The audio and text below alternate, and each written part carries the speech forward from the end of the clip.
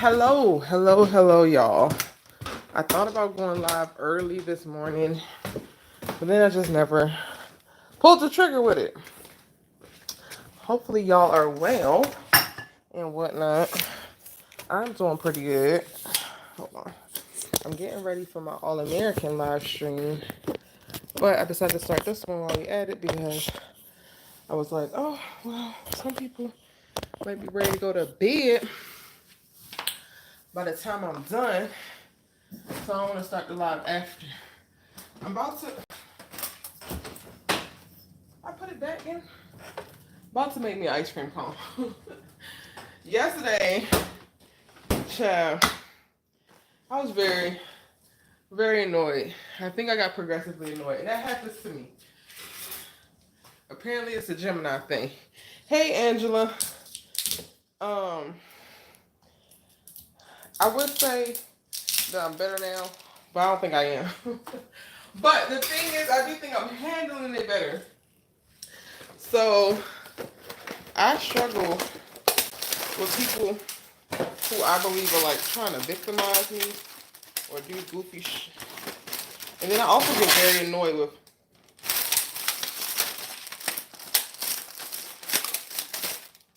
how harsh becomes, and it doesn't actually need to be. But regardless, I'm very much so blessed. So I'm appreciative for that. I wanted to just get back into bed yesterday, but I didn't. It was so annoying I wanted to get back into bed. But I didn't. I still got some stuff done, which was great. My passport card came. It all came separately, so I didn't even have to call about that.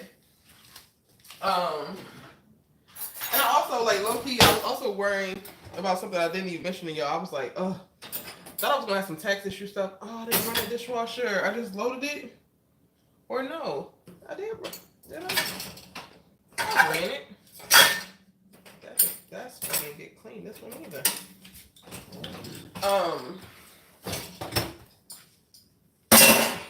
Well, I told y'all about the little HOA letter.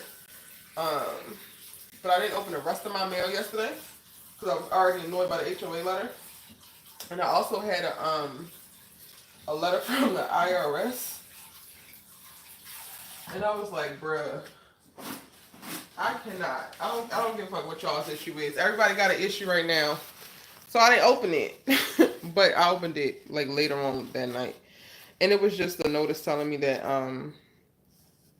what I put on my tax returns to the account that I took to put to like pay what I owed, it was wrong. But I already knew that.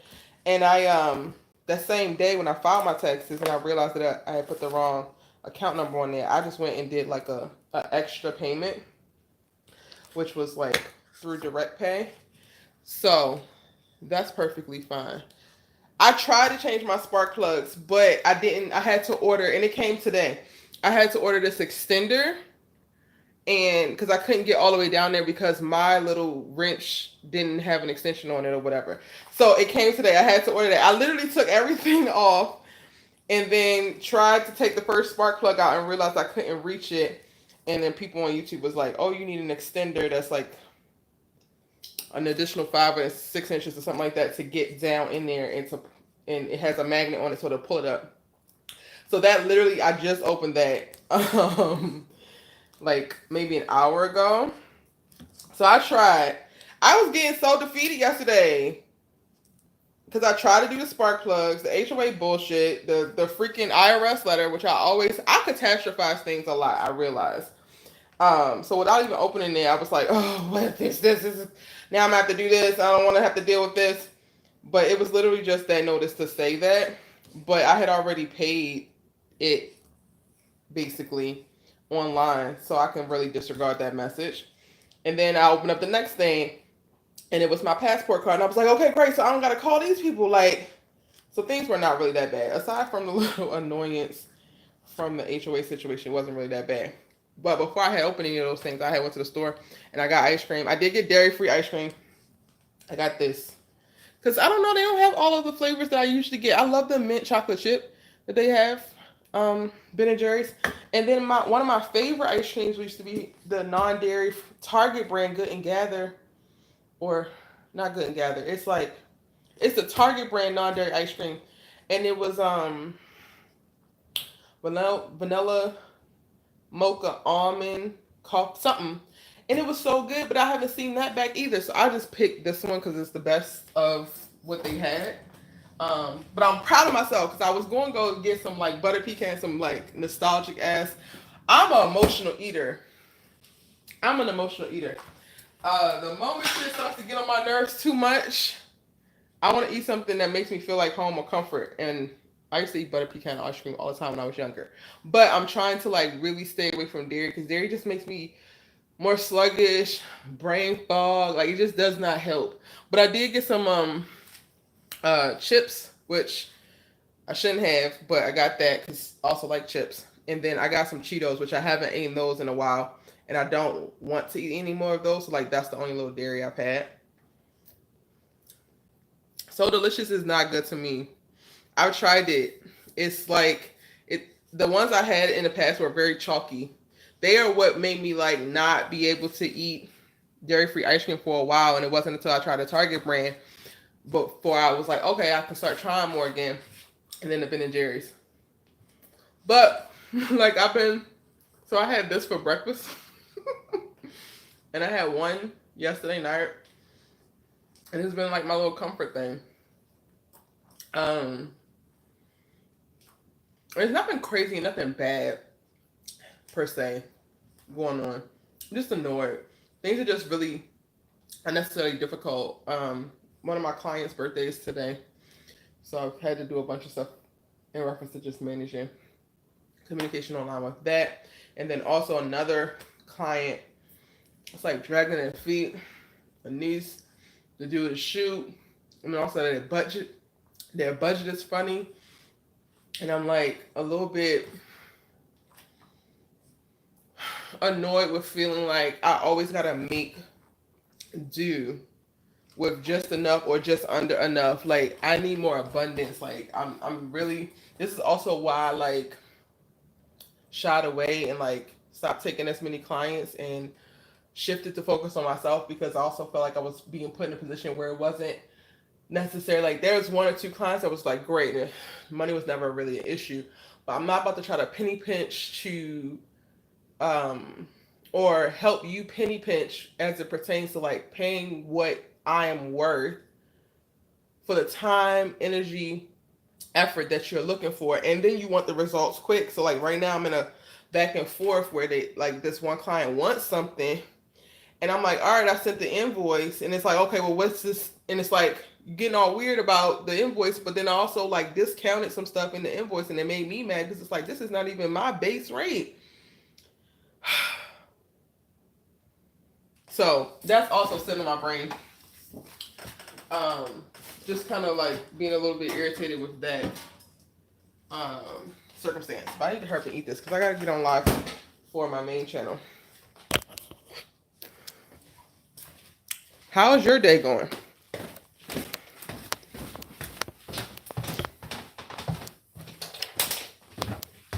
I took Cole to the park about an hour ago, which was great. I think that he really enjoyed it. Let me turn this camera on.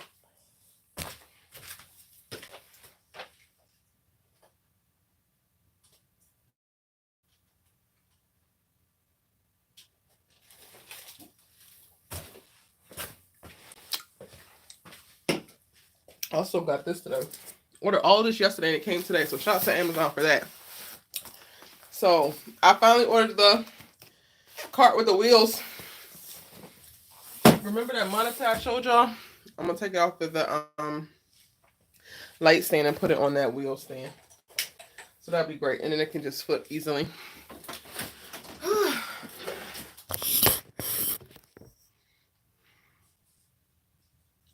Hey Centrica. My live reactions. Child. I think this is gonna be a cool live for the most part. But I also still don't like. I feel like I thought I liked the episode more than I did. I like very specific parts of it. Other than that, y'all gotta miss me with it. Cause what is actually going on here? Oh shoot, I'm late. I didn't realize it.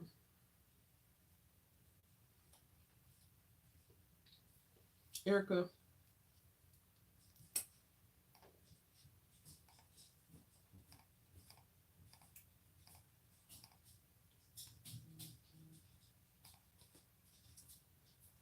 Oh my god, it looks so bright in here.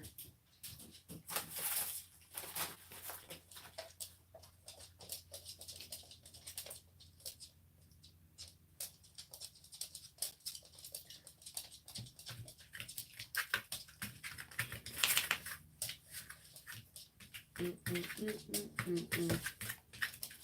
thought I had more time. You just finished Bridgerton season 1? Yes. So me and me and Chanel was watching it. What was that? Yesterday? Day before yesterday? Yesterday? Day before yesterday. And child, I fell asleep on her ass too. Terrible, Erica. Terrible. Okay. I'm gonna keep this live going while I'm on this other live, but then this live will go after too.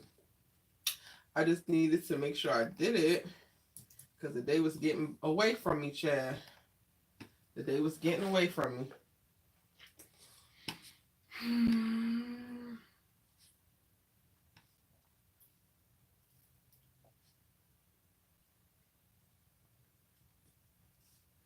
I don't want to be eating ice cream on this live. But I made this big ass ice cream. I wonder, can I put it in the freezer? Will it freeze? Can I put it in a bag and put it in the freezer?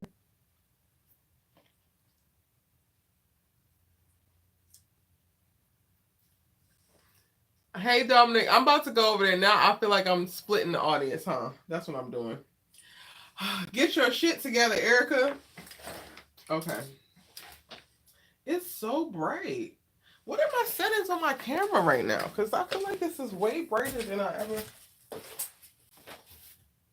usually have it. That's weird. Anyway.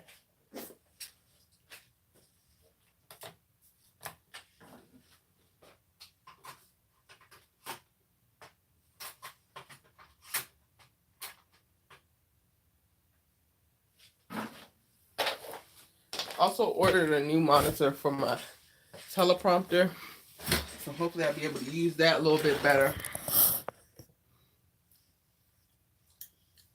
All right. Let me go ahead and get to work over here, y'all. Bless my heart. I did not realize. Oh, I don't want to make that go away. Okay. Okay. Transition. I also need to open up a Discord. Maybe we'll do that to start.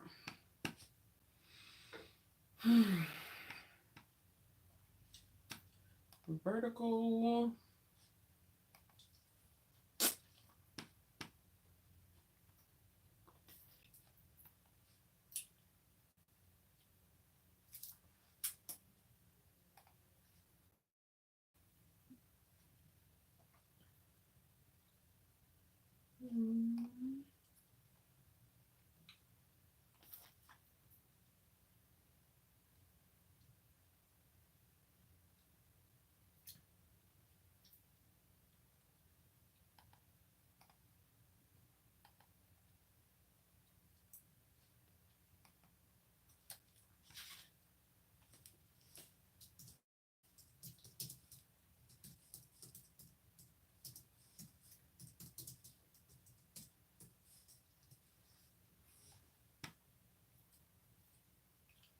This is gonna be so weird.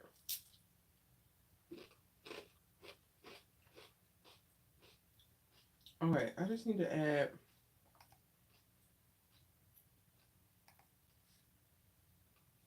the chats in there.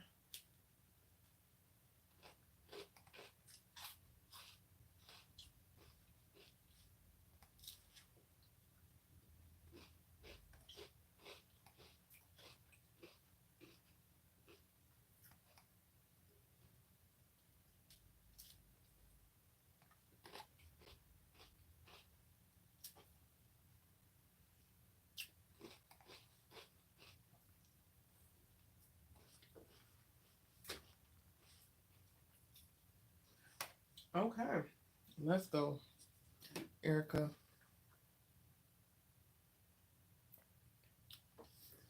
Where's the squirt? Let me pull that up too.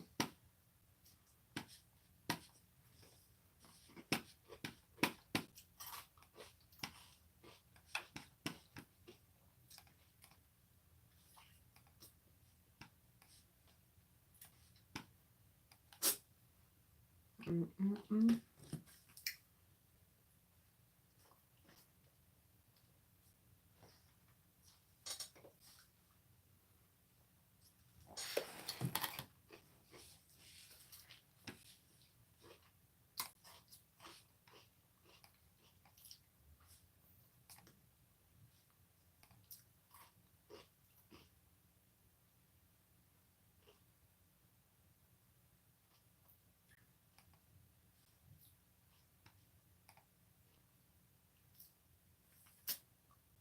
Mm-mm-mm. Mm-mm-mm.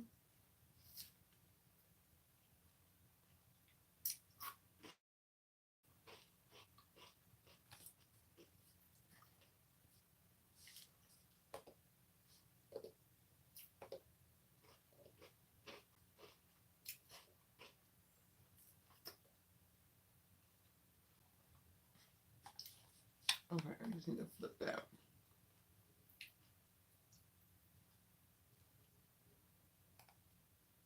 Okay.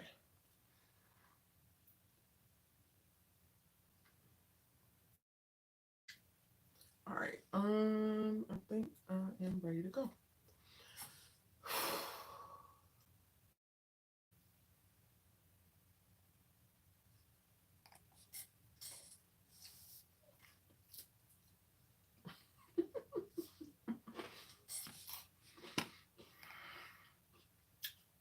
Hello, everyone. Welcome, welcome, welcome, welcome, welcome in to another All American Live After Show. How y'all feeling? How y'all doing? What is up? I am really intrigued, I would say, about how this live is finna go. Sorry I'm late. I thought I had more time. I literally went and made me an ice cream cone because I thought I had way more time than apparently I did. So my ass is over here prepping mentally. Started my personal live because I've been going live every day on my personal channel. If you're not following me over there, go ahead and do so. If you want to talk life stuff, mindset, manifestation, career growth, all of the things, right? If you want to do that, meet me over there. Um, Erica Vane is the page. And I was just over there kikiing, and next thing I know, I'm like, oh, it's already 6:15. It's 6:18 to be specific. Girl, what is it that you got going on? Get on with your people. Anyway, I'm really intrigued about how this conversation is going to go because I'm in a very, very uncomfortable, unfamiliar. This is why you don't get too comfortable and you don't get settled in a place. You literally keep your head on a swivel because I'm uncomfortable with the lack of notes that I have for this particular episode. That don't mean that I absolutely loved it, but I'm uncomfortable. So we're gonna go ahead and get it started. I'm gonna let everybody come on up in here. And of course, as always, drop your ratings. I'm gonna try to finish this ice cream cone, y'all. So don't judge me and don't be all up in my mouth. I hate that. I don't even know why I'm here doing it, but I don't know what to do with this and I don't want to waste it. Drop your ratings on a scale of 1 to 10. How do you rate today's episode? I want to know. And shout out to Dominic, our moderator in the chat. I am going to be open Discord tonight so that I can get y'all to speak on some of y'all's thoughts like we have done in the past. It just helps a little bit better to get things to move a little bit quicker.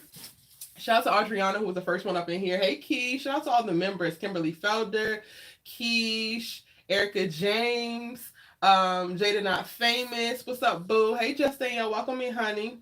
Hey, Eric. Hey, Aaliyah.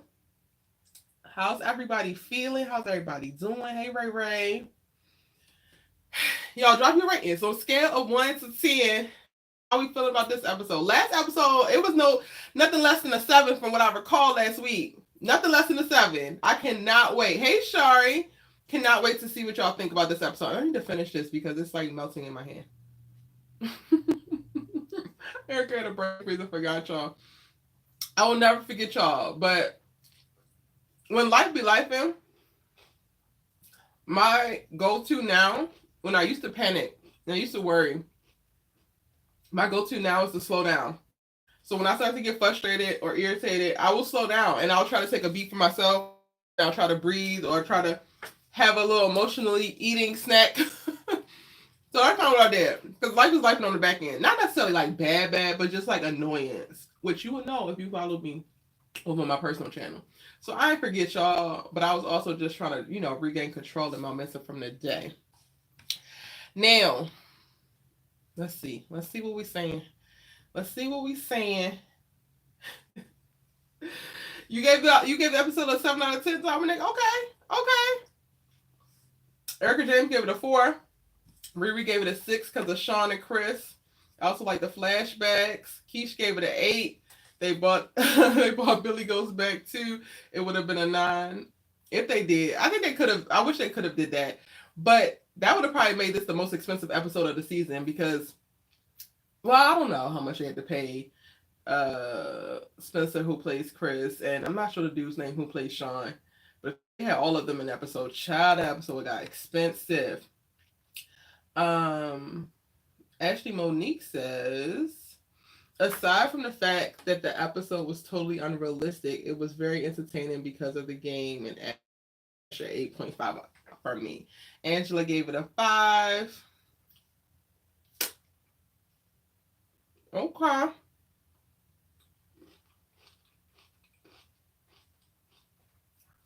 Child.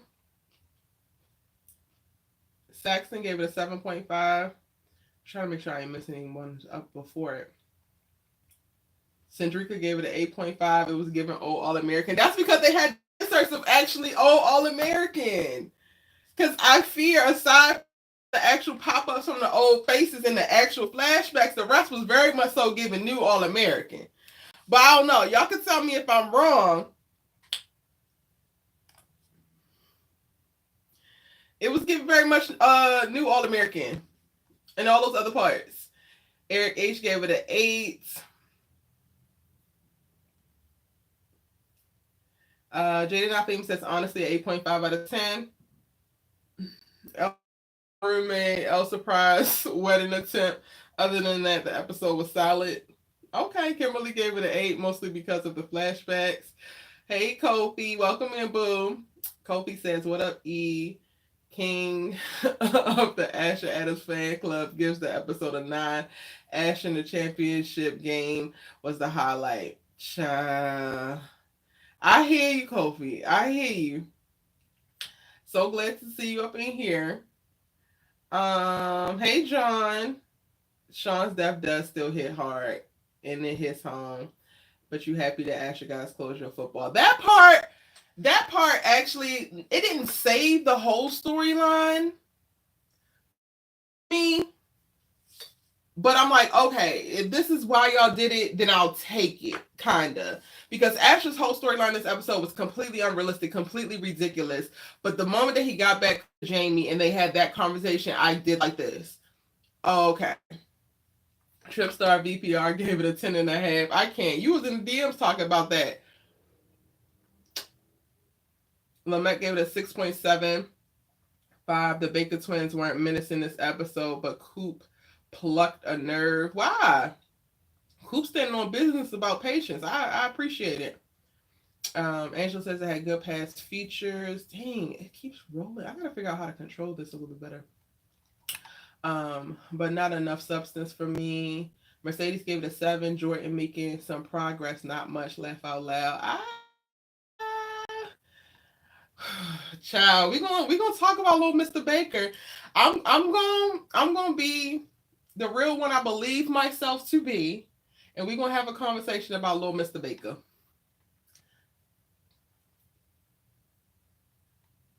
I wish he didn't die. I wish Sean didn't die too. Shari P says the first 30 minutes were a 10 out of 10. Daniel's directing was the best part of the episode. There was so okay. So I do want to say this because I really appreciate that too, Shari. Like this looks like a regular All American episode, but there were specific framing, specific choices, specific shots that I feel like were literally Daniel's choices to like put in, and like he's finding his footing as a director, and I appreciated it. So there was various things that I was like throughout the episode. I was like, oh, okay. Like specifically for me, the scene with Coop sitting at the island working on her iPad and looking at all those papers, but then Layla dragging the tote behind her. I thought that was framed so beautifully. It provided really great, like, comedic time, like relief for the particular story part that's being addressed, but then it also didn't lean too heavily in the comedy. I just felt like that was a specific choice, and I appreciated it. And I felt like that about a bunch of different scenes. So I'm so glad that you pointed it out because Daniel did do a really good job directing the episode. Now I have notes about how some of it was written, and it's nothing that he could do about the writing and the actual story that he has to visually bring to life as the director. But yeah, I would agree. Shar gave it 8.5. Kendry gave it a 10. Come on, not a 10 out of 10. That's the second out of 10. Hey, Alicia, welcome in, boo. Welcome in. Not gonna lie, I thought Asher was dead, child. You watched my live reactions. I was so mad going up until that point, but then once I saw him laying face down, everything else kind of fell apart, and I'm like, nothing else really matters, but you better get your ass up. Like, stop playing with me, Asher. Stop playing with me. Let me know if it's too loud because it looks like this thing is peaking on my end, but it's also because I'm hollering. So,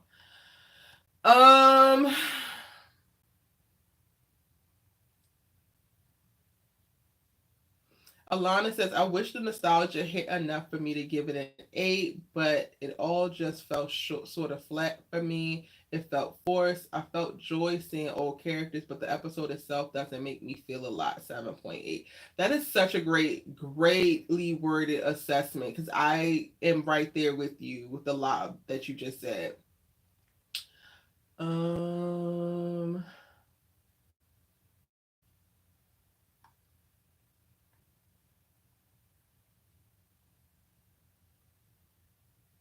Alicia says, for me in my house, yes. The shot where Layla was on the closet and Jordan was on the opposite side of the wall showed the distance and started the scene was good. Yes, it was so many distinct directorial choices. I'm like, okay, Daniel, we see you, Daniel. Do your 21, do your thing. Yeah, I would agree. All right, let me actually open the Discord because that's going to help me deflect from wanting to eat this ice cream but not wanting to do it on camera so that one of y'all can talk while I finish this thing. At least I'm honest. The Discord is now open, so if you want to share your thoughts audibly about the episode before I jump into all of my critique thoughts. Is there going to be criticism tonight? Is it going to be criticism? I'm trying to see. Is it going to be criticism? I don't know. Maybe. Yes, come into the live chat waiting room, and then once I see you in there, I'll pull you into the main chat room. This is melting so bad.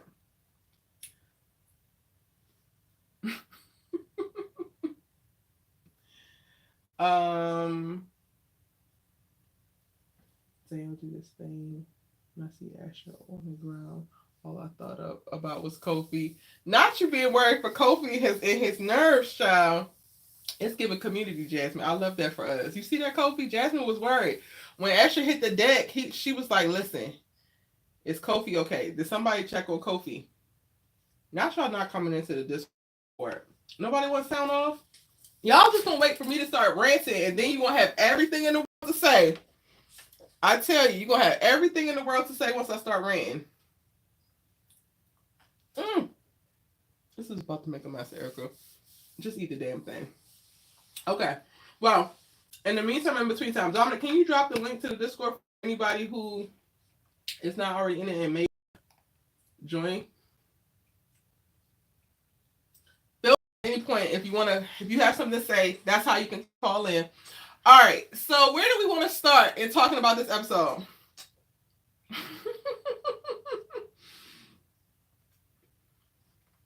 Because for me, there was a lot that was very, very unrealistic.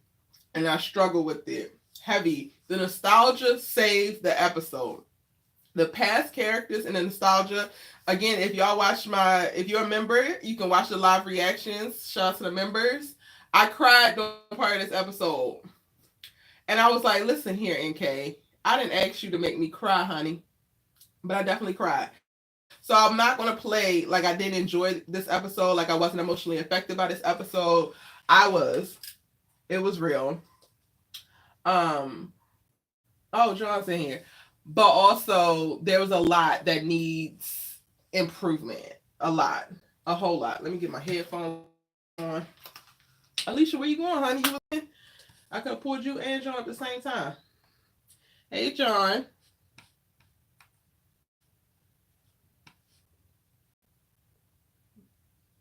Can you hear me? All right, let me make sure they can hear you. Give me a test. Yes. Long time no speak. How are you?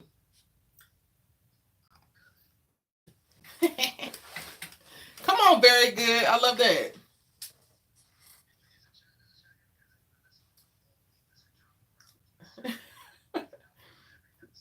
I believe they can hear you. You can hear John okay, right? I believe it's good. It's showing good on this level, on this side. Let me. Wait, is it chat? Yes, you good, John. Go for it. Only.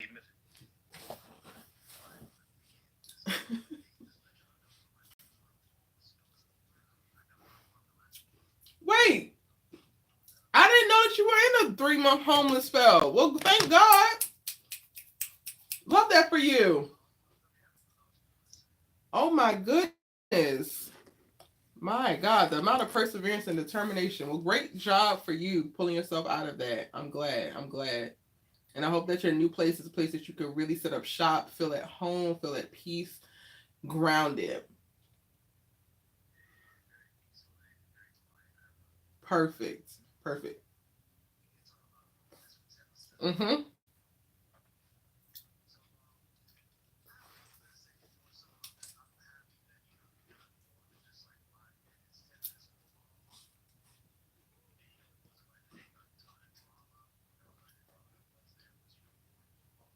Mm-hmm.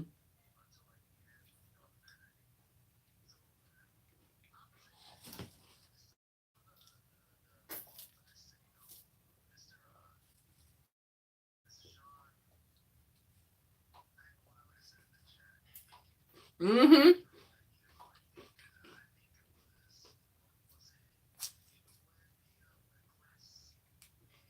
Cool.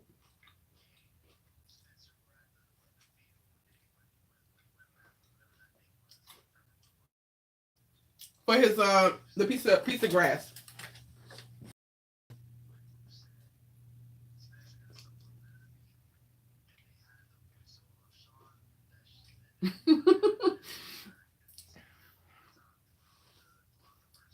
Mm-hmm.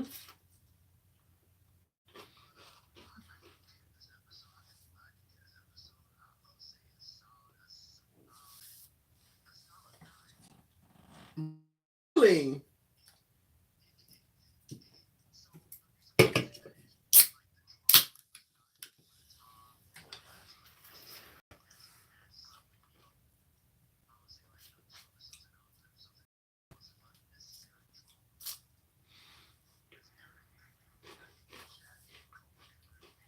Kofi gonna agree regardless if it's talking about a man.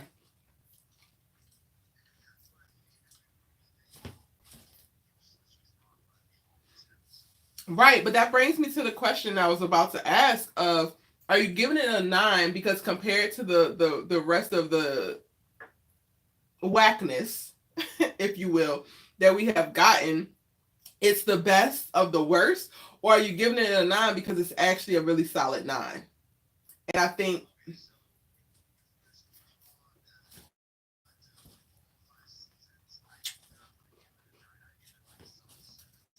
mm-hmm.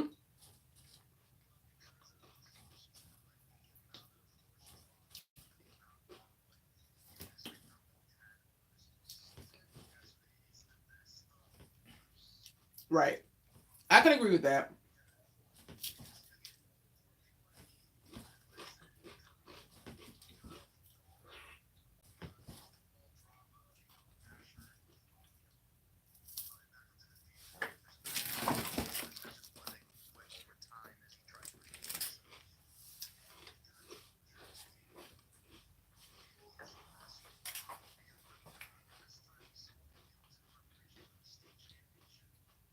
I was fine with that. I didn't even realize that he was gonna need all this extra. When you couldn't play in the state finals, I thought that was when it was final.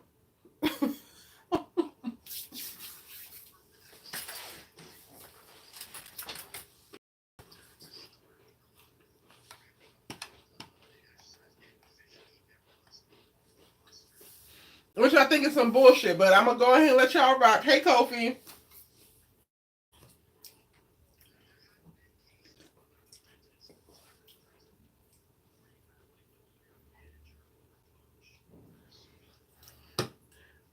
I'm going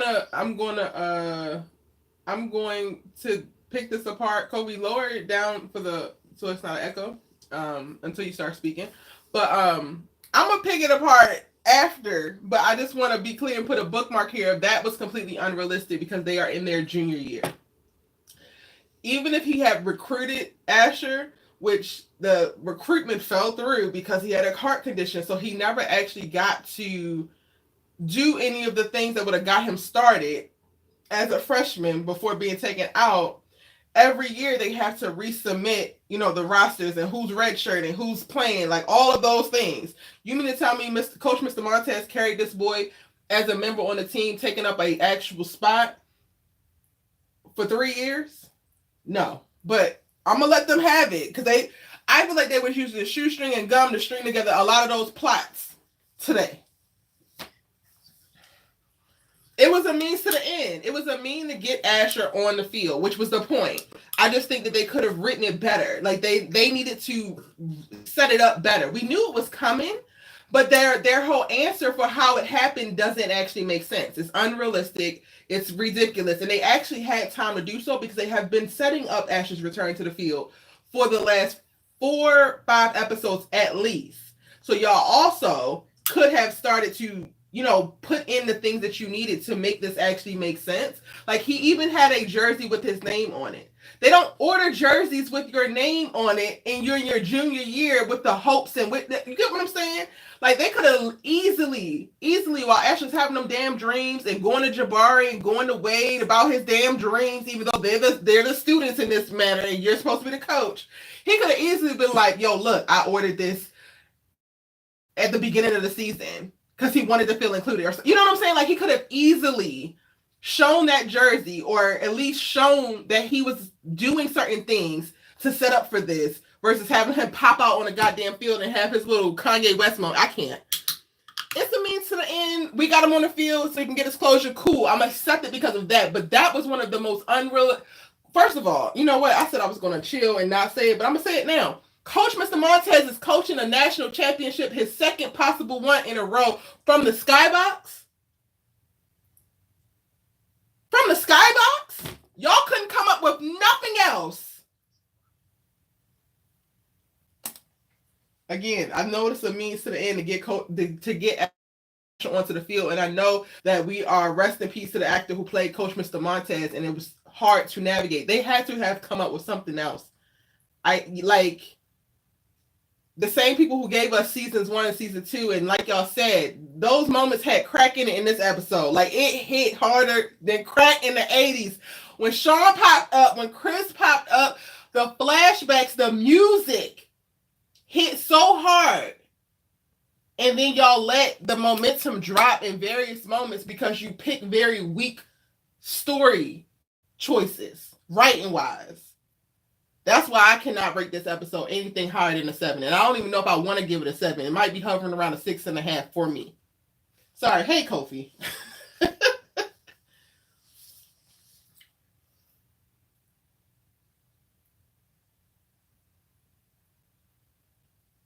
Kofi, you there?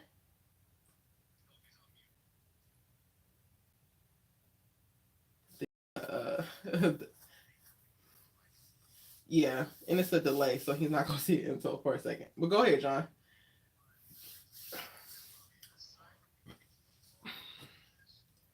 Am I picking it apart, or is it sitting right there? They asked me to suspend a lot of disbelief. Oh. Who won it? Y'all needed that? Y'all really needed Ashley to get on the field one more time.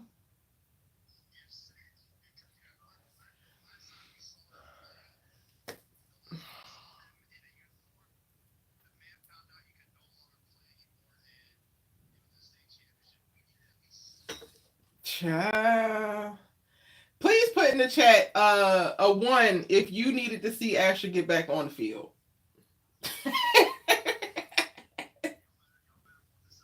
No, they're gonna give their honest feedback. Kofi, you here? Hey, what you want to give you a general of the episode?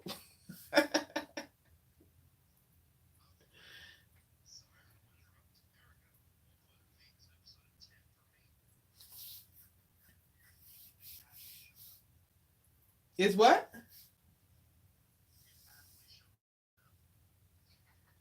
Oh no, that would have made it even worse because they already messed up that storyline.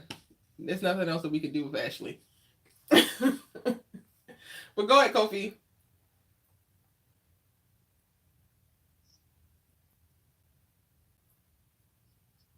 Kofi, you gotta mute YouTube.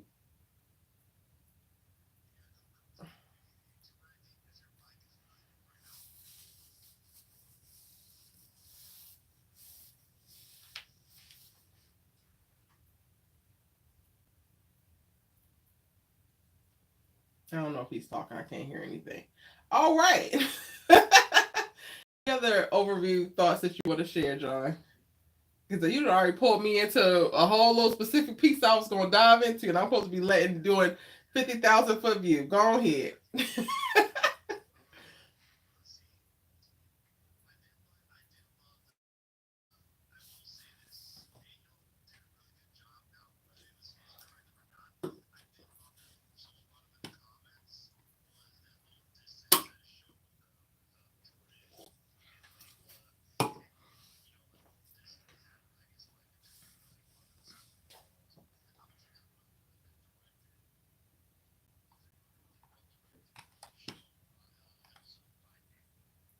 Mm.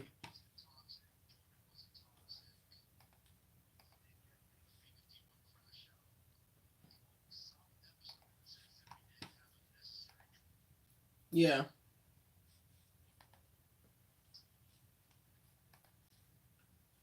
I agree.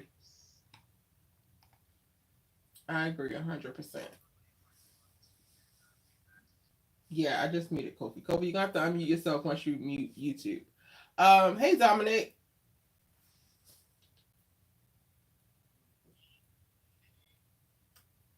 You wanted to add your overall thoughts of the episode too?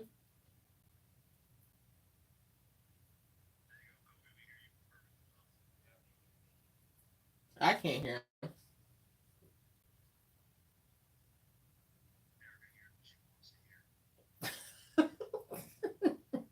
Most of the time, but I can't hear him. He's muted. That's not Kofi. That's Dominic that's speaking. John. Yeah,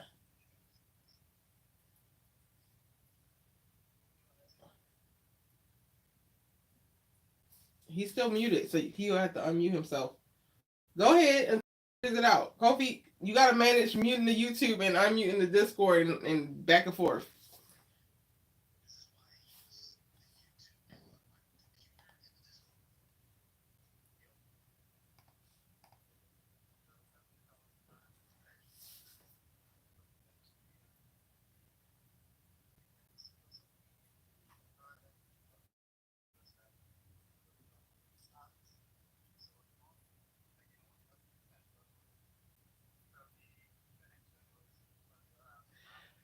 My goodness. That I think that is it. Like I was really holding strong because the scenes from season 1 still hit for me. Like I still watch that first episode like I have never seen it before, and I still get very excited. I still get very engaged. I still start to get emotional. Like I pretty much connected with Spencer as a character from the very jump. So to see those particular scenes, I was already getting to a place of like, okay, this is really great. The nostalgia is cool. But I think that it is when Coop looked over and she got to see Sean too, that just did something completely different for me. That I don't know, that to me was something I didn't know that I needed to see, that I think kind of created a closure moment in reference to the Sean character.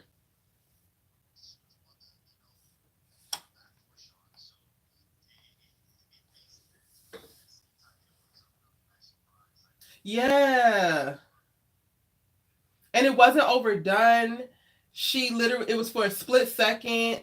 It just, it worked. And it made me so emotional in that moment. Like, bruh.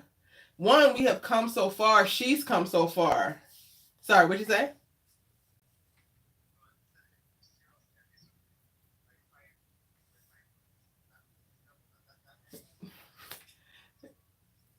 Yes.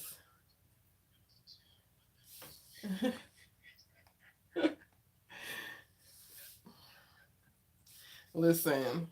And even also like the setup for that too though. So like her seeing Sean was a great like bookend to that particular scene. But even to like bring Coop back for the second time and he's running into Chris and you just got the little Crenshaw kids on the Crenshaw field, it's like that I give me more of that. Like that to me is like felt like the show. Like I'm like, yo, we need this in the show. Like the show don't even feel like this anymore. Like this is what's missing.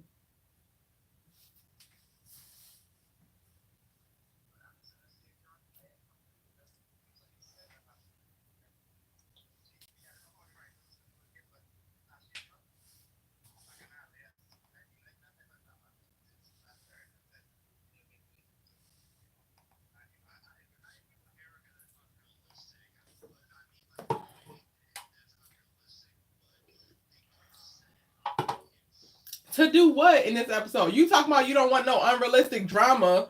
That would have been unrealistic drama, unnecessary drama. That boy would have been on his Carrie shit.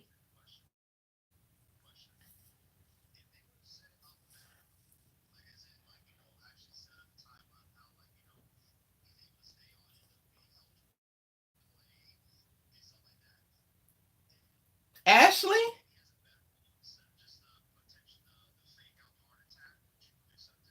Ashley, you said Ashley. I thought we were talking about. You said you wanted Ashley to be in the episode.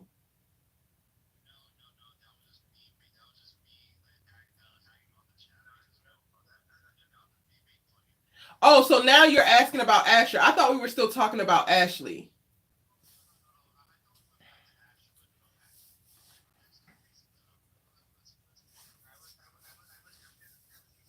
Oh, okay, okay, okay.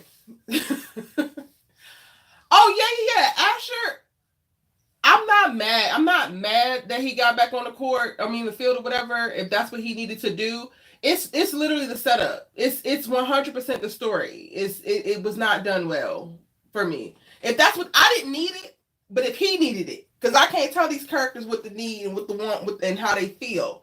If he needed it, cool. They just could have did a better job with the story.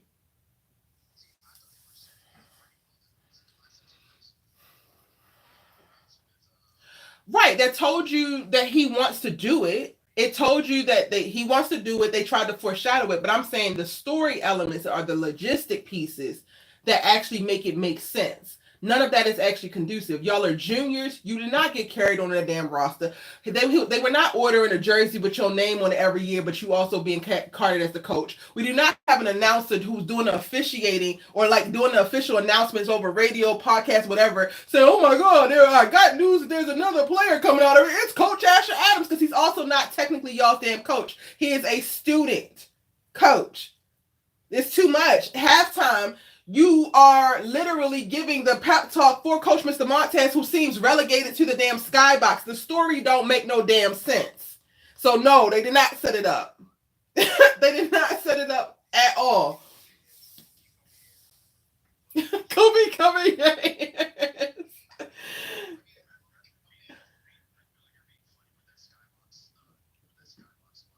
Why? For what?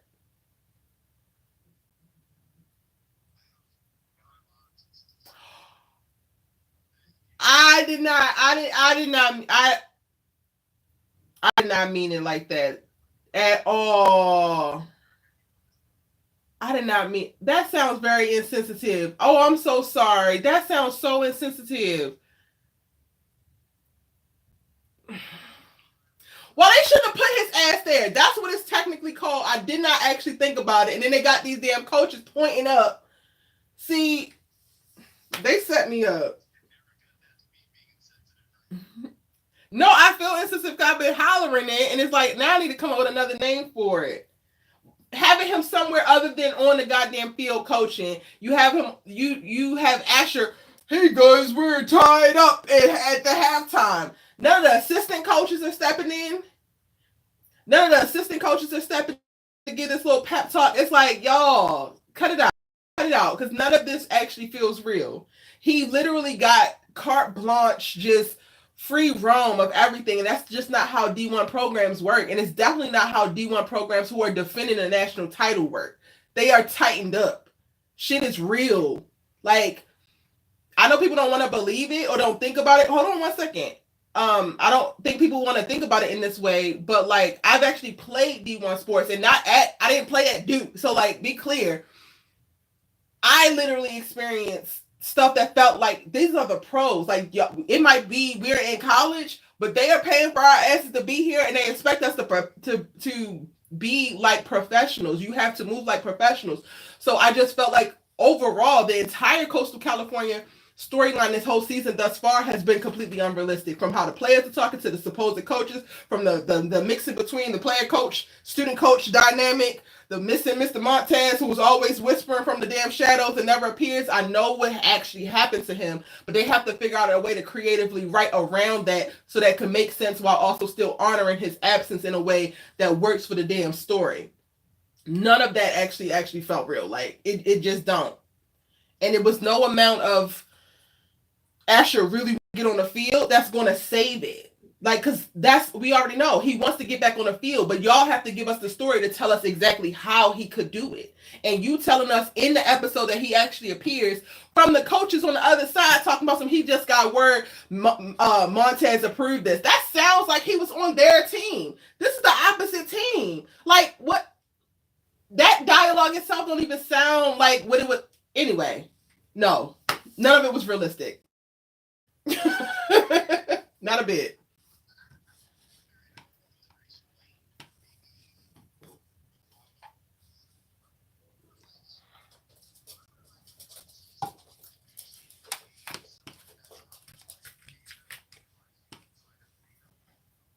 Licensing.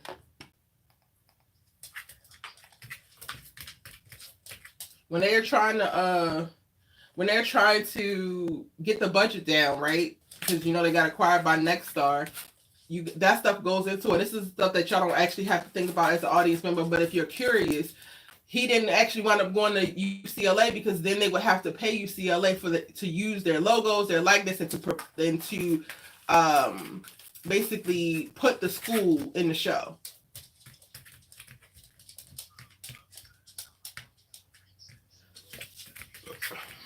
That's why she's at Brixton, not at Clark. Yes, exactly. Or at Spelman, or at Morehouse. Exactly. Yep.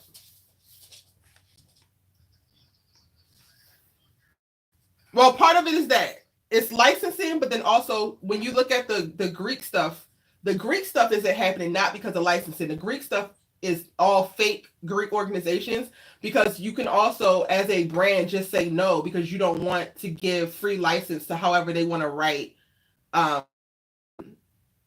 about this character within your organization. So I believe that the school thing is because they don't want to pay licensing fees and all of that to particular universities.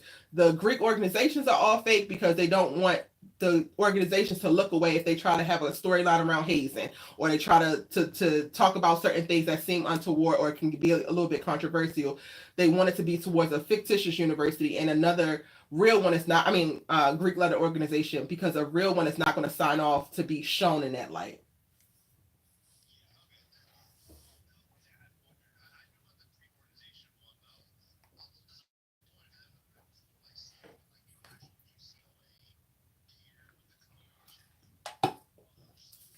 Now, I need to ask y'all this, being people who watch football.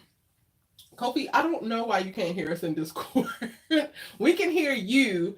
Um, we can hear your YouTube. I can't hear you as like speaking, but I can hear your YouTube.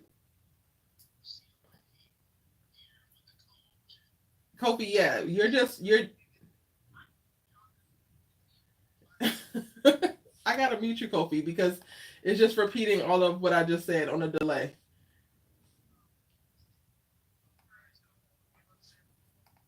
Um, how likely is it? How likely is it that teams from the same conference will be going against each other in nationals? Because that also feels very unrealistic to me.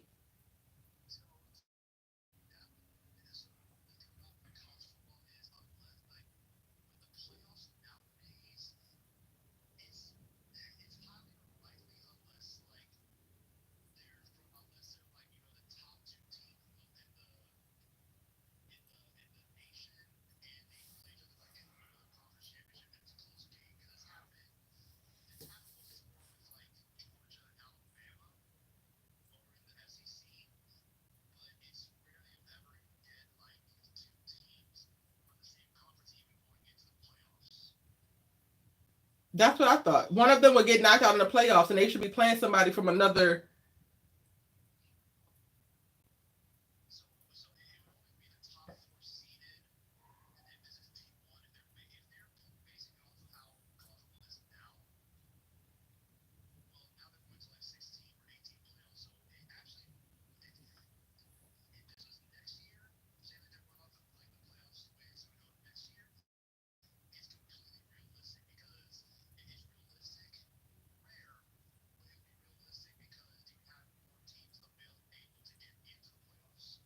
Hmm.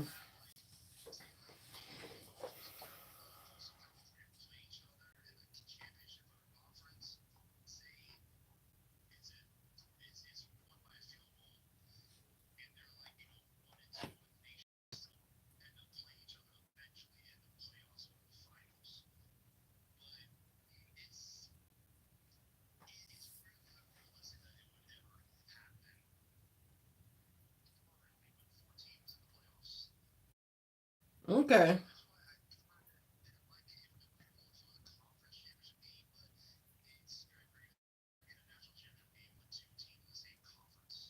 That's what I thought. So the whole setup, unrealistic to me. Unrealistic from the rooter to the tutor.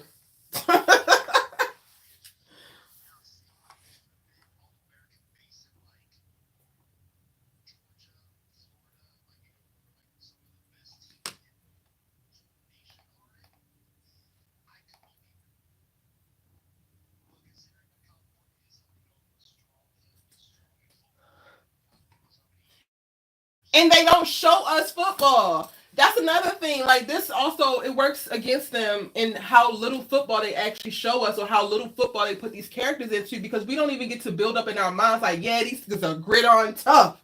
We barely getting to see them on the football field.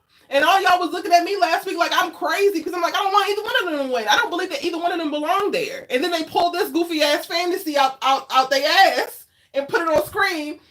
And now, y'all probably glad this person won. Cool, cool, cool. I am too. I was at the end like, yeah, get off him. Yeah, get off him. Cool, cool, cool. But y'all should feel me. At least a modicum of like, this don't actually line up. They are asking us to like just believe some bullshit. Kobe, can you hear us now?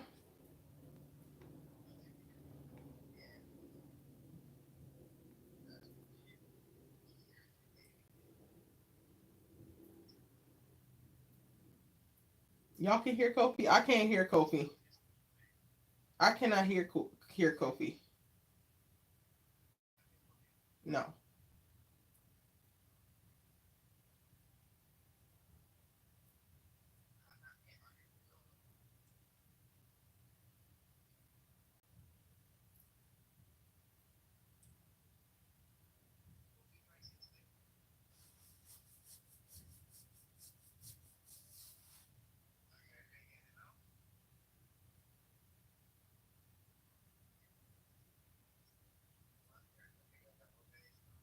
Is he talking? Is he? No, he has yet to unmute. Kofi said hello.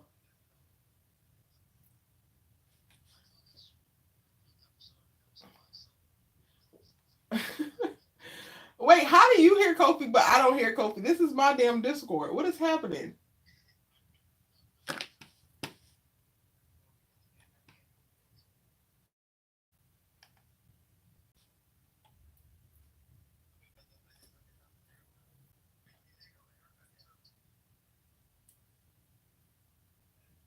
The chat can't hear him. They can hear him now.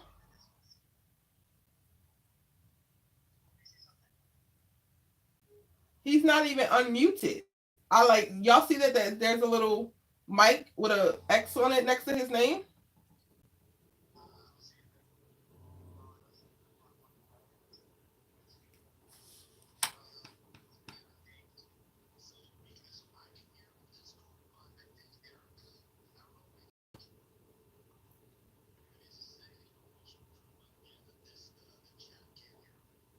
I can't hear him either. I think that you're John. I think you're hearing Dominant. You're not hearing Kofi.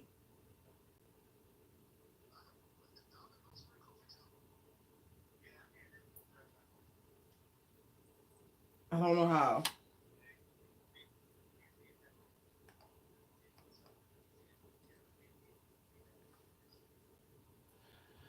Okay, so Kofi on your nope, you're still muted on my side. Can you check like there's a turn your mic on mode like button underneath the like mic button and you can press up. Can you check and see what your settings say?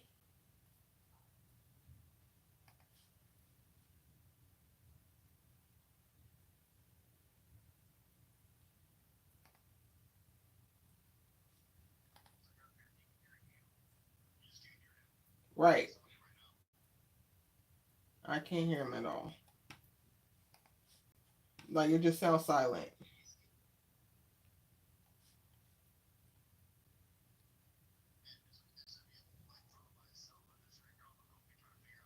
Right.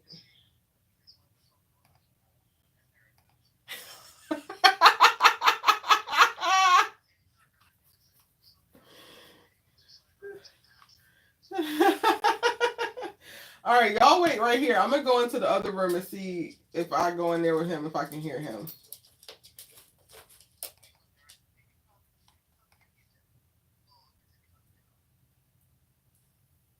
Kofi, stop moving. You keep moving. Oh wait. Okay, go ahead, Kofi.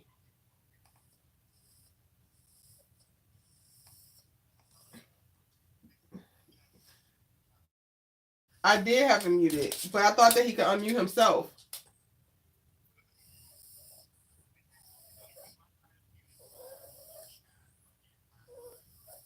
Okay, Kofi, say something.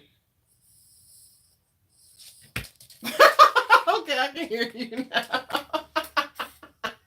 Not you got an attitude. Not you got an attitude when you finna come with all this Asher ass noise that I'm gonna have to be patient with. You'll be fine about some damn Discord muting. Hey, Kofi.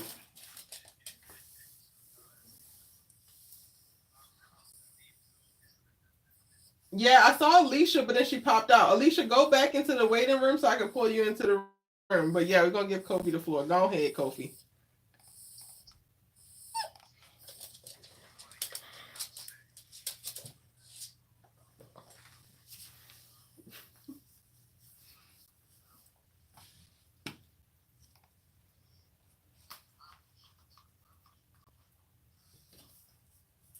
For a split second.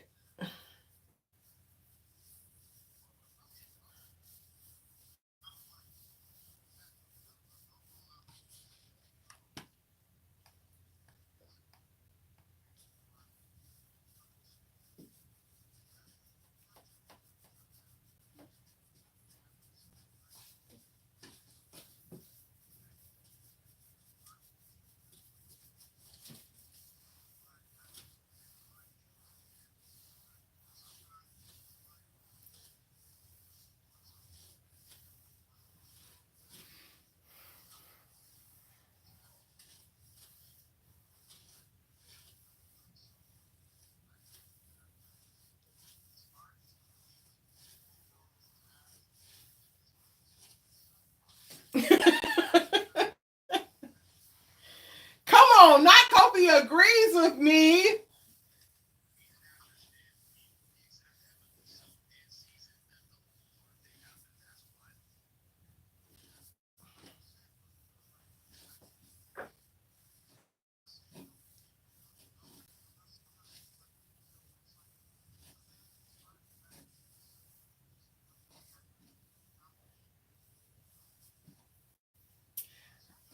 I'll, I'm okay.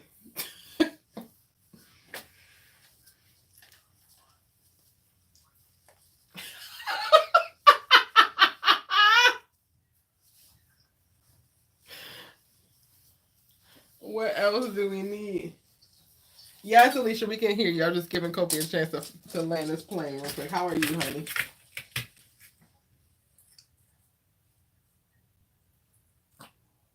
Oh, welcome back.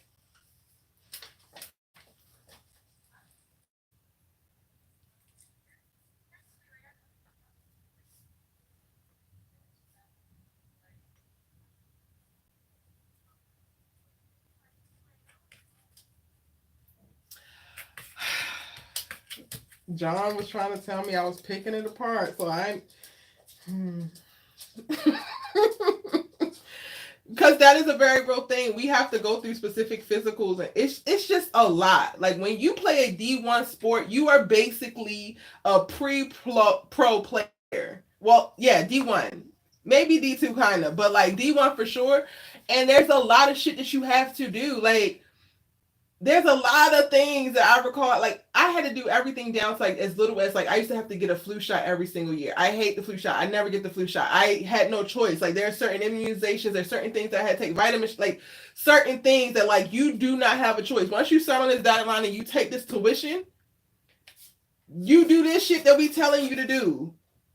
Everything from medical things to of course practices, team meetings, like it's very very specific. So for them to yes set it up in reference to Ash's desire to be back on the field, but then basically clear it away and not put any kind of nuance and no type of storytelling into how that could actually happen is ridiculous to me. I think a good example would be and I've told y'all this story before, but like I'm gonna remind people who might not know, I got to play D1 volleyball in grad school.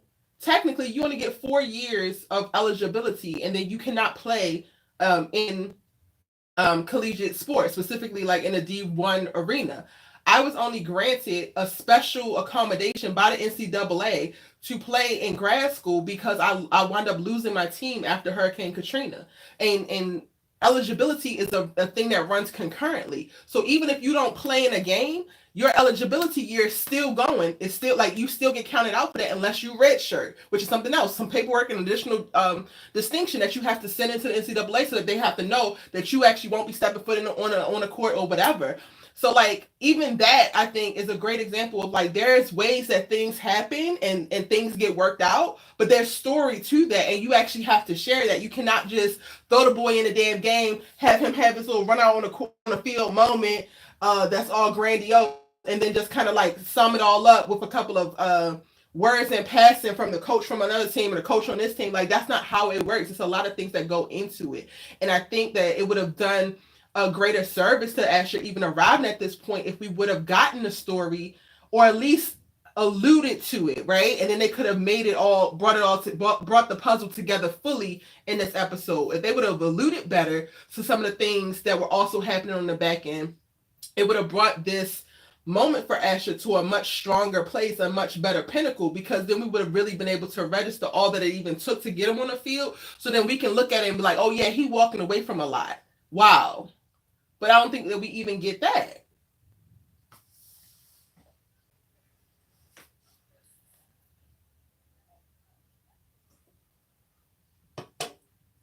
JJ took Asher's spot.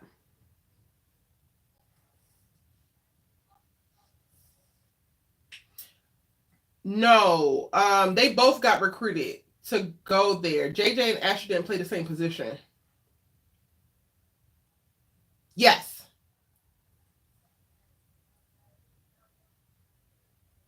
And it's like y'all didn't even play the same position. That was when Asher was tripping on his whole like I'm grieving not being able to play football. But they didn't even play the same position. If anybody took somebody's position, Jabari basically easily slid into JJ's spot.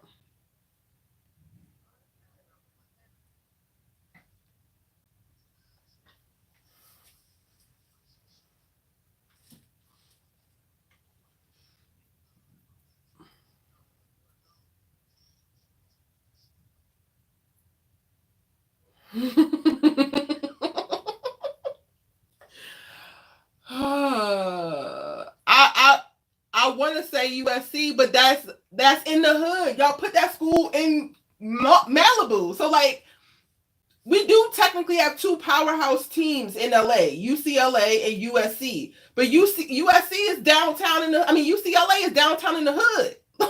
Like it's bordering down to South Central. Like it's a hop, skip, and a jump.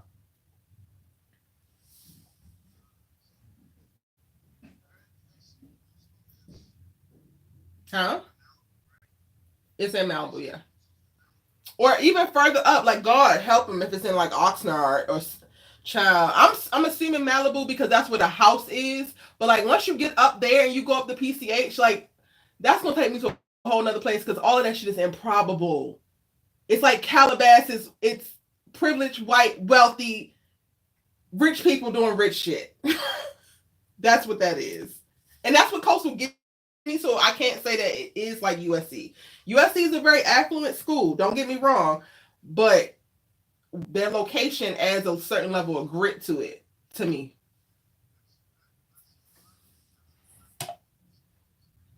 no, USC is still a white school too.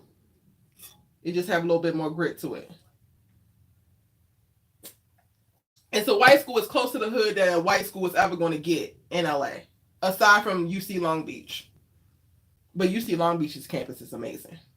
Maybe that's what it is. I'll say that Coastal is like UC Long Beach, but not in Long Beach.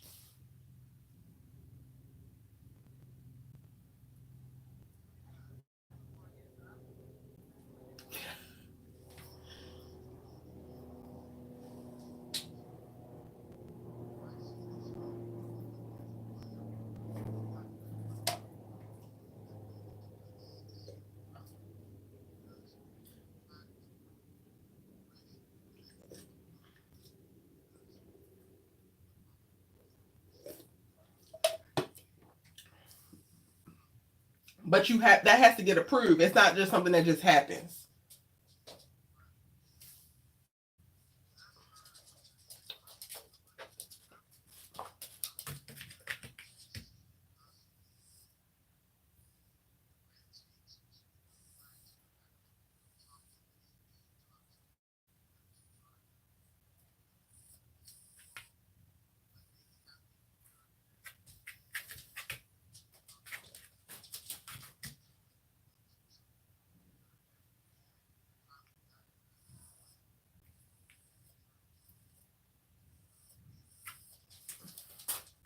And Jabari, yeah. Oh, Pepperdine. That's what yes, Coastal California is probably like Pepperdine. But you know what? I didn't even think of Pepperdine because I don't think of athletics when I think of Pepperdine. I ain't even gonna hold you. I ain't gonna hold you. But yeah, that's all I'm saying, Kofi. I agree. Like there is just not a lot of payoff, and if he was already struggling with medical conditions, that is all. Like even if Coach Mr. Montez kept him on the roster in his freshman year, right? If he was going to certain things, they would know. My coaches knew everything about me medically. They have invested in you. Like this is not no game. This is not high school.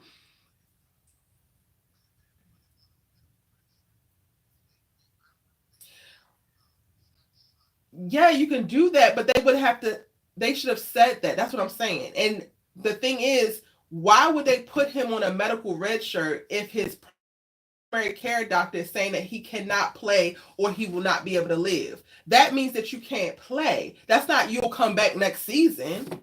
You get what I'm saying?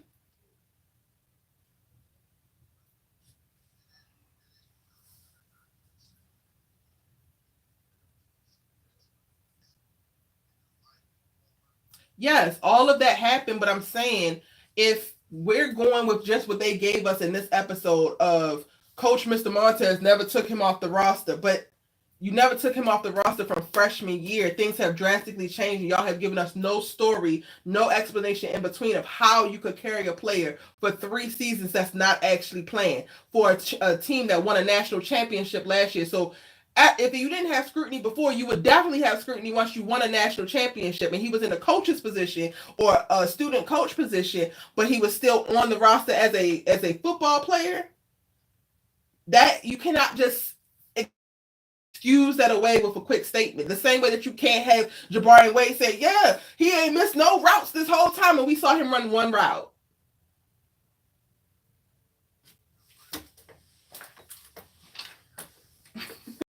I ain't taking it from them. I'm just saying they did a means to an end. And for me, no disrespect intended, but it was lazy writing because the story was not there to make it make sense.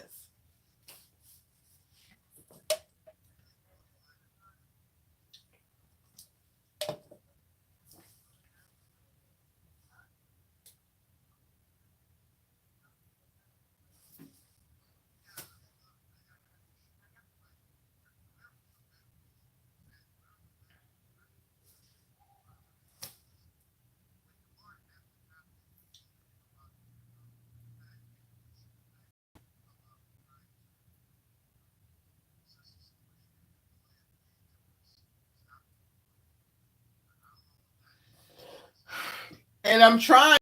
John says John says to suspend my disbelief. I have been trying because even with that particular moment, I tried to stay locked in to like, oh, none of these people gonna move. Nobody gonna move an inch and try to come to him. But then also, you pop up like it's all good in the hood, and this is goddamn Rudy. But last time I checked in the sports I played, if you stay down too long and your ass is not actually hurt, that's a penalty because you're delaying the game. There are times where stuff has happened with my teammates, and it's like they stay down too long, and it's like, oh, we're going over here to help you, and it's a little bit too long, so we need you at least to limp over so that we don't get hit with nothing, and then you could just come back into the game in the next possession. But I was like, I'm trying to suspend my disbelief.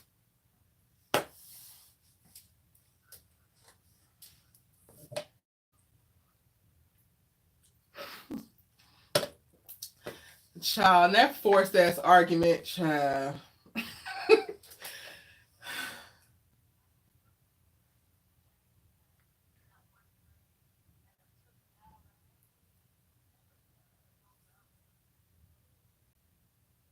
Mm.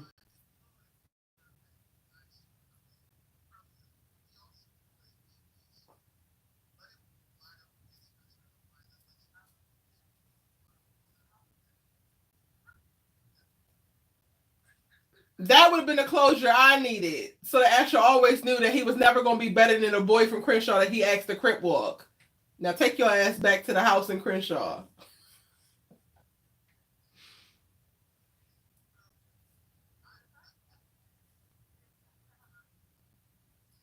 Yes, we're gonna get to them, but let's do the football real quick. Let's finish up the football because Tweedledee and Tweedledoofus coach on the sidelines arguing with Smith about what he know. Also, it was way too much of the players speaking up for me. If you're going to the NFL or not, not too much. Asher, you're not the damn coach giving the pep talk in the damn halftime. It's a lot of the players speaking to me, for me, who is leading this ship? Who is leading the damn ship? Kenny, your ass been gone for a month of Sundays in 3 years looking after a nephew that we didn't even know about when we first met your ass.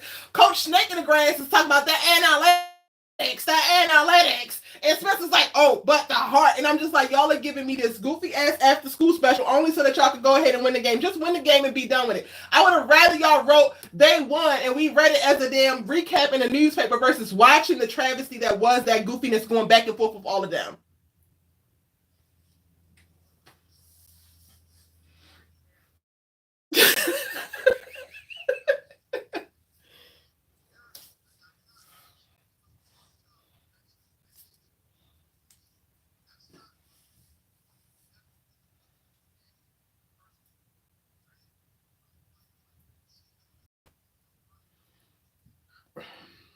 A national championship, coach, the assistant coach do not speak at all in the halftime. Okay, Kofi.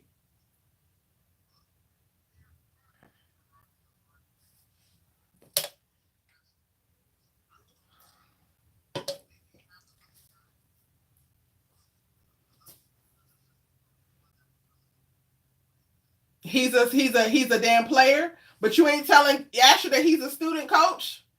He had all this shit to say, not at halftime when they needed to be pepped up, whatever. You got all this stuff to say because you got animosity for Wade, I guess, or whatever the hell's going on here.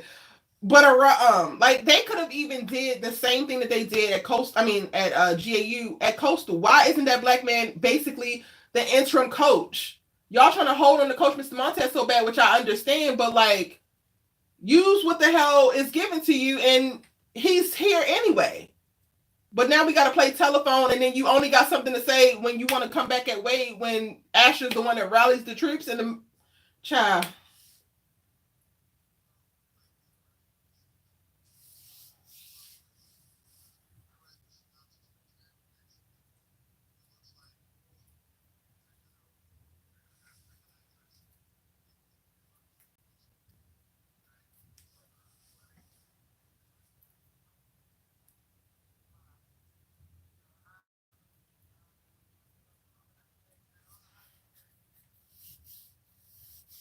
Wait, I didn't even register that in the episode. So that's what they said of why he was up there. Oh,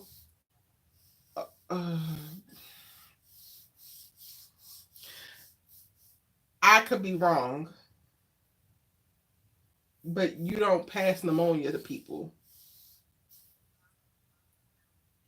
So, but also, again, I went to college, played collegiate sports, and what would probably be deemed a very toxic time before NIL deals and all that. It was very little that would keep your ass off the sidelines at a game, whether you were a coach or a player. It is very little. I played my entire senior year with a torn meniscus. But that's just, I could just be a little toxic. I'm going to go ahead and go ahead, Kofi. Finish your thought.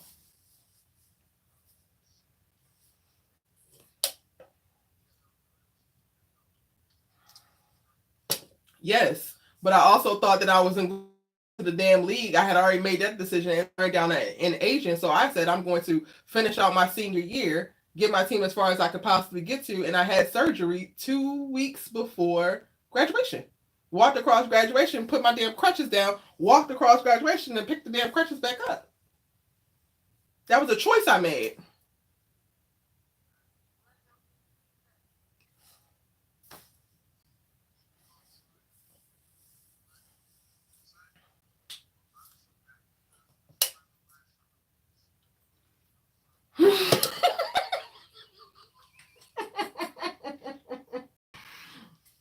I want Coach Kenny gone.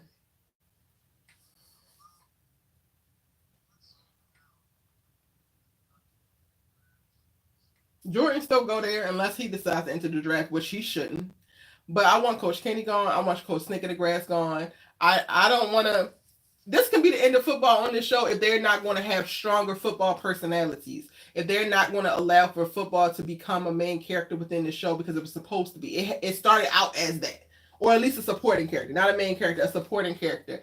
It was definitely a lot of the lifeline of so many of the storylines, and now it's just like a little trope that they kind of use because we already started out with these players playing it. But the players have not been fully committed to what it takes to play at the level that they're at.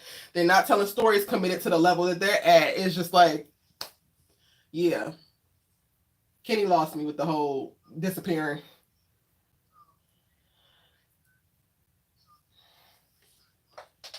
I saw it.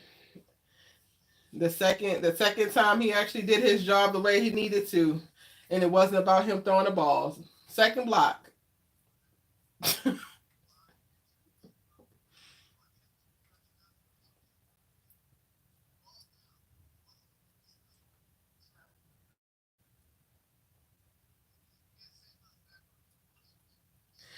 You about to challenge me, Kofi, because I came into this saying that I don't actually have no notes for Mr. Baker, but since Kofi's telling me what I can't do, I'm a strong ass black woman, and when a black man tell a black woman what they can't do, what did the black woman start to do? Oh, all right. Oh, all right. You might want to watch. You might want to watch. I can't say, but I ain't gonna say. I don't have no notes for Jordan Baker this episode. I don't have no notes, and that's why I felt uncomfortable and intrigued coming into this live because I have absolutely no notes for Jordan Baker, and that is very new for me.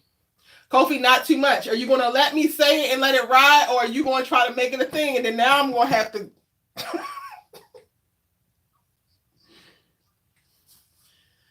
I'm trying to give you something, and now you trying to take... Listen, chat. Y'all got to get Kofi together because I think that I'm actually giving him what he wants.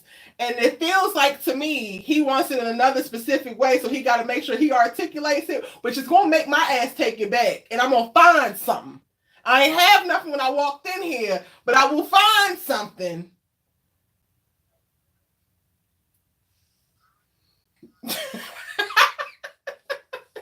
No, but for real, Kofi, I really came to the live like I do not have any notes for Jordan on the football field, also because I don't know football that much, but on the football field as well as his other storylines, which we will get to in this episode. So you got it.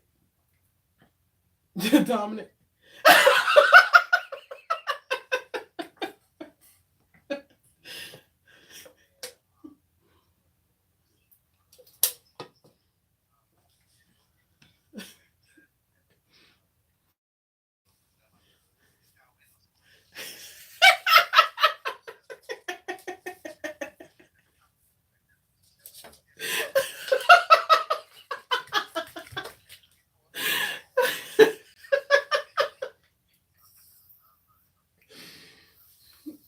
I know, Kofi. I know. But it kind of hurt my heart a little bit to come in here with nothing. I feel very ill prepared and uncharacteristic of myself. I'm supposed to be on Jordan's ass every single episode.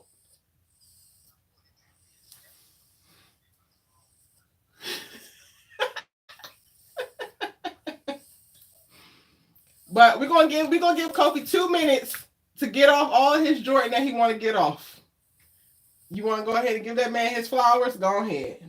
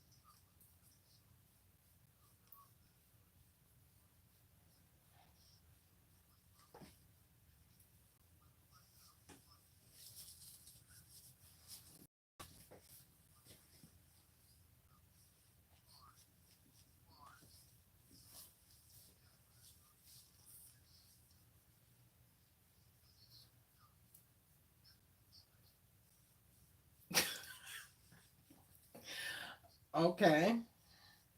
All right. So my only question, Kofi, because you said, correct me if I'm wrong, you said that Jordan finally this episode did what I was asking him to do. Is that correct? So, so my only question is this thing on? What was the problem with him doing it when I asked for it? Because you wanted to eat the my ass and everybody wanted to eat the my ass when I was asking for it. Now y'all get to see it and y'all like, yeah, I like this. This looks good on him. This looks like a grown man. Like Erica ain't been asking for that. Oh, all right. Ain't no damn time.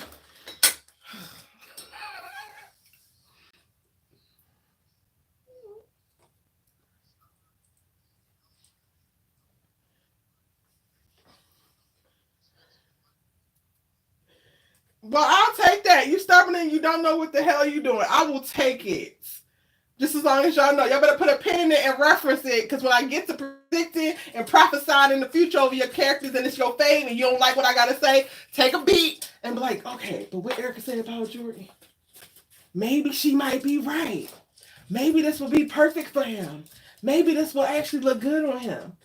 The very first time we have gotten to see Jordan in quite a while, probably since the Simone era, and not even the Simone at Princeton era, but the Simone era back in season 2 or 3, where he actually was making moves as it pertains to somebody else that he cares about deeply, not centering himself. He literally completely decentered himself and didn't take any of it personally, while also didn't allude to the fact that he was actually checking out. All of what Layla was picking up on in reference to, oh, he might be falling back, was from that goofy ass roommate that I don't even know why she is still here. Why is she in the house? But okay. But none of it was coming from you, even though it could have, because that's in your nature, Jordan Baker. So yes, I have no notes for him because he did everything that I was asking him to do, and I'm gonna give him credit for that.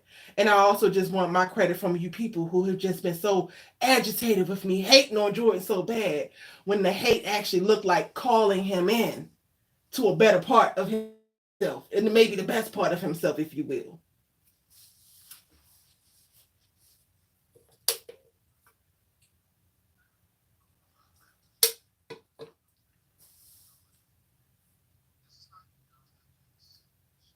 Okay.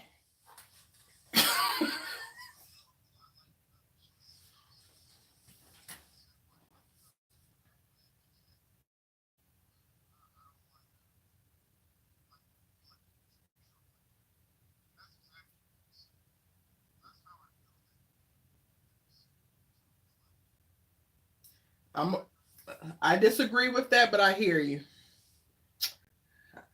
I disagree with their sameness. I disagree with their sameness, but I hear you. I just want to put that out there. Go ahead, keep going.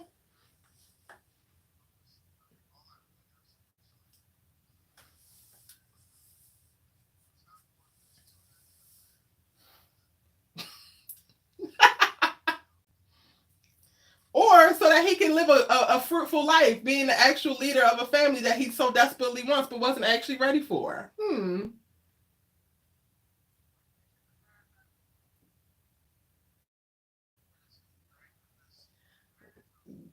Y'all want him to be Drake? Child. And doomed to be single the rest of his goddamn life.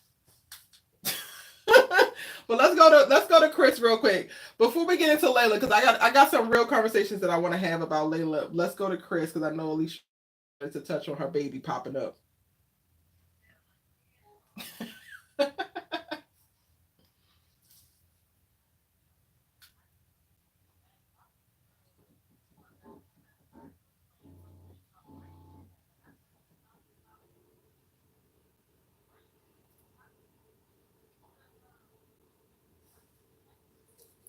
Mm-hmm.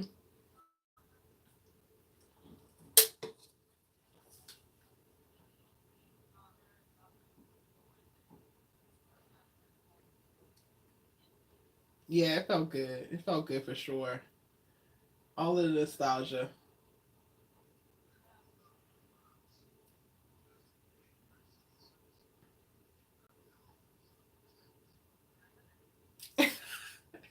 Not your other man.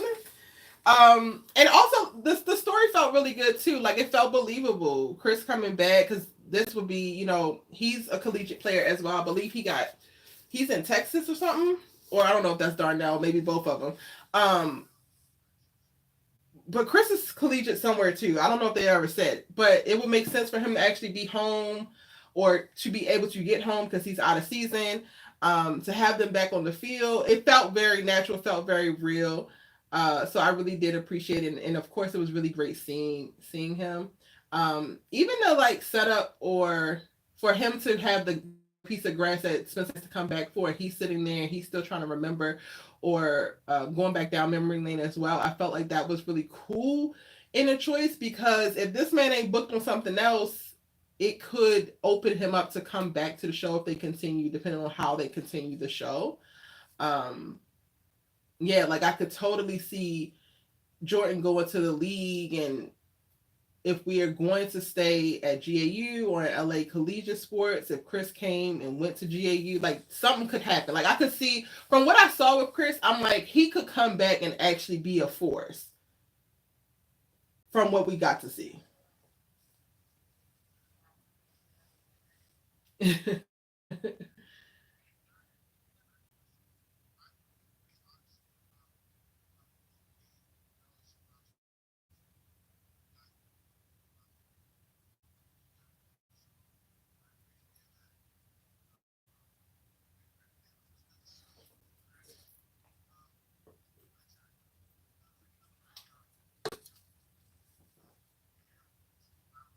100%. 100%.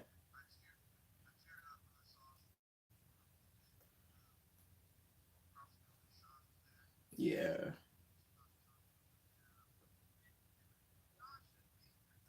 He should be here.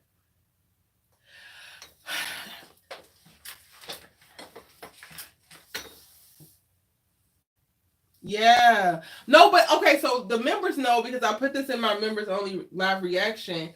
But I really like was processing in real time as I like started crying at that moment. And I realized like there's a part of me that grieves what All American used to be because the show was just so impactful and engaging and different. It was like lightning in the bottle, if you will. And I feel like the scenes and the characters that we got to see from the past in this episode really triggered me into, I guess, that grief. It was very clear. Seeing both versions of the show basically kind of compete within this one episode was is it's a very weird experience for me.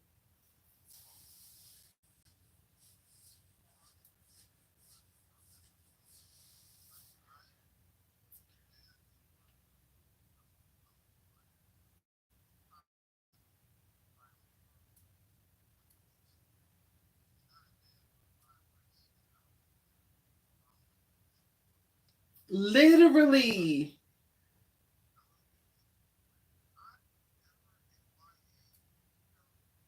Me Well, I watched Friday Night Lights. But I don't think I was like hooked on it like I got like All American became crack at one point. I don't think I was ever that bad. Sorry, Kobe, go ahead.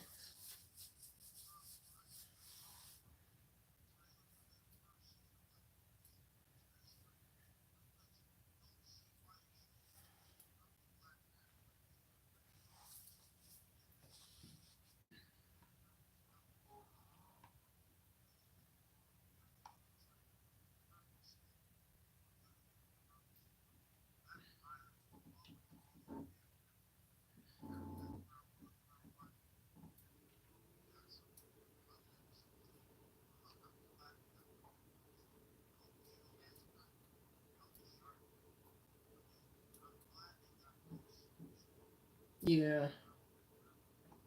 Yeah. Hey Trey, welcome in.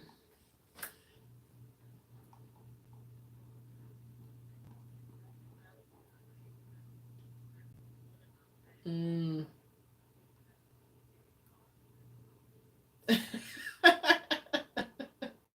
Yeah.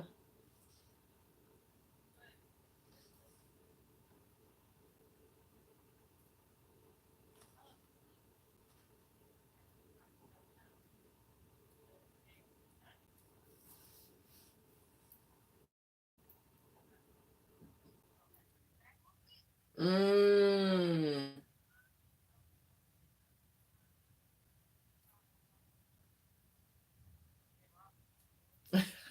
I think they kind of like summed that up though, because they had a moment later on before I think Chris made his full exit out of the series, um, where I don't know if it was via text or what, but Chris was just like he just needed distance. He don't blame Spencer, but he needed distance.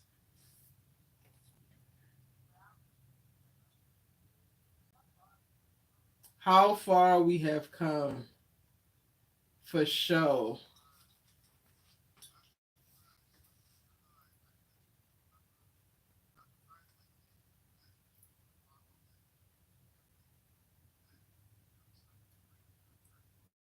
Mm,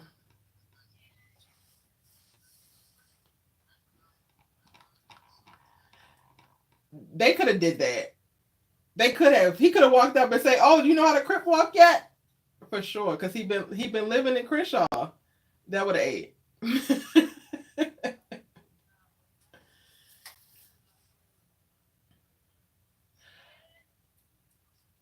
I was like, okay, Spencer, okay, um,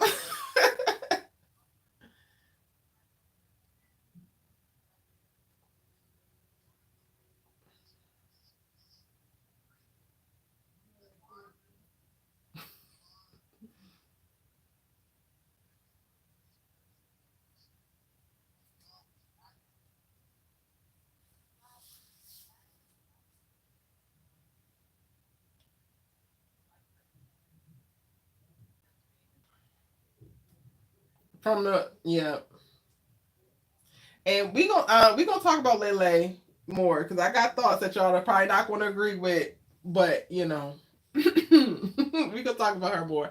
Let's go to if you want to join. Dominic is posting a link to the Discord. You just come in and wait inside of the live chat waiting room, and I'll pull you into the live Discord call so that you can share your thoughts. If you haven't already joined the Discord, again, just click the link. You'll see taken, I believe, to like the welcome room, and then you'll be able to click the waiting. Um, but okay. You too, Alicia. Thank you so much. Let's go to Coop. Because somebody mentioned, did we notice that Patience was not in this episode? And yes, we noticed. And you know what? I think that we actually needed a breather from her little thugged out behind. Because this year's patience, this season's patience is testing my patience. But I do really appreciate Coop and her determination to set Patience up to win so that this can be something that she can move through. How did you feel about Coop in this episode, Kofi?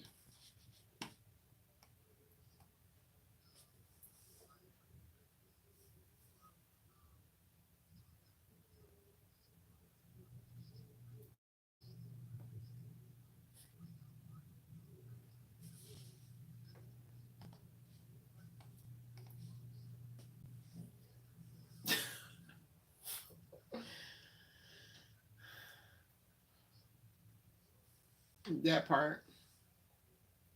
That part. Hey, Micah, welcome in. Can you hear me?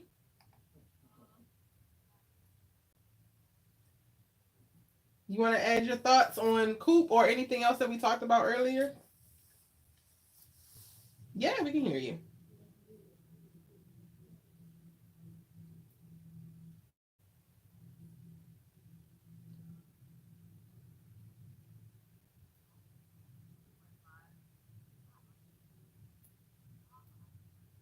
Mmm.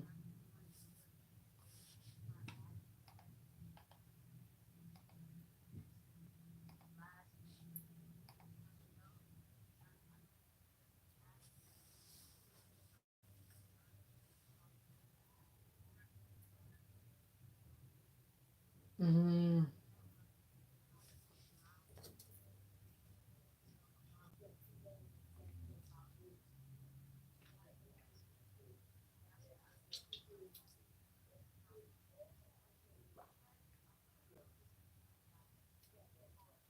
Mmm.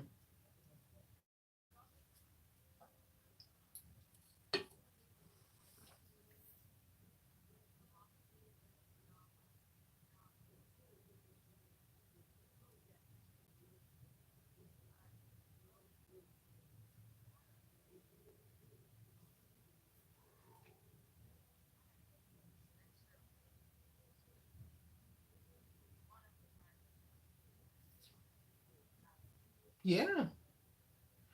I mean, I would argue that that has been the case for me. It started to happen in season 3, honestly.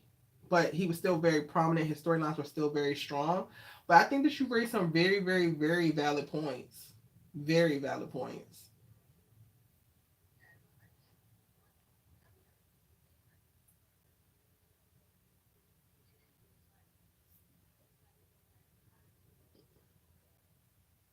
Mmm.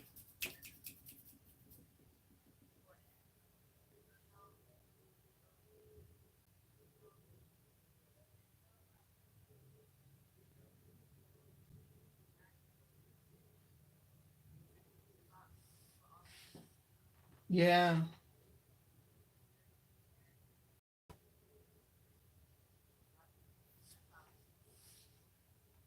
Yeah, we don't really get the payoff that we probably deserved as fans. Yeah, I feel that. I feel that. I think that you just beautifully articulated what is keeping me from making it anywhere higher than a 7. Like I'm literally hovering around 6.5, 6.8 maybe, and it's heavily, heavily carried on the emotions that the first half elicited with all of the nostalgia.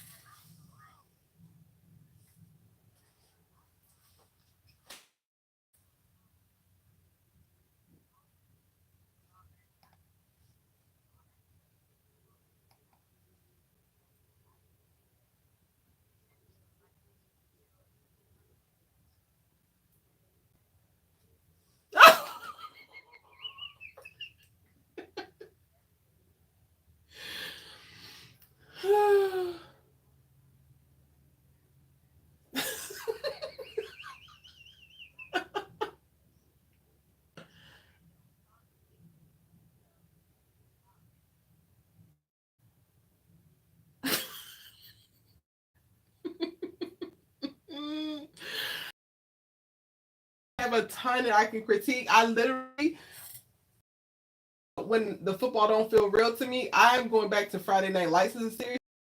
Did it phenomenally, but again, I don't watch real football, so I'm basing it off of a fictitious something. But I still feel like they were like head and shoulders ahead of the game, or on par with the game in that show. But not they proved that they don't know football. They tricked us, I fear, because season 1, episode 1, them opening up the series with Spencer catching that ball going out the goddamn sideline and tipping his little toe. And then, they had a moment. It's like, okay, we in it. And you got the cheerleaders and you feel they duped us, maybe. They might have duped us because they had a bunch of really great stage moments.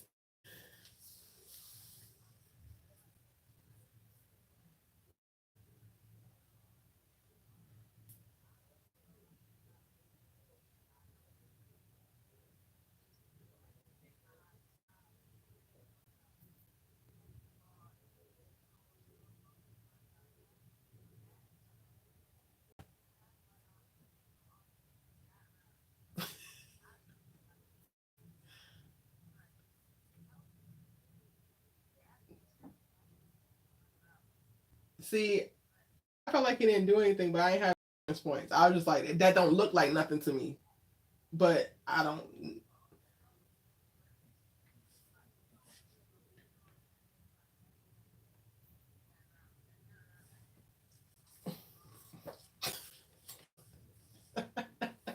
That's hilarious. Well, what about Coop? How are you feeling about Coop's story this season? I mean, this episode.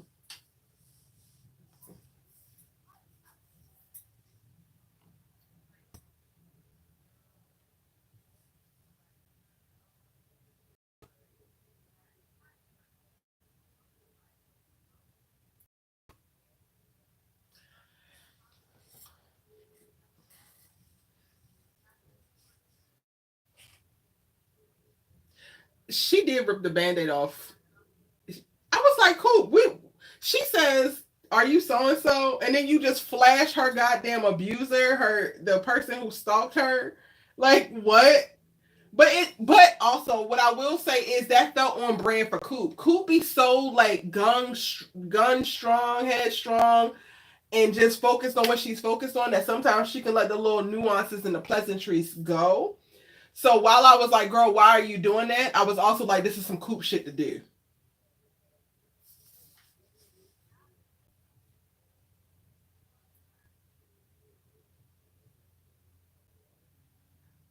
Mm.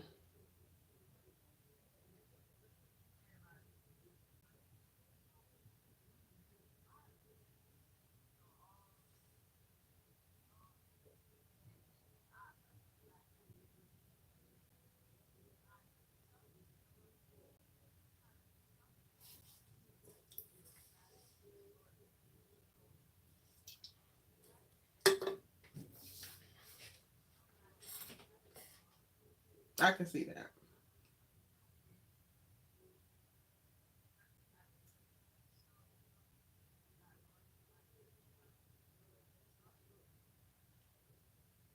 Mm-hmm.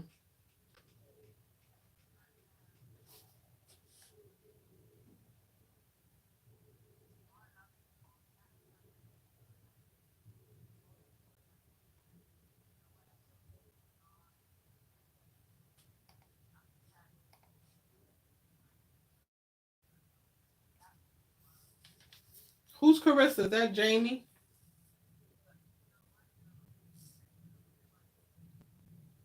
Oh, yeah. Why is she there? Ugh. Kofi, I can still be agitated that her ass is not gone before Olivia snaps her goddamn fingers because she should have been gone. That part.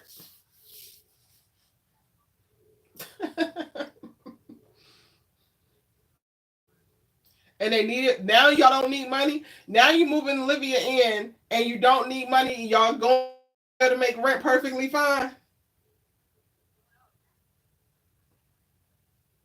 I should hope not. But you know what, Erica? You cannot put your relationship expectations on these people.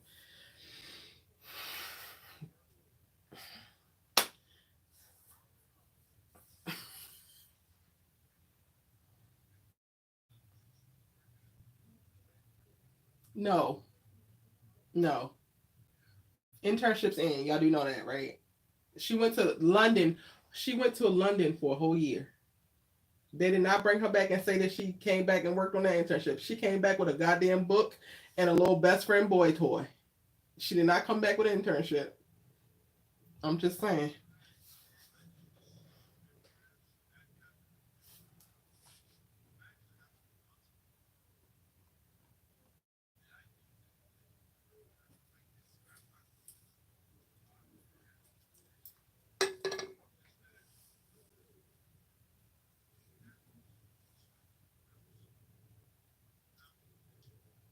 I hope not. I hope that's not the case.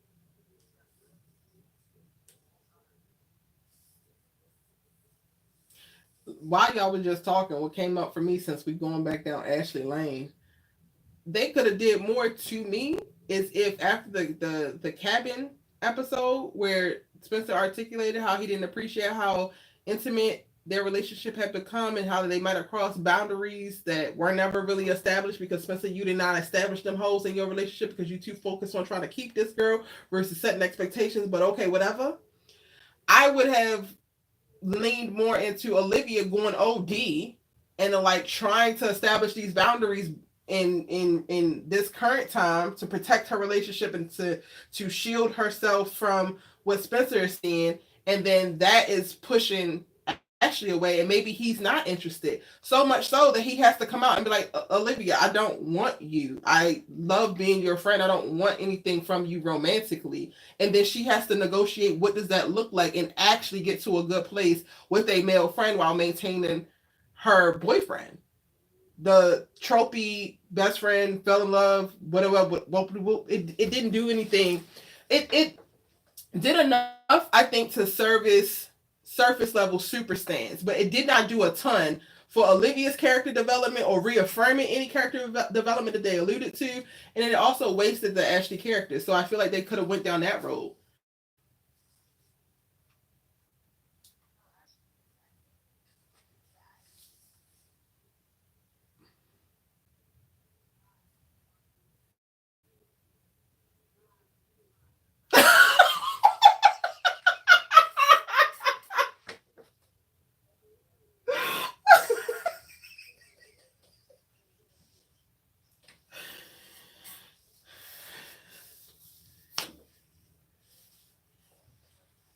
While also keeping her as the object of ultimate desirability. And it's like, this girl's a mess. But we all are a mess. So don't fucking crucify me. We all are a mess at different times. But this girl is a damn mess. And I personally didn't like how she handled him. It was just, it was nasty work.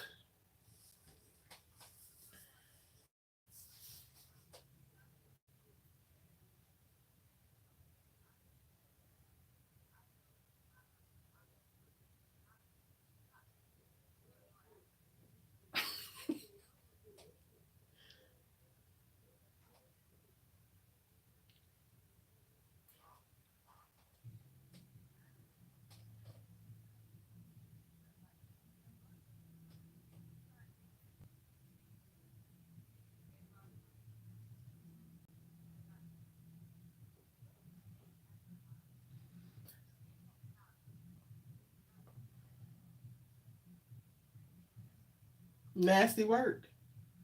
Nasty work.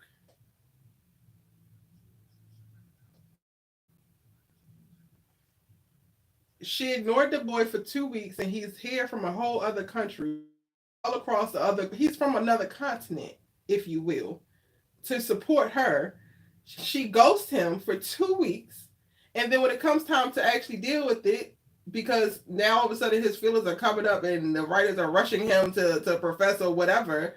She does not actually, I think, handle him with kid gloves. She wants to make these bold, like, we need boundaries and separations and da da da da da da. But girl, you didn't establish that. This boy has had a whole relationship with you over the course of a year and 3 months. And now, in the course of 24 to 48 hours, you're expecting him to fall in line with something that you came up with your boyfriend 2 weeks ago, but you did not give him any access to the plan or the new plan within those 2 weeks. So he's still moving in accordance to what he knows to be okay and perfectly fine within y'all's friendship. You are now on some different type of time and refuse to actually communicate that to him. And then the moment that he doesn't fall in line with your new plan that you didn't actually accurately communicate towards him, you are quick to just discard him as if he's nothing, when clearly he was your rock. Clearly he was somebody that helped usher you into this new season of your life where you truly found who you were without all the expectations and without all the guilt and without all the shame came with all of the things that you have done previously. But that person in particular can be discarded that quickly for not falling in line one time with a plan that you never communicated. Oh, this is some Baker selfish shit. Got it.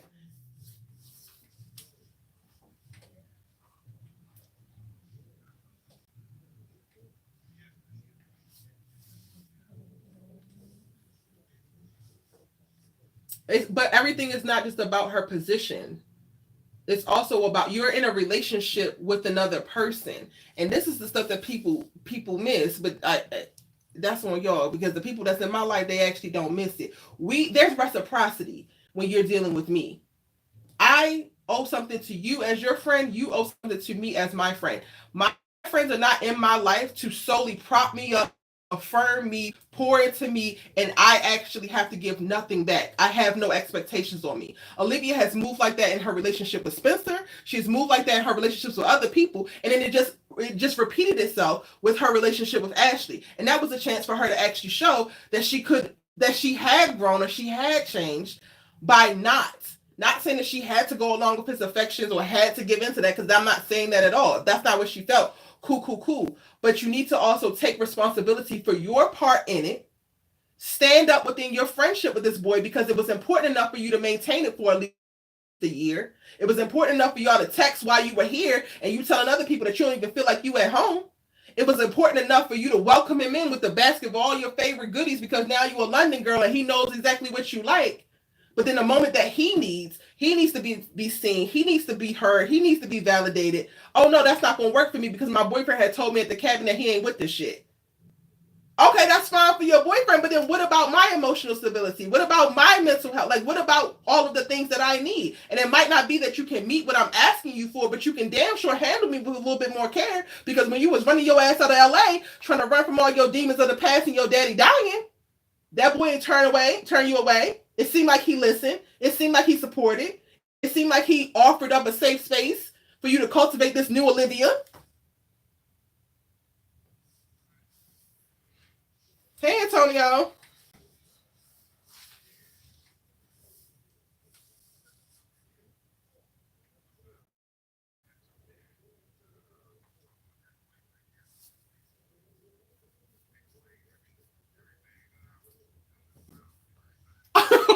No, say your point, because I feel like I also was very erratic in it. I'm just like, I thought I said this before, but maybe I didn't. So then I just started blurting everything out.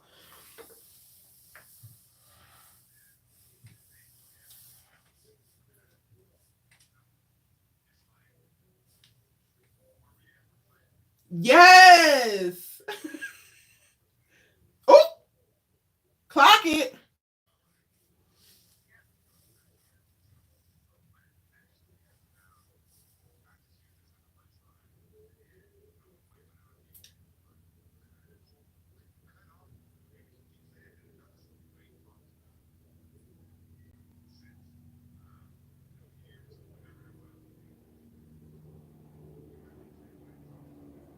Yep.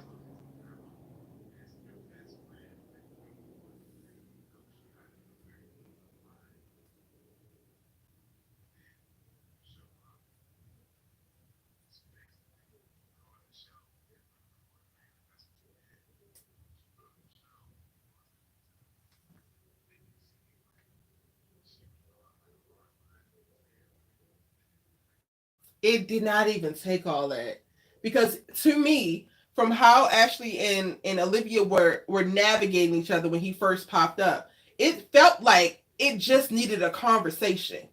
Hey, I went to the cabin with Spencer. This is what was said. This is how I feel. This is how he feels.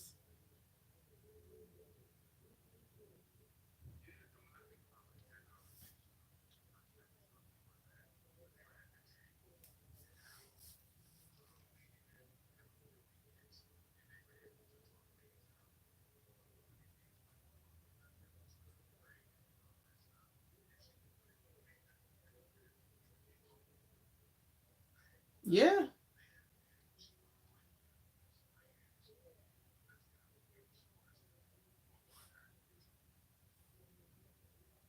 And she did not make a move that new Olivia should have done or would have done if she was actually new Olivia.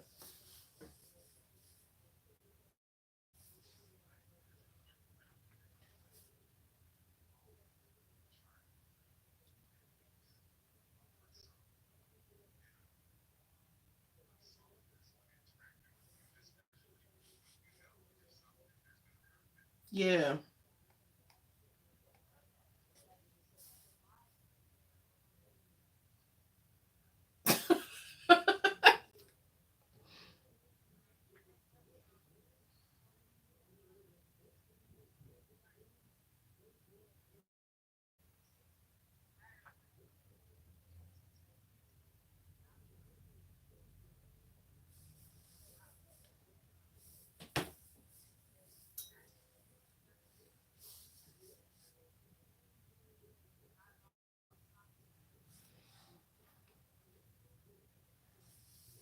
Floating. Doing what? And we don't even know if he was at the house, because My issue was like, y'all had him knock on the damn door, but wasn't he staying here?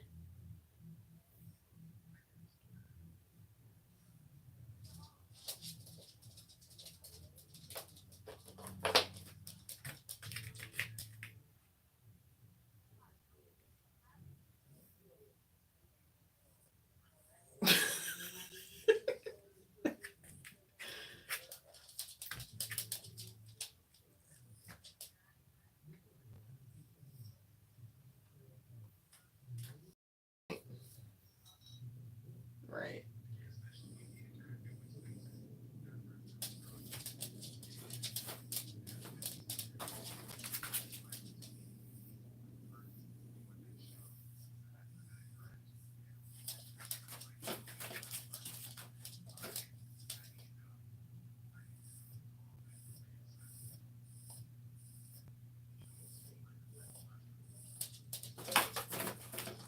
Right.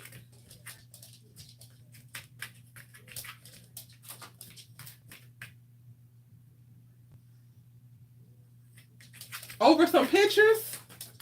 You said that he was Basquiat in the next Basquiat, and Spencer's gonna get is supposed to get pissed about some pictures.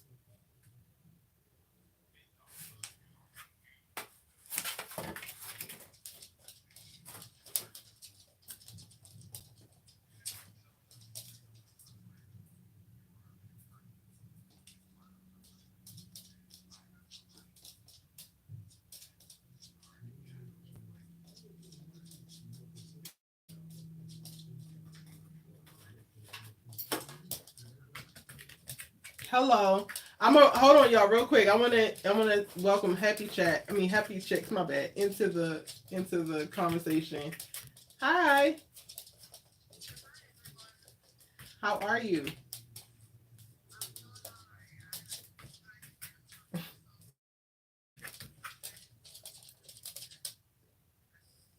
Yes, of course. Just feel free to jump in wherever we are. I just wanted to make sure you felt comfortable to do so because I know we could just keep going.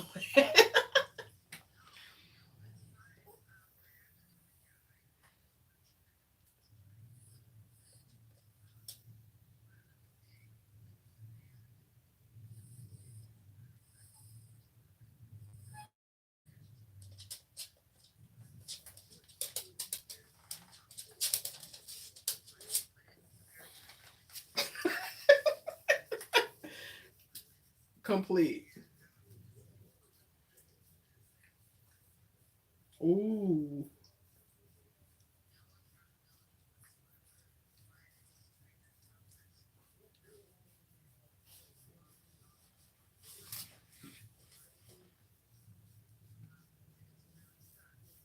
Yeah.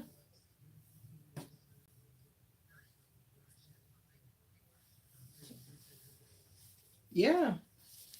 I think to your point of it being sad, I want more of the audience and you guys see it. So I'm glad that you're speaking on it, but like just at large specifically because that character commands so much attention within this fandom. I wish more of those people would actually see how much of a disservice it is doing to this character that they love or claim to love so much.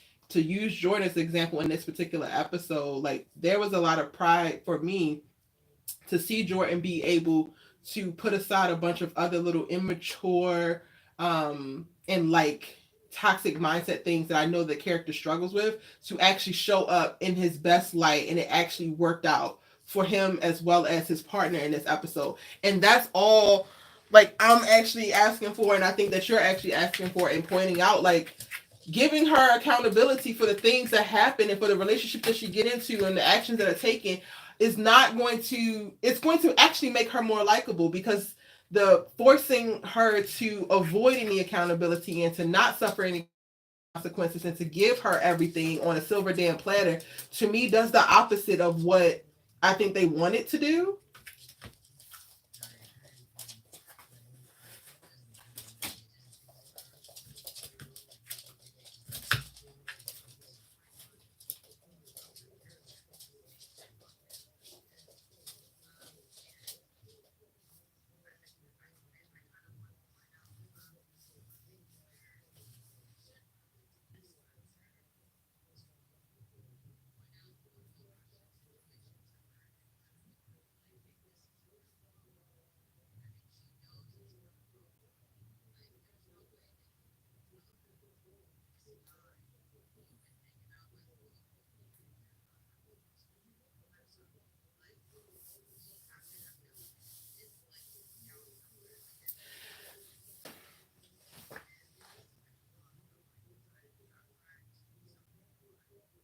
I agree. And then also though, like real quick, like let me just put this in here real quick.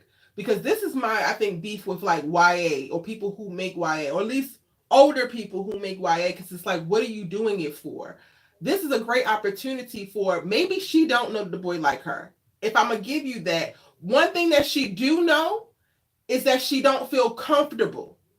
So why isn't there an investigation of like, okay, something about this is making me feel weird. This feels off. You came back and said that you didn't feel like you were at home in LA. Cool, cool, cool. But the moment that Ashley got there and you're having conversations, you look visibly uncomfortable. There isn't even any investigation there. So for you to want to run with, and you, I mean, the writers to want us to run with the idea that she had no idea at all. Cool. She might not have known because he hadn't professed, so she doesn't know the degree, but she knows that something is making her feel away, especially when she was put in a place to put him and Spencer in the same place at the same time. She was uncomfortable. She was feeling awkward. Girl, there's a reason why that happens, and I feel like with YA dramas who do certain things like this is your opportunity to tell young people like, okay, listen to that feeling, figure out where that feeling is coming from, and if we're not going to do that, then why in the hell are we make it? Why are we putting it on screen? Go ahead, Antonio.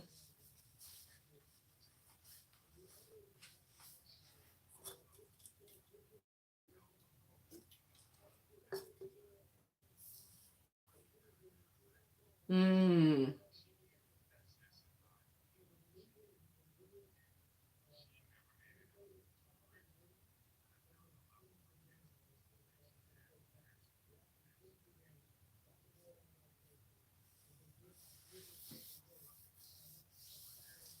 Mm.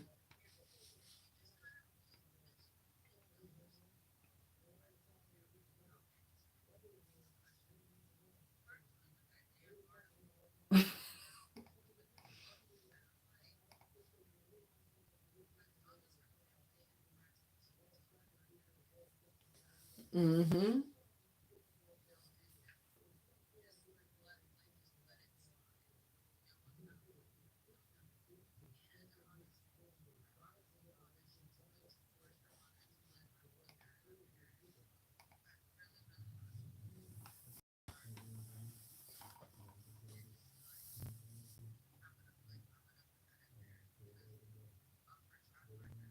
Mm-hmm. Yeah. And honestly, I wouldn't even say that she took into consideration how her mother feels. I think that her decision to not move forward with the book, while she's saying that she's protecting her father's legacy, I think is more so steeped in her ego and what she wants, in the story that she wanted to tell. Because I don't personally think that I don't think it's wrong for Quinn or the publishers to inquire about some of the most salacious parts of his life, because those things help people get a full understanding of who a person is. You cannot really just write a biography with all the with people's great moments and that's it. Like, where is the stuff that's going to show people conviction? Where is the stuff that's going to show people change and transformation? Like, that stuff has to be in there to weave a full story, because nobody is living a perfect life.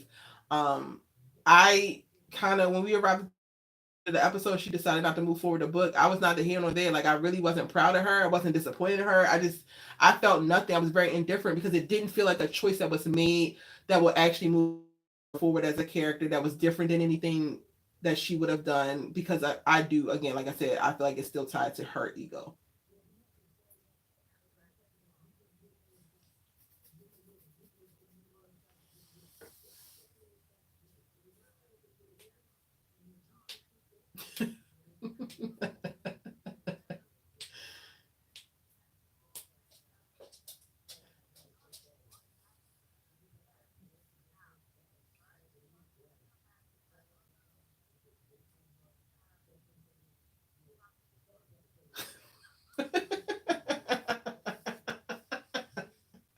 The way she wants it.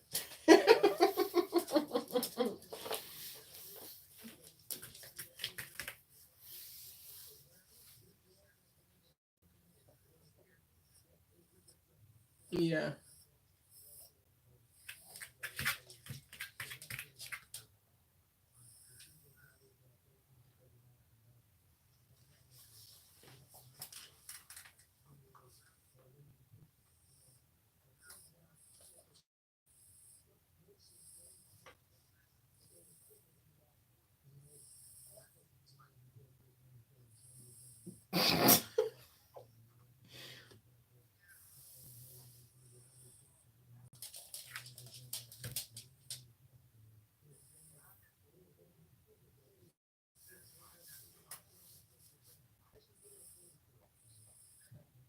Mm.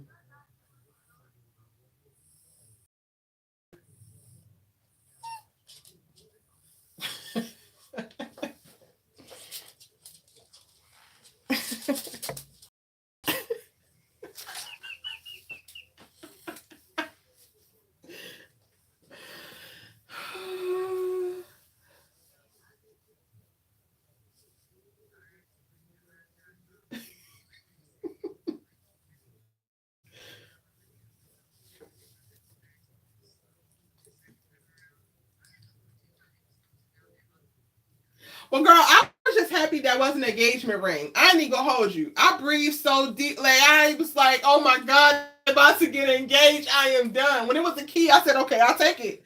I'll take it."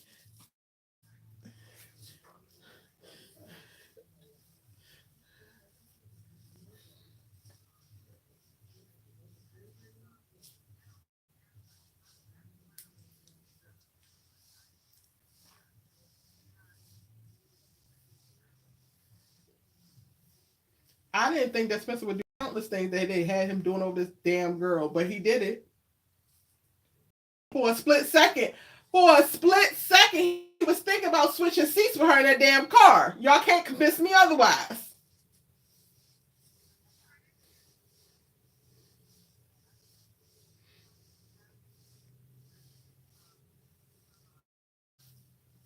He probably will.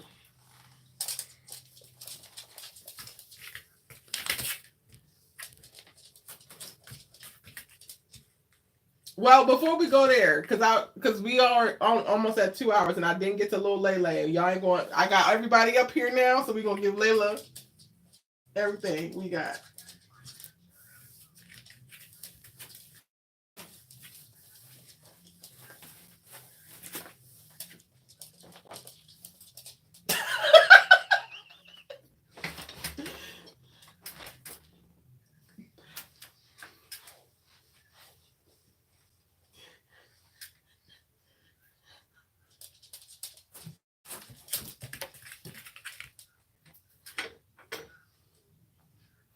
Okay. But since we talking about the getting there, we got one episode where Jordan he gets no notes from Erica. He did the right thing, cool, cool, cool. But you know what? This episode, they didn't have to worry about having Jordan be true to his character and be immature and be self-centered, because you know what? The work actually was done to prove to belong together, because you got to see how toxically codependent they are. The moment that Layla gets a thought that he is now no longer obsessed with this wedding, maybe and or her, she wants to jump head first into it, even though she's not actually ready for it. That told me everything I needed to know. That told me everything I needed to know. Y'all are codependent. This is some other shit. This is not just love, baby. This is some type of desperate seeking of stability on an emotional and a mental level. And for a certain extent, y'all are actually settling for each other because you know each other. Layla has been sopping it up with a biscuit that he has been obsessed with her because she has been the girl who has not had people obsessed with her. Clock it. This episode told me that. Hell no. Hell no. Even with Jordan doing all the right things, they still don't belong together, because Layla, you almost tried to marry this man, about to be crying in your mother's old wedding dress, just so that you can get back to him being obsessed with you or obsessed with this damn wedding, because what? She don't want to shake the stability table because there's a lot of things going on right now, which is a very valid feeling, but babe, that's not the reason why you make the mistake, make certain decisions, which will ultimately become a mistake. Shout out to Jordan for clocking it, of like, girl, I don't want you to go into your damn wedding with me, your marriage with me, fearful. You decided to do this because you're scared to lose me. But y'all got to call into question characters who are constantly talking about, I'm so scared to lose you. I'm so scared to lose you. Now we got to start to unpack that actual fear, because it's less of them staying together because they want to be together and more of them staying together because they're scared not to.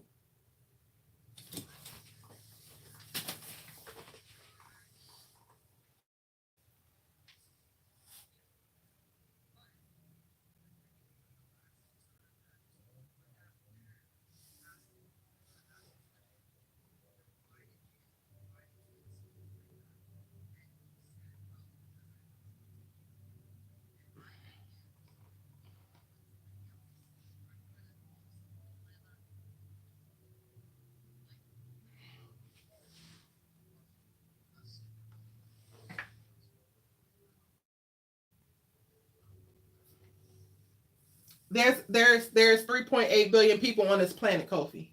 It's always gonna be a thing, babe.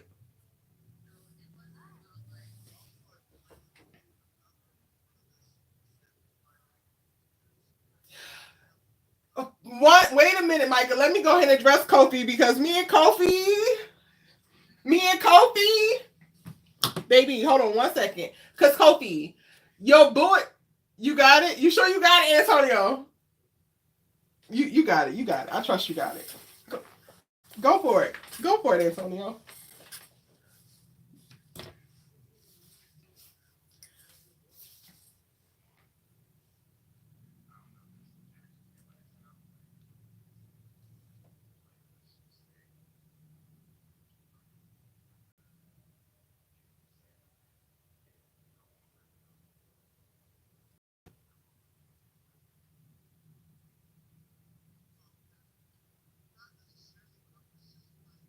Okay, pause real quick. Let me just add something before you finish. Hold your thought, Kofi. I'm gonna just add. I'm just sneaking here and add. Quick snack. Um, you just watch your boy do what needed to be done, not be selfish, send her, do what he need to do.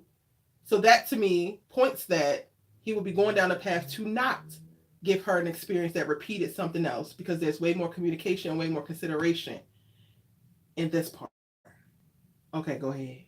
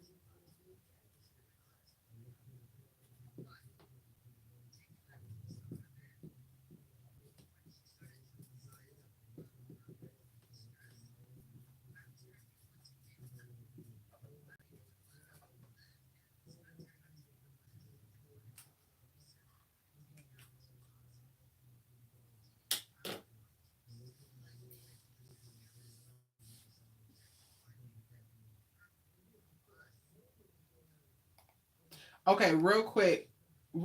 I wanna cause I just pinned Justin. It said Layla has to first love herself before she can ever love anyone else. Mike, I do want to let if you want to chime in on this, I want to let you speak too because I know I stopped you for a second. Um,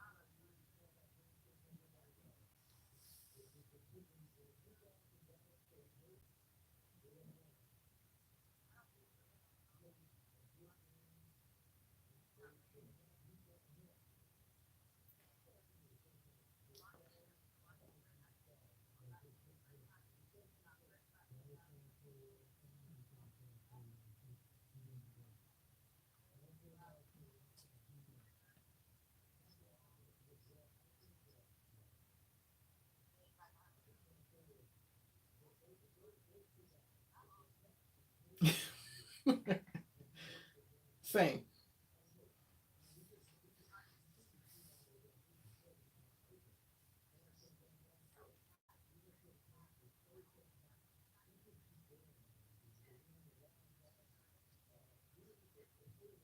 Kobe, you heard me say that before. I used to say that all the time. I literally only liked Jordan when he was with Simone because it made him like he decided to be a better person in those moments.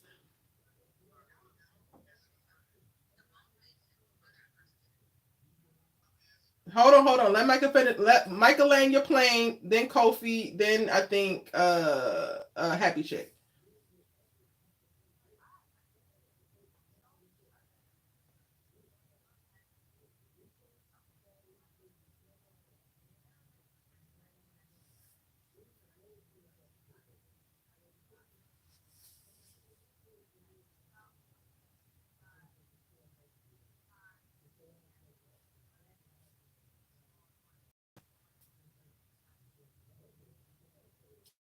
Kofi.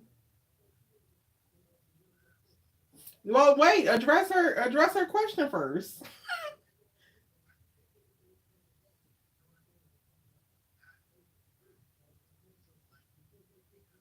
Well, she asked you to give moments where you feel like he was a good person outside of romantic relationships.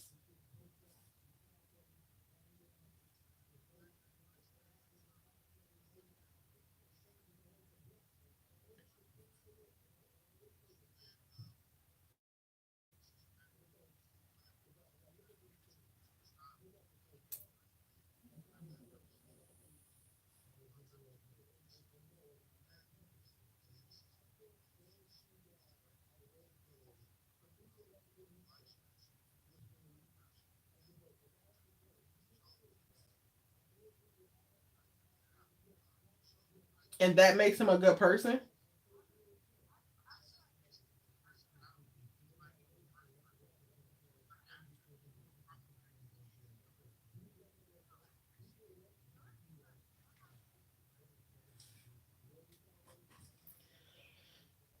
He takes up more space than his character actually warrants. So honestly, he draws up a bunch of indifference, but we get him prominently placed because he's fine as, and he's a baker. I think that's what you're trying to say, Micah.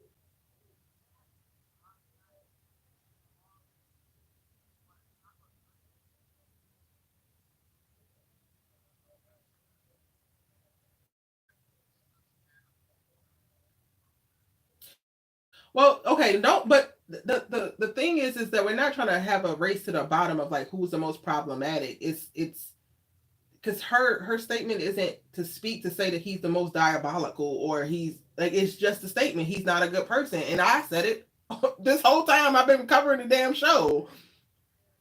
Yeah, yeah.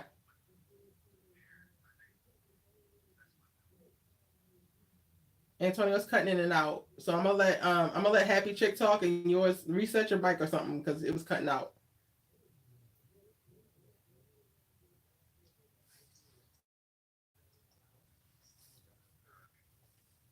No, go ahead, Happy Chick. He's gonna wait.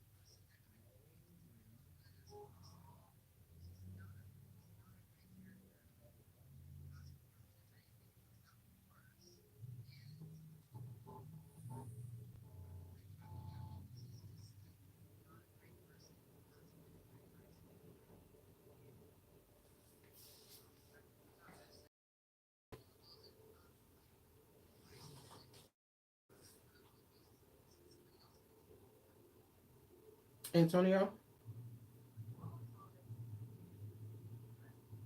Hold on 1 second. Hold on, Micah. Let Antonio get in because his mic was messed up before.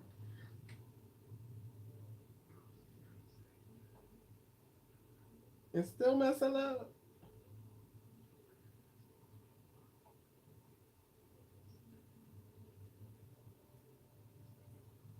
No, okay, now it's fine.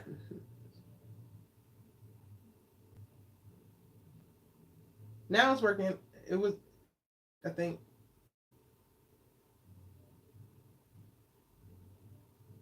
Okay, Micah, go for it while he does something.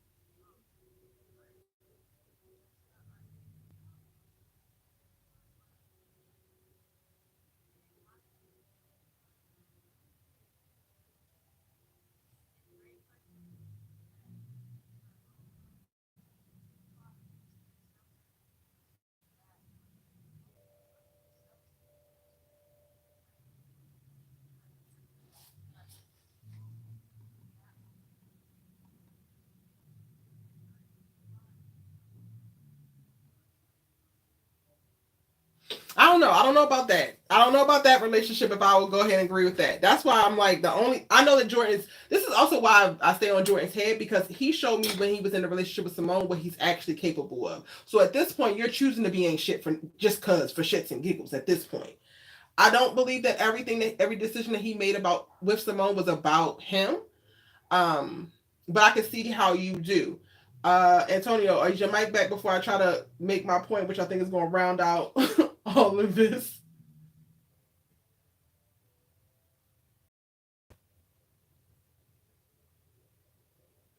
Okay, well, once it is, just get back to us and jump in. Okay, for me, Kofi, I understand you wanted, I guess, further clarity around the whole statement about Jordan is not a good person. He's just not. And at this point, it's taken away from the actual conversation that we were speaking to in reference to Layla and Jordan actually belonging together and me getting examples, or not examples, but me speaking on how I felt like this episode showed that without needing to lean into those very real characteristics of Jordan as a character. But I also want to note that like you want to fight tooth and nail right now to like get people to prove to you that Jordan is not a good character. But for me, why would it be as monumental as it is for him to do what he did in this episode when he's finally selfless, when he's finally decentering himself?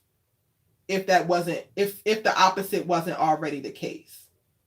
That's something that you need to think on and actually register it because you also came very proud of him saying he did everything that I had asked him to do and made a big point of that. So that to me points to the fact of like, oh, this is important to note because this is something that he does not usually do and we weren't actually expecting for him to do it. Clock it. Now, going back to Layla and this relationship, what's the most disheartening thing? And I do want to know y'all's thoughts on this. So once I say it, like, feel free to jump in. What's the most disheartening thing for me in looking at this is the centering of men in this particular woman's journey, overall life. The commitment of everybody, or not everybody, but too many people to like, she has to stay in this relationship or something's going to happen.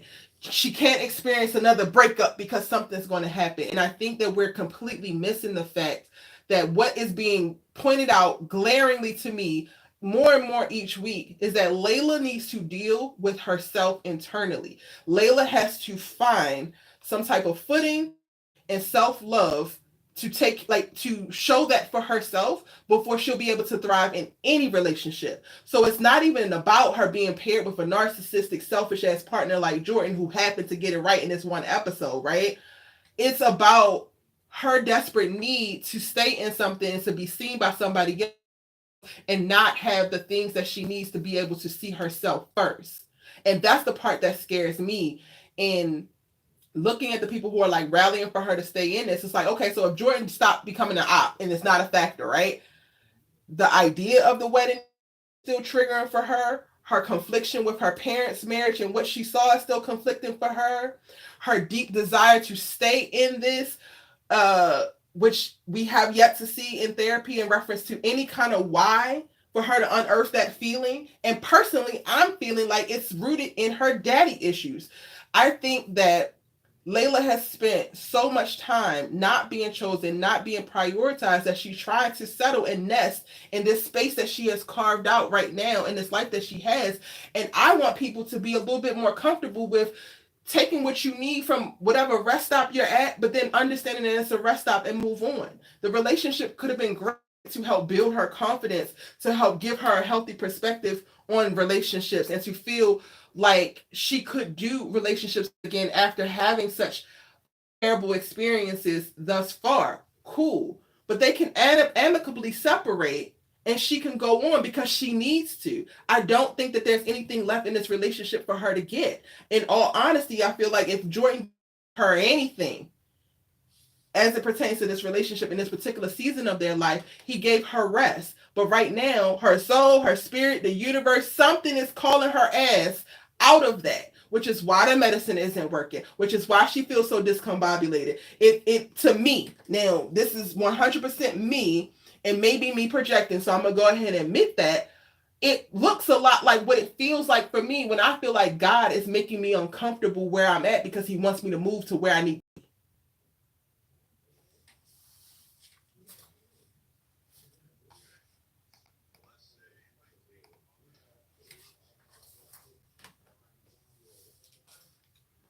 This isn't about Jordan. Before you, okay, hold your point real quick because I want them to chime in on Layla specifically. I would like the next thought to be something that centers Layla because Jordan is just a piece of the story. Well, hold it for me, Kofi. Don't be the first to speak. I'm sorry. How do y'all feel about that? What I just said as it pertains to Layla's story.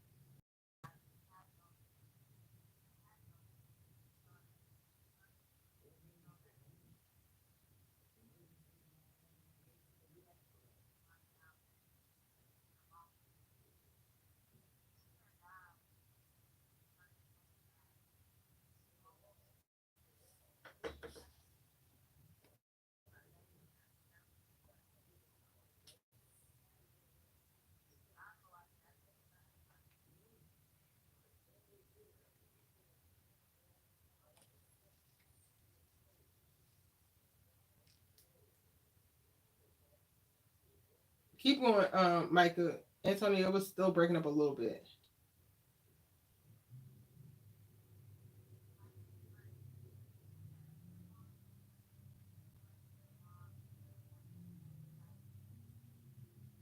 It's like reverberate. It's like it sounds like that, Antonio.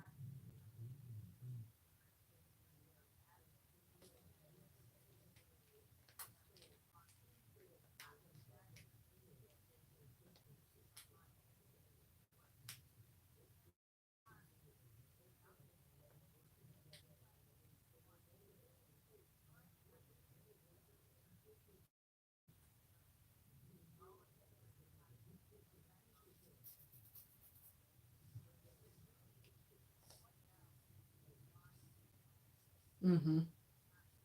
On numerous levels.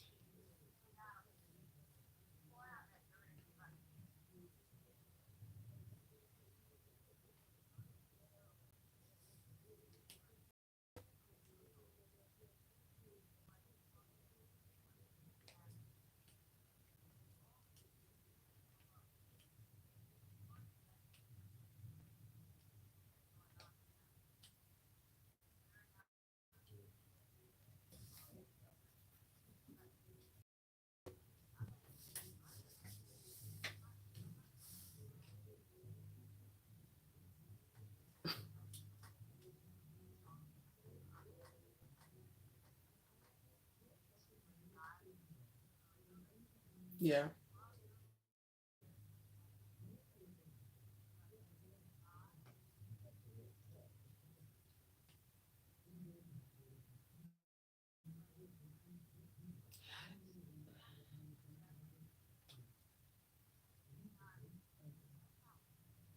Yeah. Um.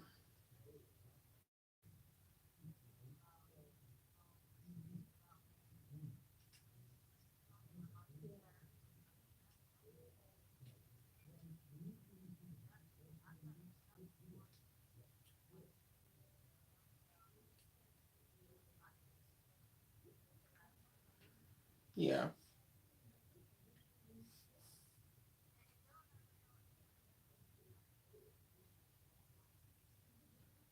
For real.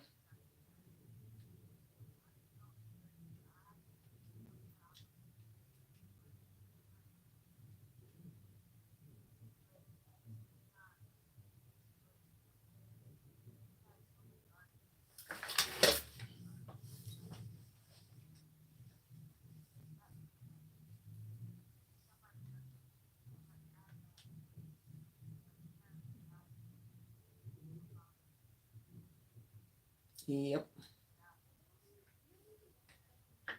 Yeah. I'm a hold on one second. Hold on one second. I'm a Erica James says Jordan is the only man who tells her she's enough and treats her like she deserves. And while that could be true, my statement right now and what I want for Layla is for her to prioritize her telling herself that she's enough, because it doesn't matter who else says it until she actually believes it when it comes out of her own mouth, and then to start to treat herself as she deserves. Then the whole world will move around and will meet you at that level that you establish for yourself. I think that there's a great opportunity in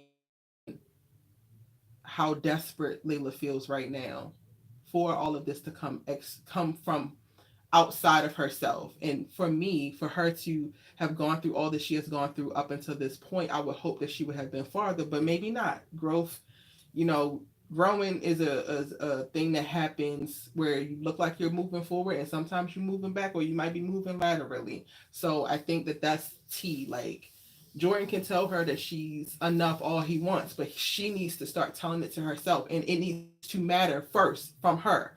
It needs to not matter that Jordan said it. Honestly, it needs to not matter if Spencer said it, if Liv said it. It needs to, for me, I would love for Layla to be a person that it only matters if I think I'm enough. Then the rest of the, whatever the rest of the world got to say, that comes into it later. But I want to go ahead and let Kofi jump in because I stopped him because he wanted to be the first to say something in response. You want to go ahead and add your point, Kofi?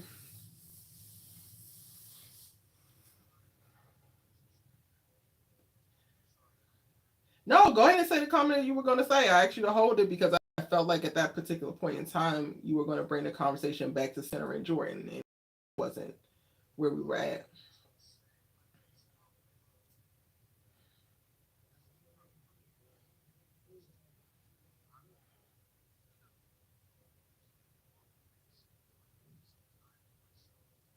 Oh my God.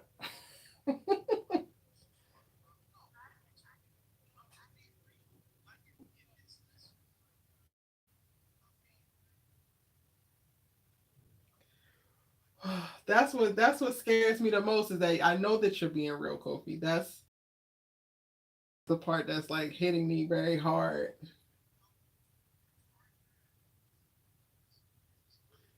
Antonio, please help because I thought we got through to y'all last week. Where are you at? You don't want better because you were blaming her. You don't want better. I'm gonna go ahead and take the gloves off. I'm gonna take the gloves off right now. Kofi, you do not want better for Layla. You want her to stay in this circumstance because you think that there's nothing for her. You are. You said that. You said you want her to stay here because it's the best that she has had. And you don't think that there's anything else coming because they're not going to introduce any other characters. To which I said there are 3.8 billion people on this planet.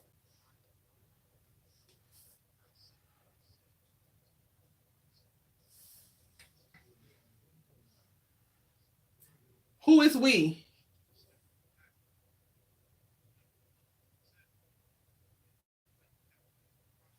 Who is we? Because me and Micah are not in the same place in an alignment with you. So who is the we that you're referencing? Are you saying you and people who feel like you?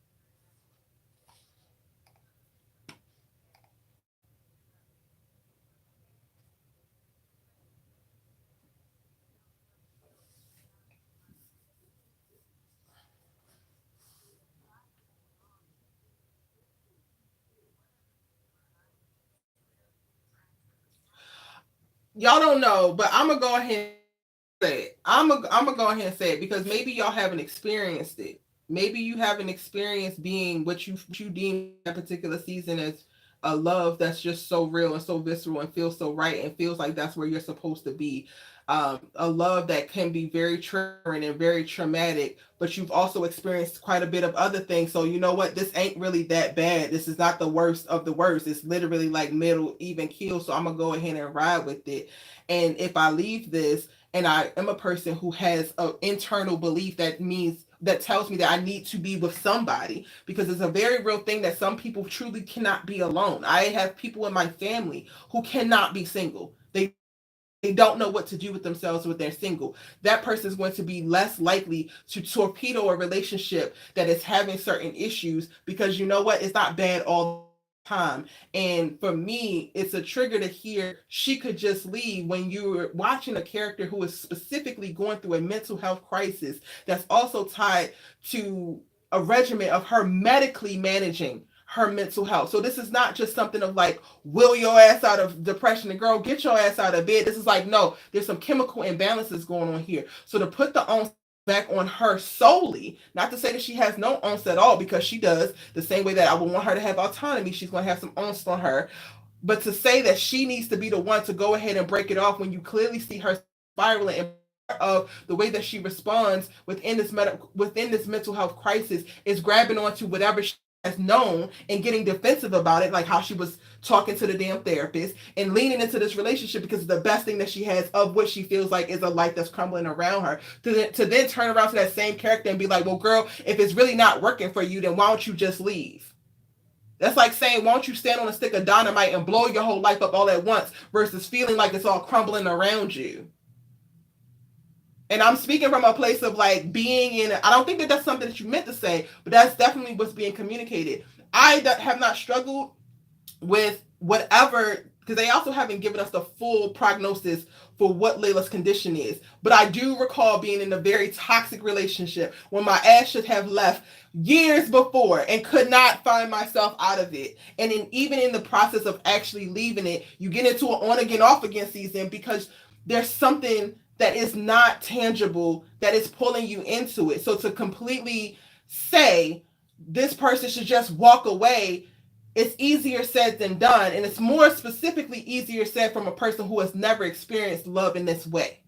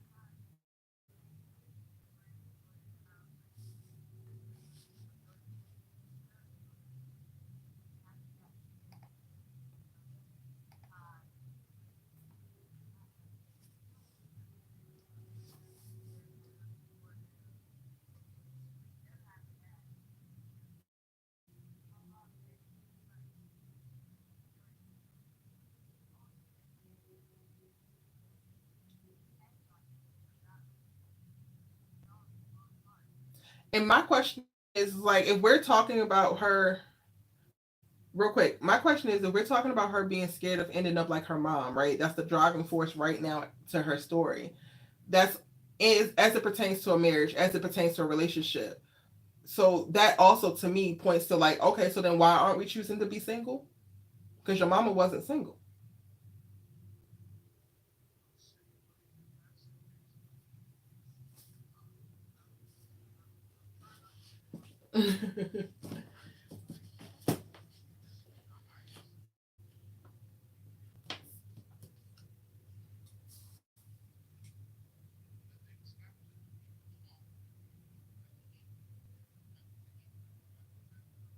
I don't think that they established they could talk and communicate.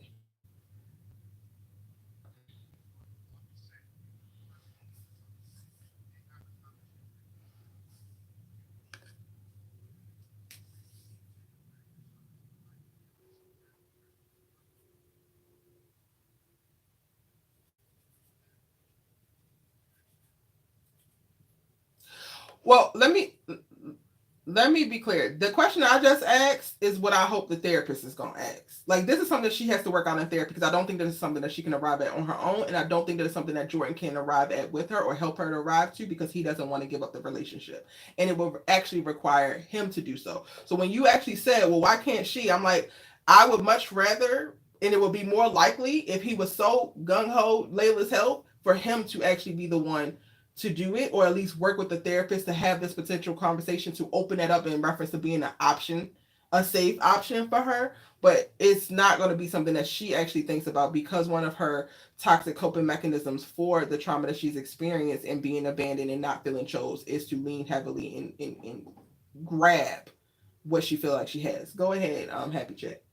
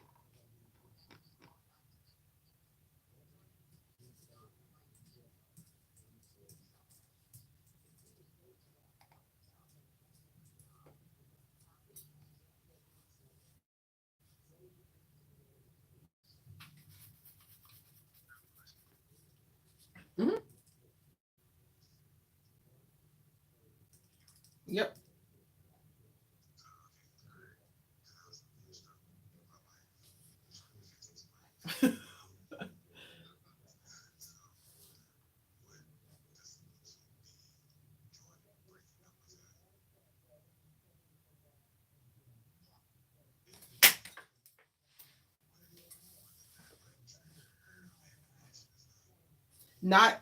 Oh, my mic was muted. My bad. Not is done. Go ahead. Sorry. Go ahead.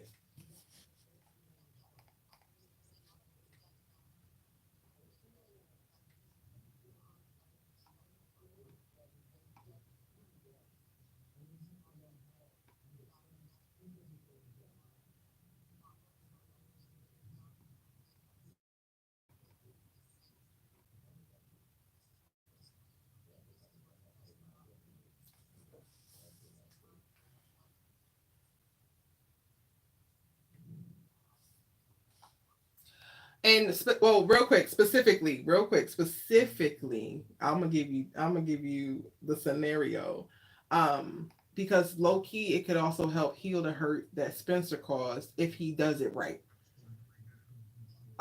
If because for me, Jordan, you obsessed. You love her down. This is your girl for you. You just know it. It's nobody else. You're not doing a placeholder thing. You're not gonna get bored. You're not gonna get distracted. You're not gonna be intimidated by not being needed in the ways that you can actually serve. But you actually love this girl, right? So you can actually break up with her, have the similar conversation what Spencer had, but actually mean it and stand on business. Don't go out and date nobody else. Don't get invested in nobody else. Really be a better friend, a great friend, if you will, a better friend than you've been the most, but a great friend, and but do it under the guise of whether you come back to me or not. I'm going to be here to support you walking into this season of your life where you can really stand 100% on your own and you don't feel obligated to marry and or date me. The only thing that you feel obligated to do is to find the fullest best expression of yourself, whatever that looks like, whatever you need. Do I think that he's gonna do it? Hell no.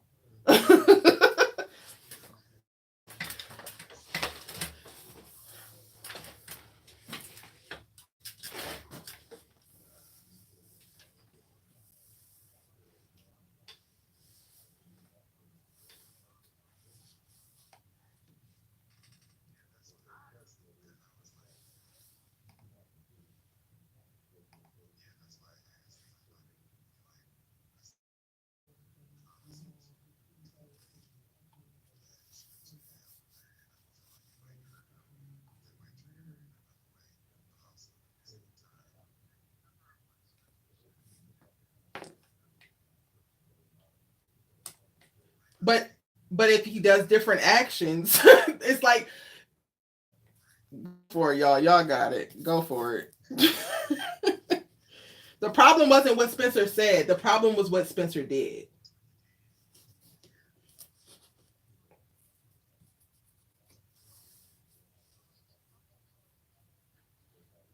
Well, not even just the sleeping with. I'm saying what he did in reference to like how he handled it all together. Because the moment that he started to get other feelings and he wasn't going to wait, he should have communicated that.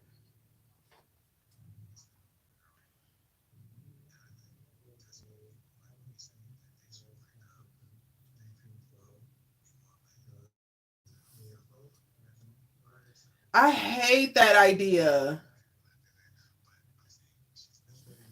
Hello, clock it. In the closet in her mama's damn wedding dress, about to be in tears. No, let's do this. I promise. The fuck?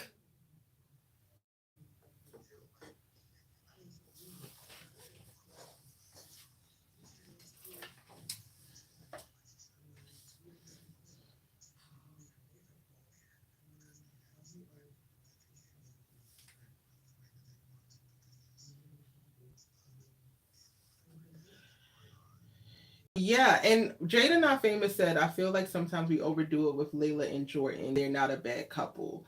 It's not about being bad or good. For me, a lot of times it's just about where you at and are you aligned. Too many people are misaligned at the parts in life that they're trying to stick together heavily, so crazily. Even if we're just to take it back out to like a 50,000 foot view, Olivia got to go to London for a whole year and decide who she was going to be, and actually fall in love with who she decided she was going to be. Layla has yet to have any kind of escape from the expectations, from the history, from the relationships, from all that has been established already.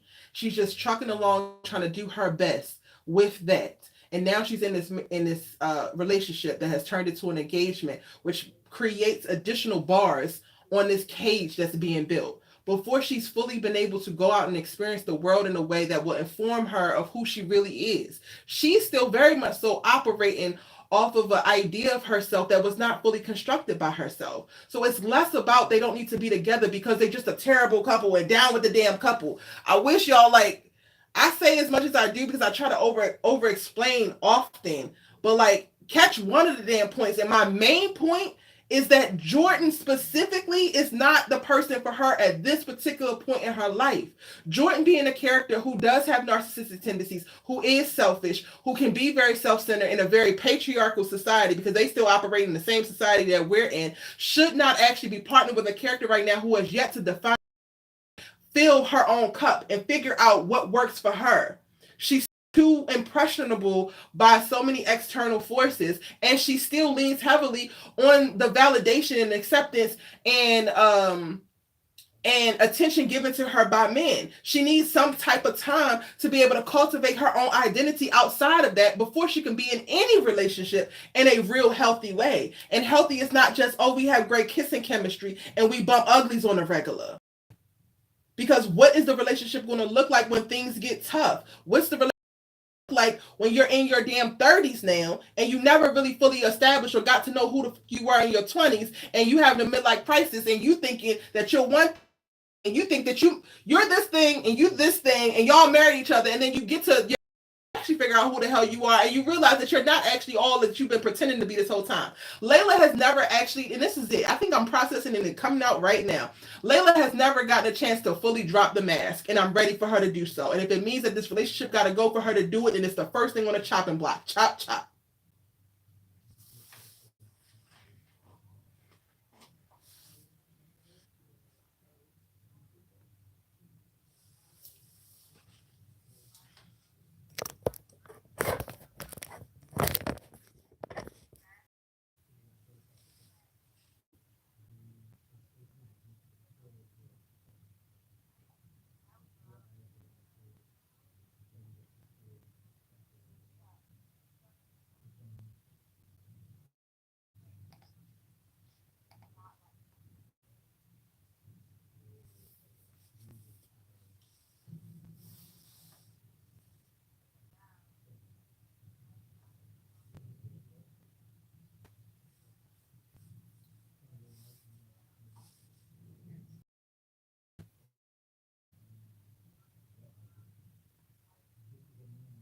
Mm.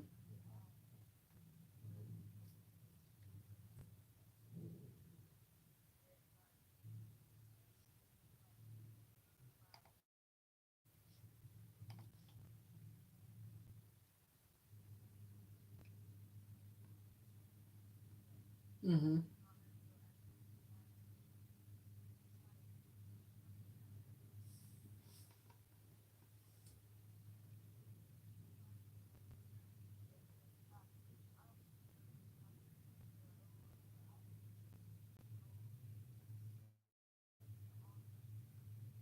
Mm.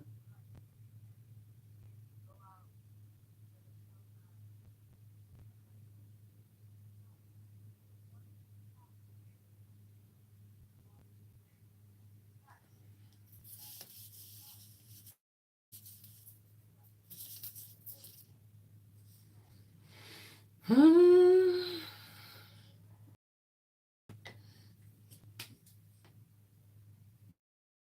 I just want, and this is just like, I guess also the point. I sorry, go ahead.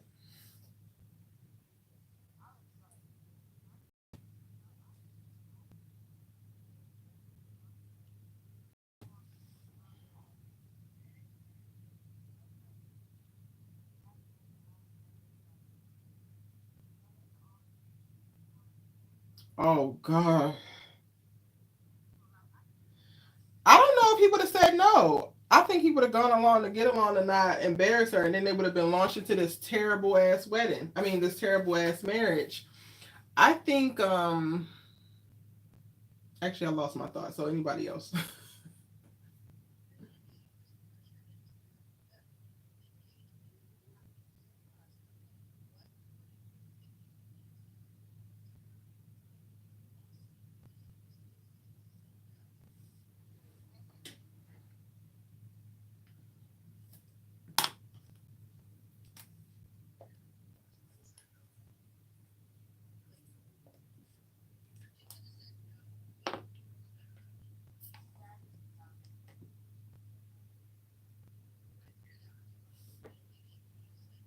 It took me to 2013. It took me to 2013 to finally tell my father I was not going to go to medical school. I'm going to just say that. So we can say, you can tell your parents whatever, whatever, but if you are a type A, alpha, whatever you want to describe it, goody two shoes, great grades, getting not pregnant teen, like if you are a black woman that operates with a certain level of excellence in childhood, and you understand very viscerally she's the only child, but or like being the eldest child, which is what I am, certain expectations that are on you, and you actually are invested in making the people around you proud because you have a certain level of validation and certain level of self-esteem attached to people believing you to be one thing, that will help you not make certain decisions that you want to make for yourself, or delay those damn decisions and not realize in the moment when you actually have an out to take it. So I'm just gonna put that out there.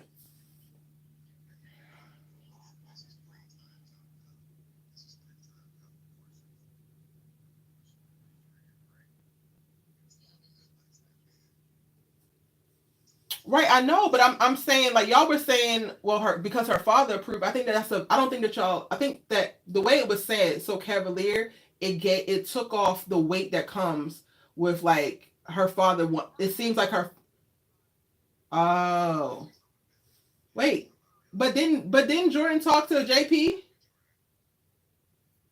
Jordan didn't talk to JP.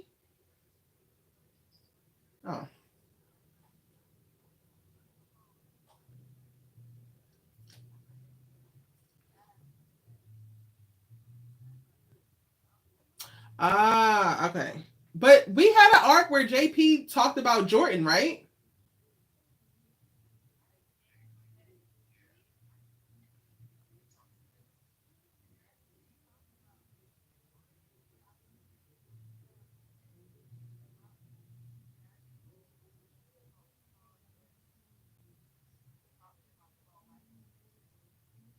Mm.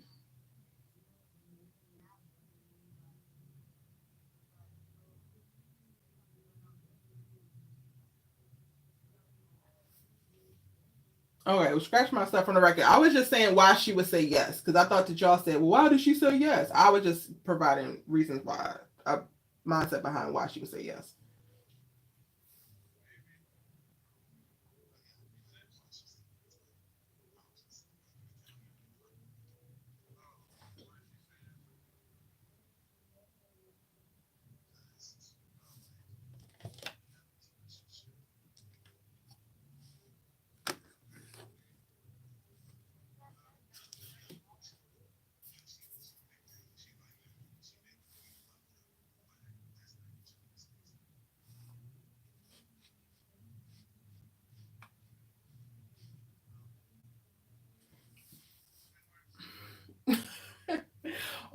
Well, wait, real quick, Kobe, before you sum it up. Well, my point came back. What I want the people watching, everybody in this audience, but also all of the audience of All American, to pick up at some point, if you don't already have it, is there like there has to be a certain level of discernment developed as you're navigating life that gets you to ask yourself the question why. I look at the question why as one of the most powerful questions on this planet, but definitely in my life. In addition to us speaking to Layla, for me specifically pointing out like why they can't be in this relationship, so it was less about Jordan and how he's acting, and I'm tired of him triggering her. I'm tired of whatever, whatever. It's very clear that she's having this knee-jerk reaction as a trauma response to current triggerings and trauma that's happening in real time. And therapy is supposed to provide her the resources and the space to be able to work that out and heal through that so she can figure out better ways to handle stimuli of this nature and move forward. Cool. But there's also something to be said about Jordan as a character who's running around with a bunch of unprocessed trauma, feelings, emotions as well. And while it sounds great in theory to be obsessed with your girlfriend, because we all want somebody to be obsessed with us and be down with us and be out, like, you my person, cool, cool, cool. But when it gets to the point where you start to have the conversations of like, you love this person more than you love yourself, and again, I'm speaking from experience because I've had this season, there needs to be some type of questioning of why. Because now you're in a space, specifically as it pertains to your relationship, that's not actually about your relationship. It's about whatever you feel like you're missing, that you're trying to find in somebody else. And you're never going to find it in them. No matter how close you think you are, you're never going to find it in them. So that just like I can point out that I feel like Layla is responding in this way and doing certain things as motivated by her trauma, I think that Jordan is also very quick to commit and to be hyper focused and to make his whole entire life at 20 years old about a whole other person. And he has lived his childhood years running behind a father that didn't pay much attention to him at all, and a mother who didn't know what to say and do with his ass because he's a black boy in a biracial body, and she grew up a different way, so she doesn't even know what to actually provide for this boy and did the best that she could. So no shade to Laura. There's a very real conversation that needs to be had about this relationship and how misaligned they are, specifically speaking to how they need to work on things for themselves within themselves. And I think that we commit as a society so much to somebody getting with somebody, whether it's a best friend or romantic partner, and like they're gonna fix me. They cannot fix you. The best that they can do is help you fix yourself. That's my TED talk.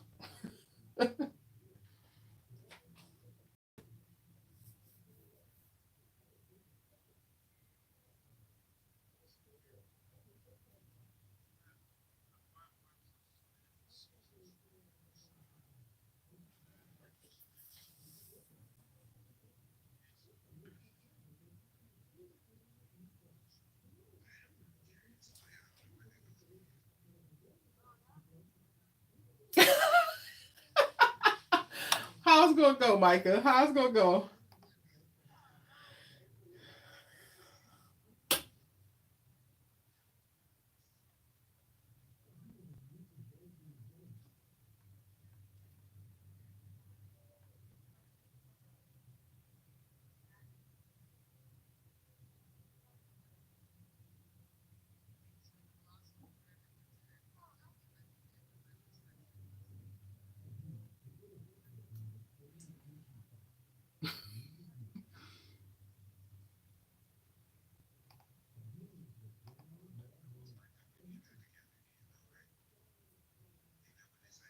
Uh, is that what they say? I just want you to come to me ready. Come to me ready for me. Don't come to me with making me have to do the work of getting you ready for me. Child.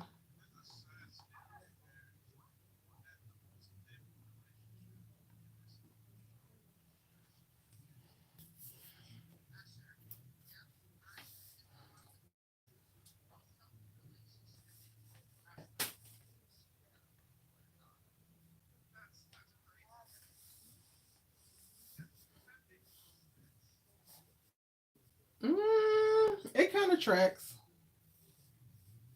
It tracks.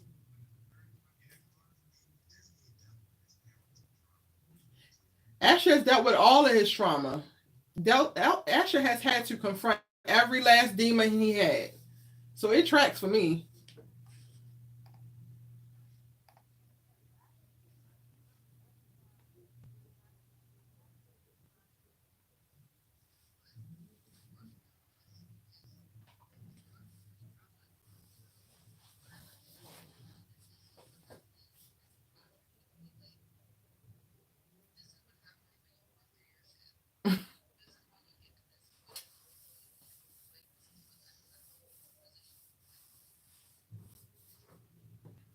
Child.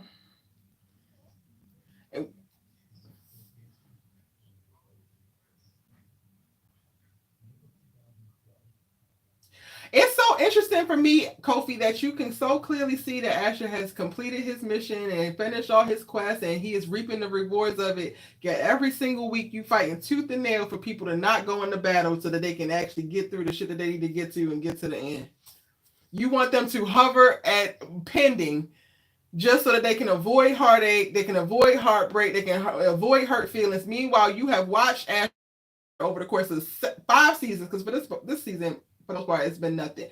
You watch him over the course of 5 seasons go into the trenches and deal with all of these emotions that you want all the other characters to avoid.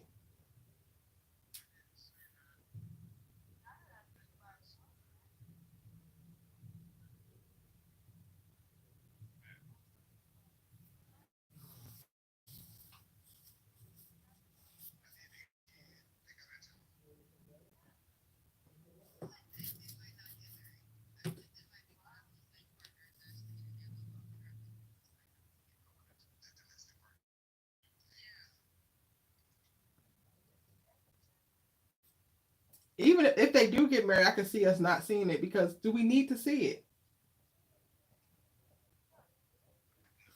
We already know Ash is good.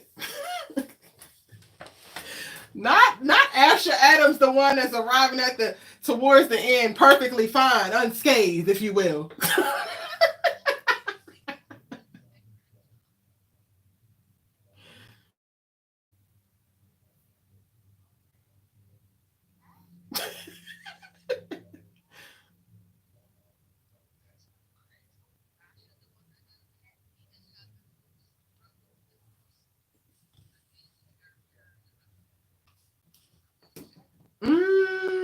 Layla's still up there for me, but Asher's right behind her for me. Right behind her. The only thing that's stopping Layla right now is that they have her with this goddamn Jordan. So it's like forcing her to stand on business about certain growth things that were alluded to.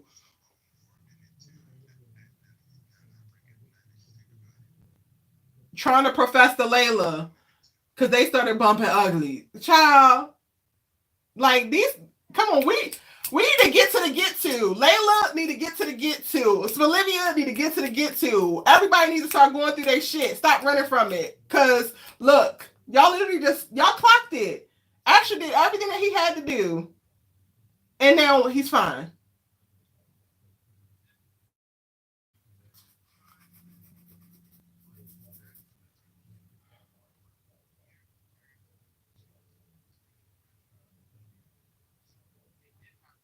They were together. They were together.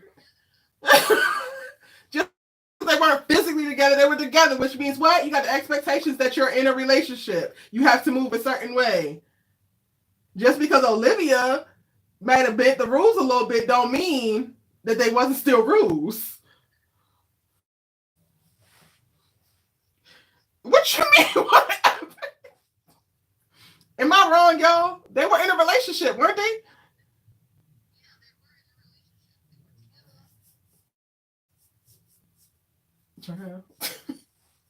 She over here befriending Ashley and getting Ashley all hooked on Olivia crack, and Spencer in there writing in his damn journal, ready to hand that over. Like, so even to your point, Kofi, of like they physically weren't together, but was still mentally in that relationship and still having so much of his mind consumed with her, even if her mind wasn't consumed with him. So no, the time that Asher has had unattached to somebody, to fully sit in the grief of not being able to play, to fully sit in the rejection of Layla when they started bumping uglies again. And he's like, "You are always the real one," and she's like, "Nah, that was never supposed to be it." Like eating it. What do you mean revisionist history? What do you mean revisionist history?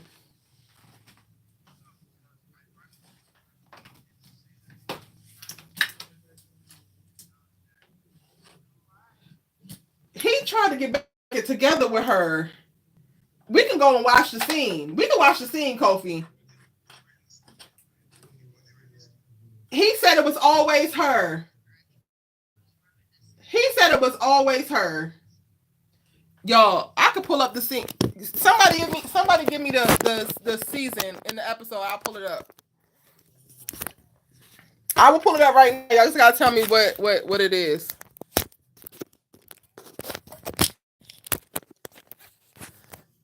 Episode 3 from what season?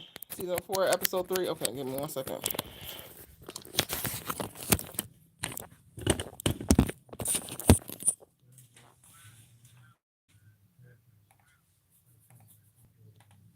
Oh God. If you could be taken there, that was never yours. It was never yours. Baby.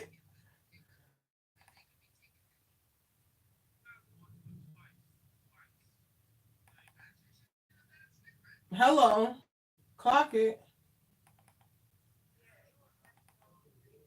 Season 4, episode 3. Hold on, I'm trying to. Where? They were trying to get back together, right? Or he was trying to get back together with her. Not she was like, nigga, but well, not clearly.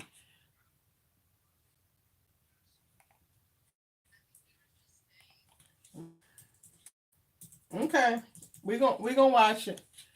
We gonna watch it.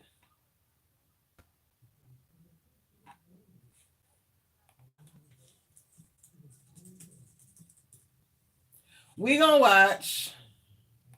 Don't even worry about it, sweetheart. Don't worry about it. Paul, this is not it, child. This is how you know. 4-3.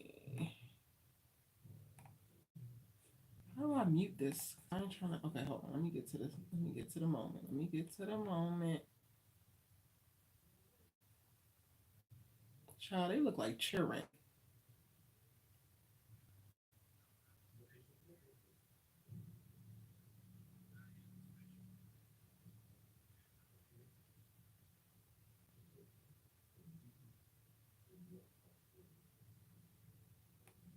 Okay. Don't mind me, y'all. I'm on Netflix and I'm cheap, so I have the ad plan. So you gotta wait a second. Do do do do do do. Mm-hmm.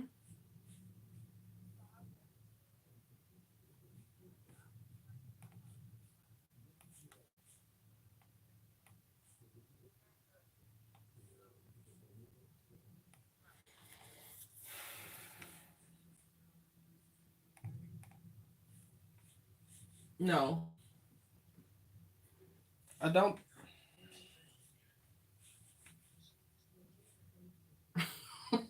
He been on his way once he started the journey, Kofi. Duh. I'm just saying.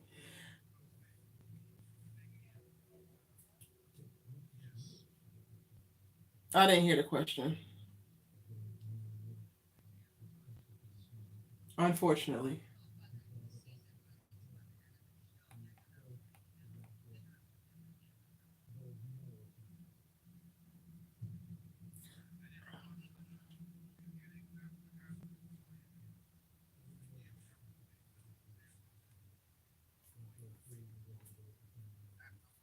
They're gonna make Asher go to the league first.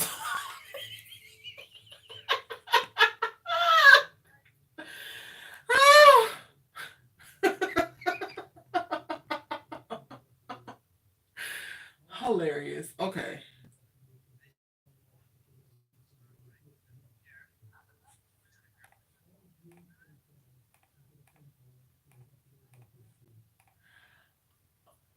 Okay, Discord folks. Y'all gonna have to, because I don't think you're gonna be able to hear. Hold on, let me see. Let me see what I'm doing. Um, oh wait, okay. Oh, y'all might not be able to hear me. Can y'all hear me now? Can you hear me? Discord people, you can hear me.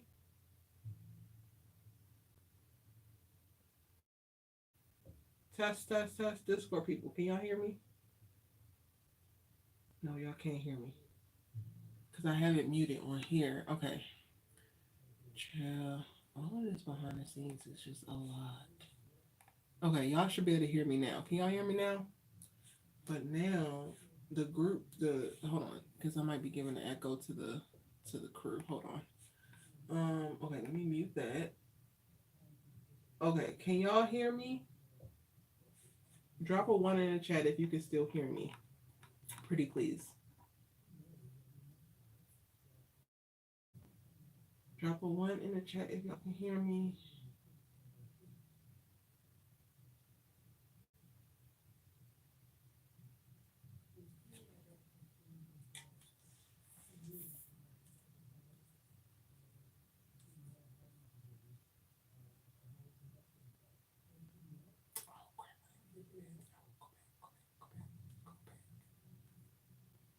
Oh, my phone let it cut off. Okay, yeah, perfect. All right. Can y'all hear? Can Discord? Can y'all hear the show right now? Oh wait, I can't. Oh, I didn't need it done. Can you hear it? Can y'all hear it? Okay, perfect. All right, so I gotta like finagle and go like with like 9-second bursts so I don't get hit with a copyright. But we're gonna figure it out. We're gonna thug it out. All right, this is the start before they actually sleep together. Um,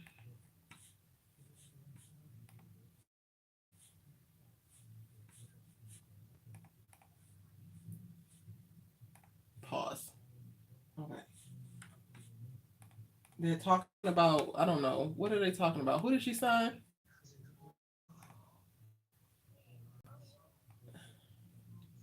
She still is.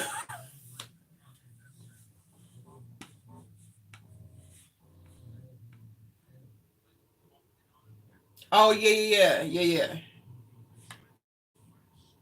Yep. Okay. All right. Let me play more.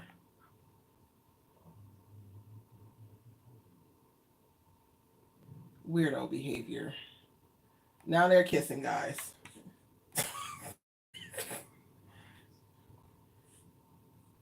It was very annoying.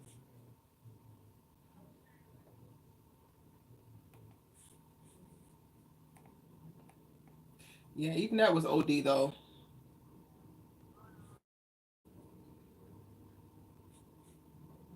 Okay, great. Now I can skip over to something else. Spencer and Olivia had a little fun date. Cool, cool, cool. Okay. This is the top of it. All right, all right. Let me boom, boom. Okay.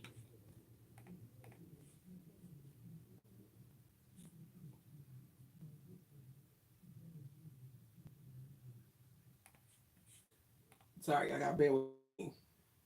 YouTube copyright issues.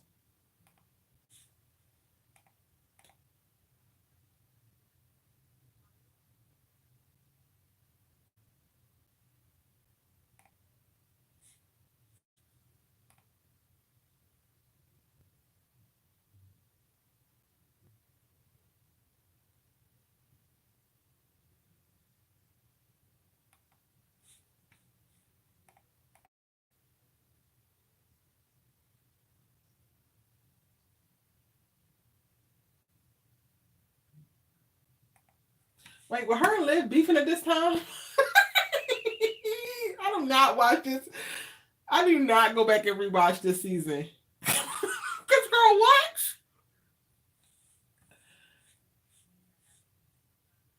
Okay. Okay. Okay.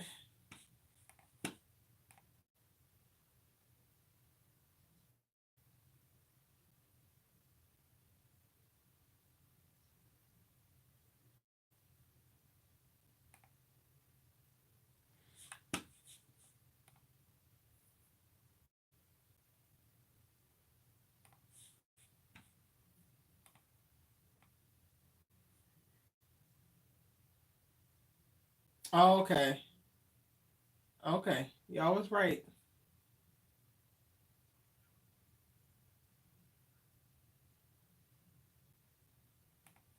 Okay. Y'all were right. I was wrong. They shouldn't have been doing it, but there's that.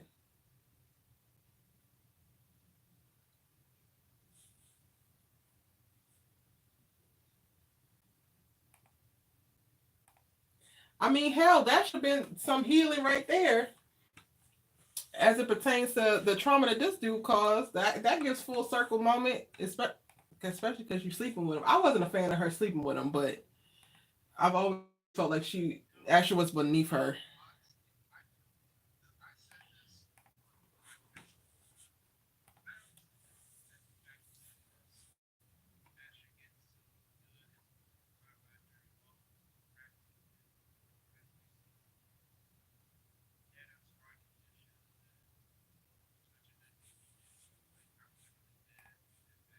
Him sleeping with Layla was good karma for him.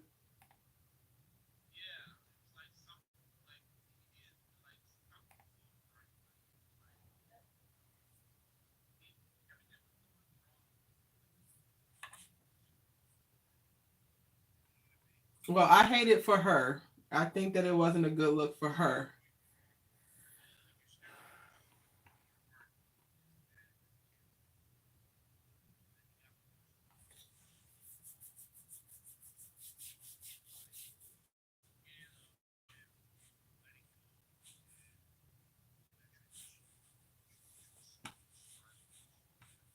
No, Kofi, I don't think that that hits as much as you think it does.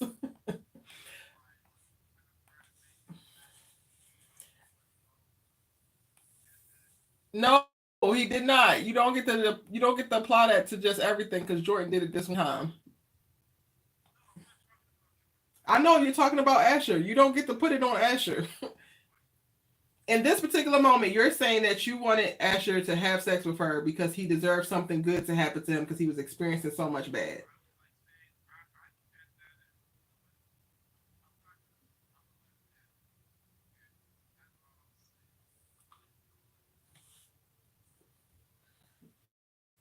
Okay.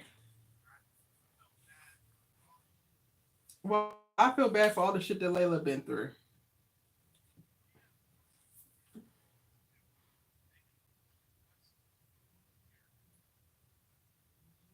Not if one of the using one of the characters' body is to prop up the other. I don't think you can do that, but Godspeed with it. You didn't. You just co-signed it and got excited about it because Asher deserves some good cookie. He didn't ask her to do that. I didn't ask her to give him the cookie.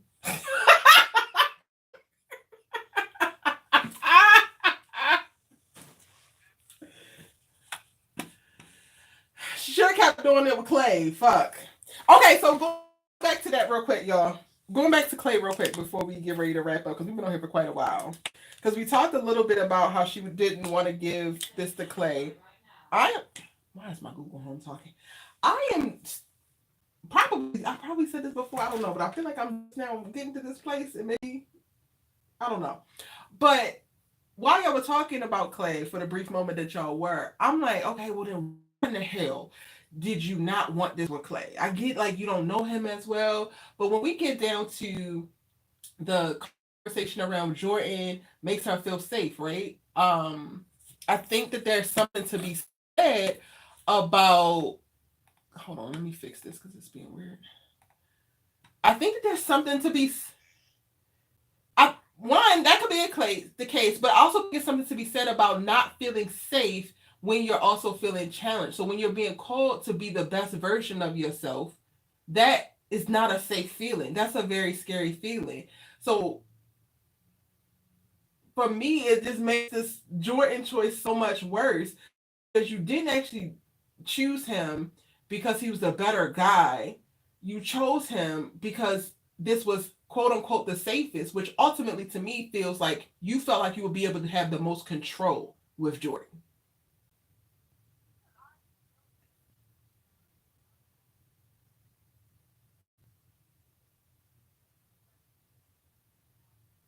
And more.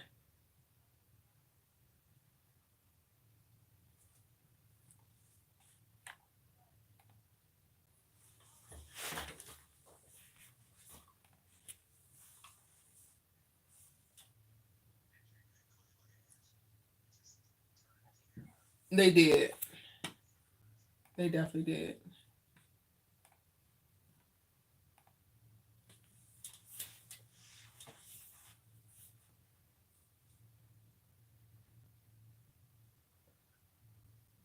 I think it's that.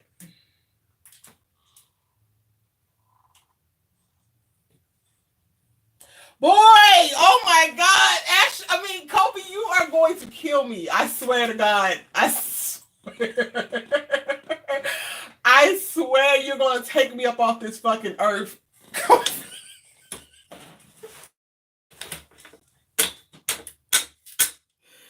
I love black men. I love black men. I love black men. I love black men. I swear I love black men. I'm trying to process. Go ahead and finish, but I'm trying to process Kofi. I'm trying to I'm trying to get my shit together.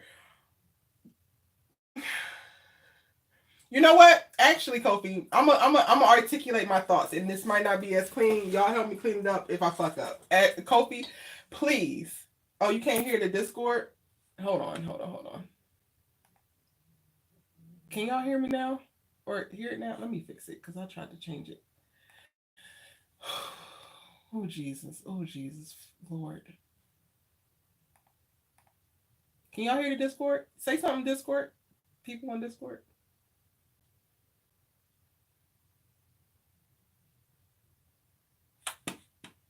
They can't hear me. Can somebody in the Discord say something? Can y'all hear now?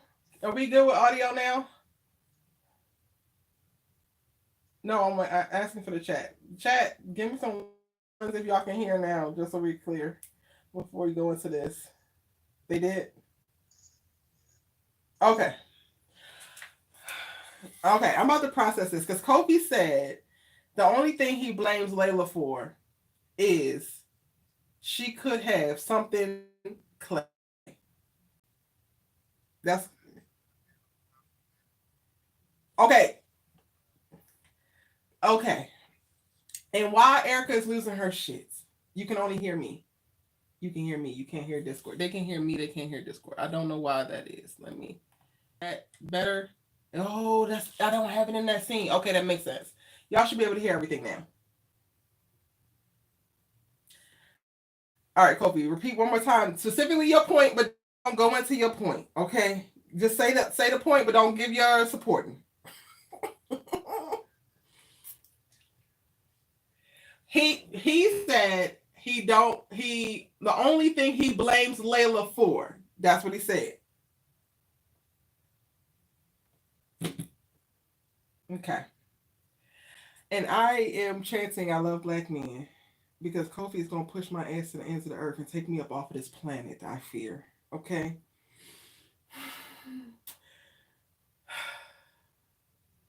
You are a man. You are a man. You are a man. You are a man.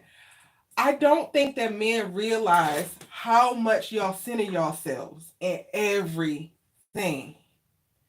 And it just be jumping up off of you. All of your dialogue, Kofi, says what is best for the male characters in this series. Constantly.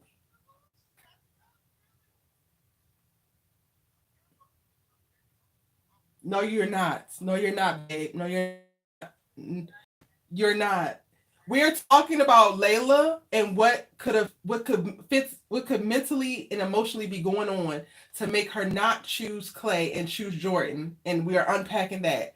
And then you say, "Well, the only thing I blame Layla for," and it's like, if her choice in not choosing Clay is steeped in a trauma response, a safety response, a need to control the circumstances, that is something that's internally happening with her that is built on the foundation of all of the things that have put her in a very unsafe space. So it actually makes sense. Clay's little feelings are the least of anybody's concern. And don't get me wrong, I love me some Clay. I think that Clayla was going to rock. But for you to go to a place of like, you're going to blame her now for things that are for the most part outside of her control because little ass Clay feelings is getting hurt. Again, I do like the Clay character, but for the purposes of what we're talking about, it just is wild to me. And it's not necessarily you per se. So I know you might feel picked on in this moment because you said the thing, but I struggle like in how my mind works now, just navigating life period and being able to see how quickly everybody centers men in everything. Like, this woman did this and that man felt this way, so now she's the problem. It's like, she's not a problem, she's a person. That's it. And what I think makes it kind of worse for me when it comes to navigating your dialogue around certain characters, because you can turn around and say that you blame Layla for Clay, but you don't blame Olivia Ashley.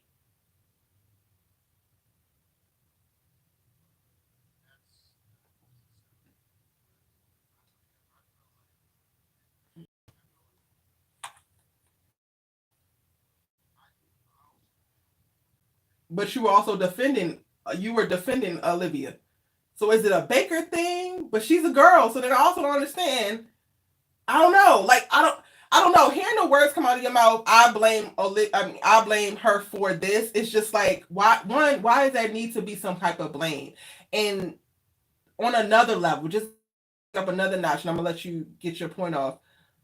If men are supposed to be the leaders that you guys say that y'all want to be in reference to relationships or nuclear families or whatever, then there needs to be a little bit more fortitude and sacrifice that women, I think, naturally make, but it's almost unheard of for y'all to make it.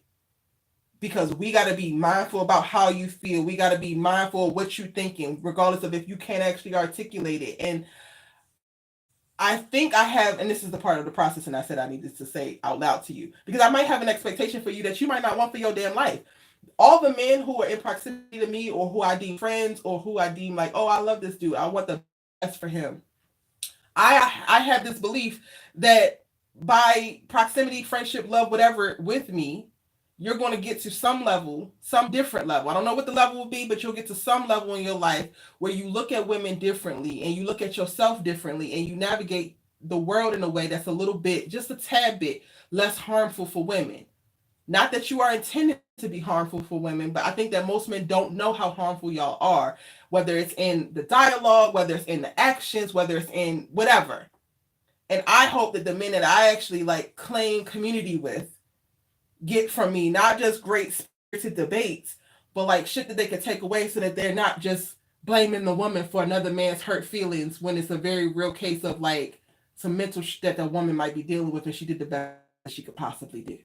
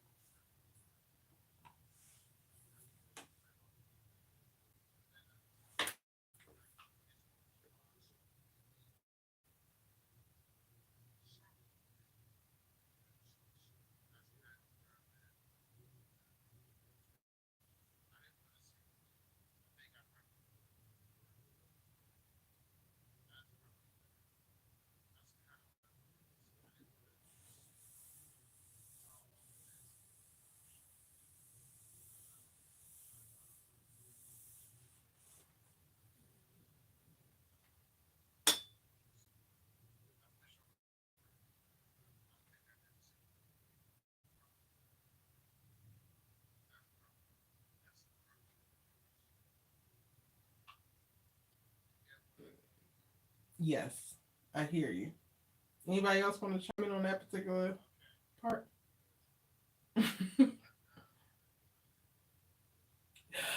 You're not in trouble. I don't want you to feel like that because and I think Angel could speak to this too because we have these like conversations in like real time.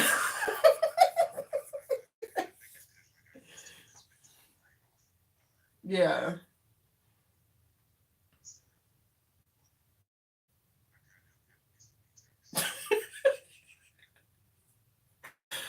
Um. So yeah, it's like, do you feel? Well, I feel like too that you be wrong. I'm not trying to say that you're wrong per se. I'm just trying to make it safer for women to exist so that we could do what we need to do and hopefully uplift you guys along the way, but not have to sacrifice ourselves so goddamn much.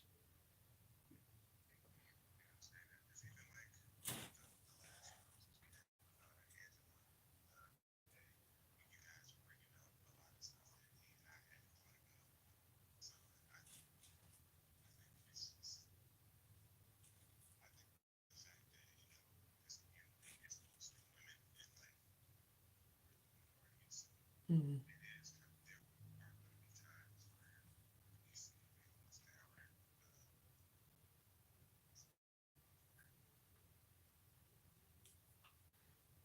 that are in line with societal shit and not necessarily conducive for communicating with women. But I also like appreciate that. Like I appreciate y'all actually taking up space here because there are so many women. To me, there's a notch in your belt being men, and shout out to Trey also and Dominic, who can show up in the space and have these conversations, have these tough conversations, get pushed back by me, and then continue to still show up because there's a lot of men, specifically a lot of men online, that just cannot handle it. So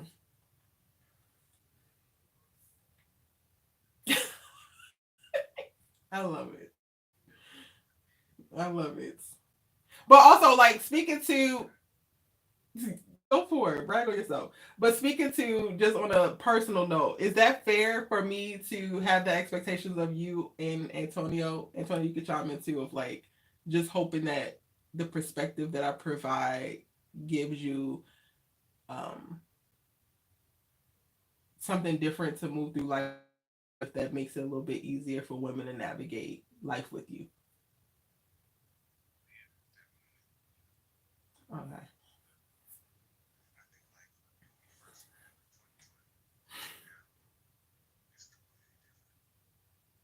How so, if you don't mind me asking?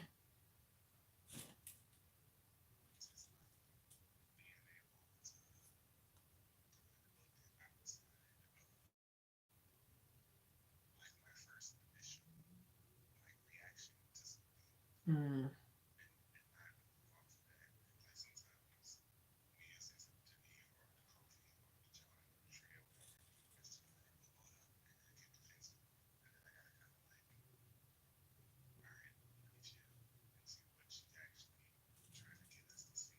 Mm. Okay. Appreciate that. I appreciate that. All right, Kofi, you about to wrap it up. Anybody have any other things that we didn't talk about that we needed to talk about? I feel like our talks are always like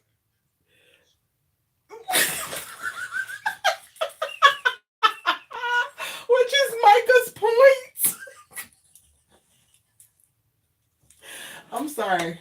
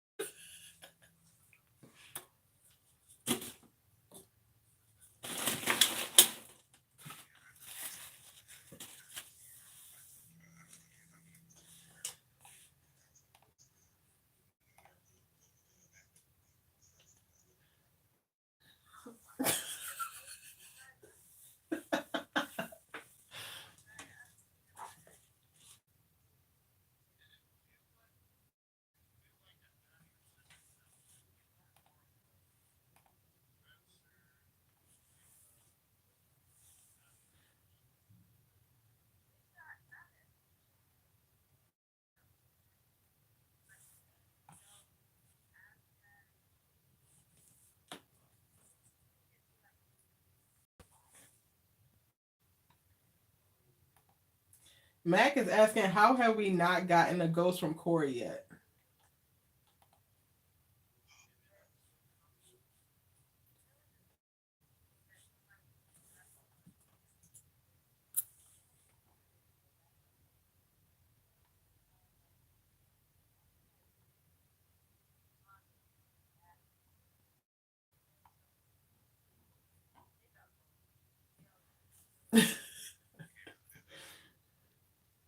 His real daddy.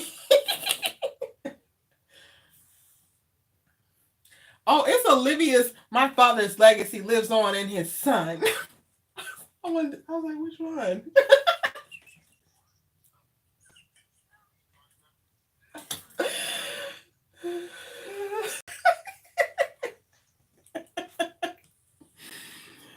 No, but you're right, Kofi. We didn't talk about Spencer. So what are we supposed to say? I like Rats in a Box.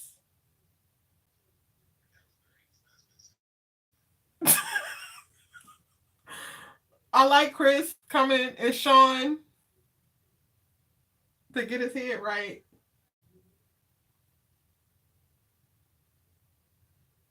I don't know. Spencer into the background a lot. Even those nostalgic moments were less about him and more about just what it brought up from the past with the other characters. It's just it's tickling me that we actually have not really talked about Spencer this um this live, but I also feel like we are not given anything to really talk about when it comes to him.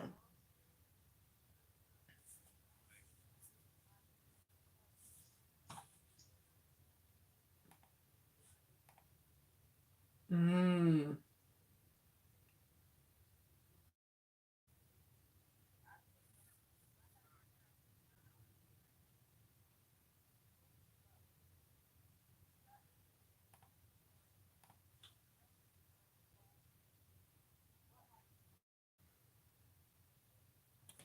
yeah.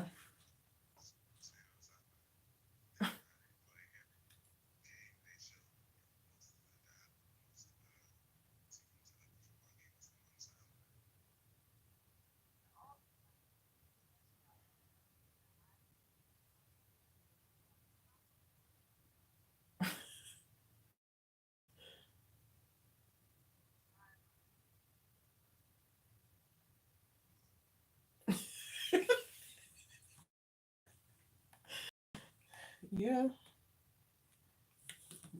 So I mean, it seemed like you, Kofi. Kofi, you the one who want to have this Spencer commentary because I don't know if we got anything other than that to say.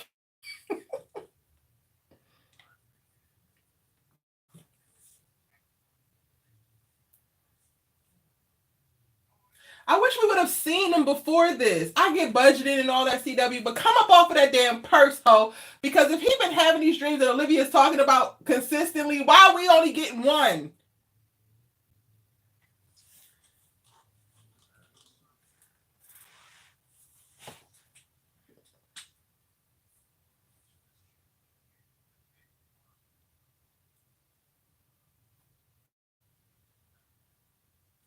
Yeah.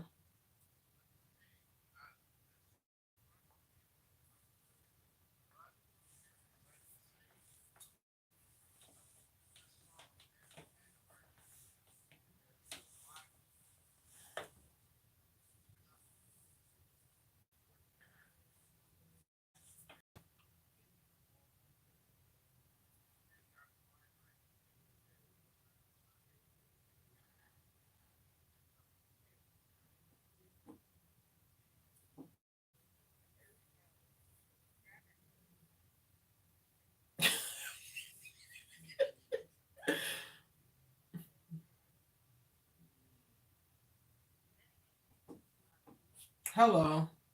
I got smart with my assistant coach one day, feeling myself, and we were running laps at the time. Didn't I tell you that lady ran up on me like she was about to knock my head clean off my shoulders, and I ain't never do that shit again. I could not imagine putting my hand on a coach. Could not imagine.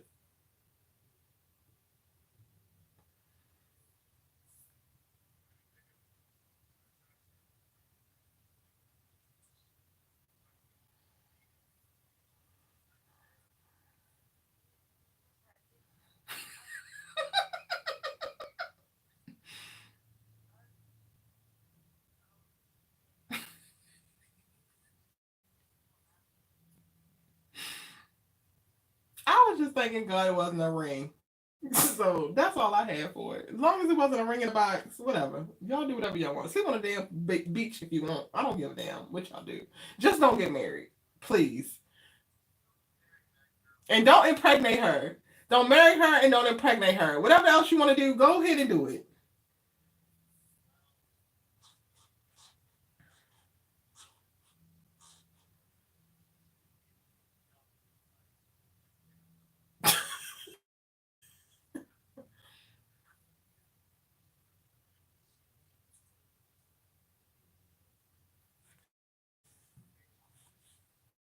Mm,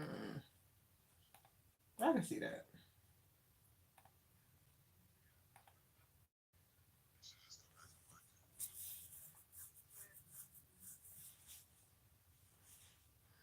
She should.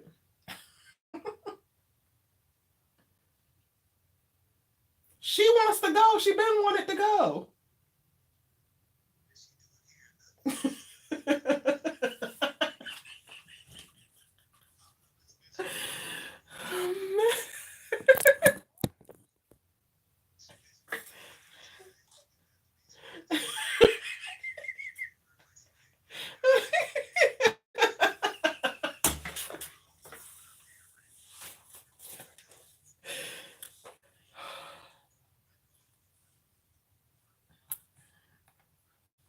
Well, we still reeling from that.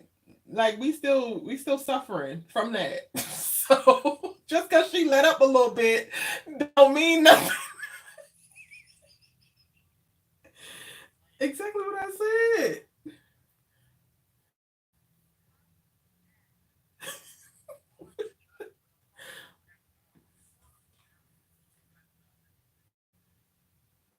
We're still reeling from the shit she's already done. So thank you for not adding to it, but we still ain't dig ourselves out of hole that you put us in from all of the shit that you've been doing since season 3.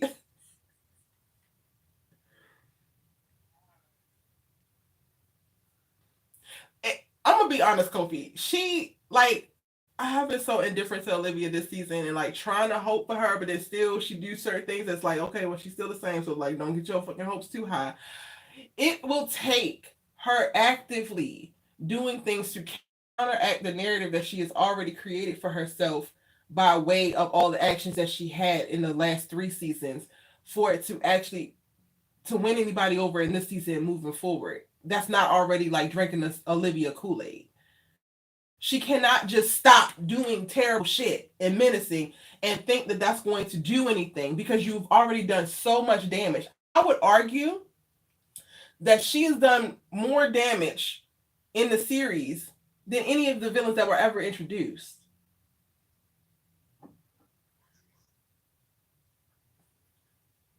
Okay, well, debate it.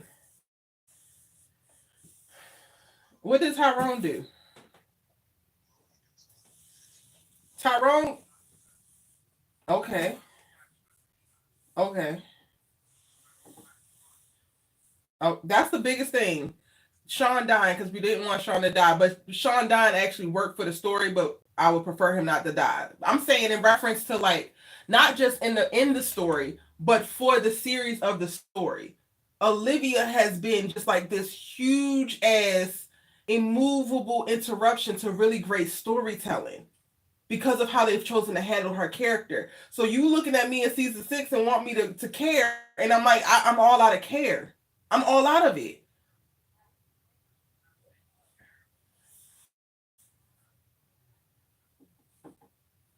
She hasn't done anything, but she hasn't done anything good or bad to your point in your eyes. But to me, she has reinforced certain things that we have already seen. She just done it to a lesser degree. So that's not that already negates that she hasn't done anything. But she also has not done anything to counteract all of the harm she's already done.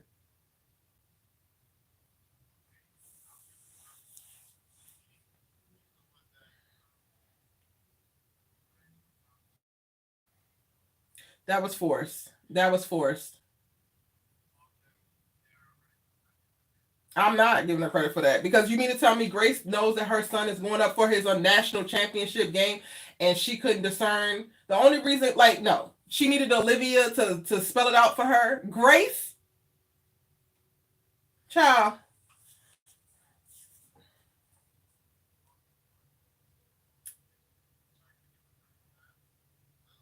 I'm not going to give a menacing character over ridiculous amounts of credit. The credit that she gets is I don't have nothing bad to say about it. But I'm not about to give her credit for being a person who she says she wants to be. That's her sister. That's her best friend. She did her job.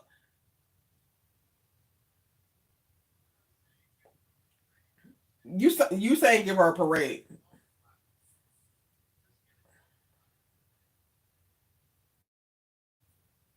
I already gave out my golf claps to all the bakers I was going to give it out to this episode. So I only have it enough for one baker at a time. Yes, correct. Correct. Well, when his twin does some remarkable stuff that actually shows her character growth, then maybe I'll give her some. But until then, my eyes is on her ass because she's tricky and slippery.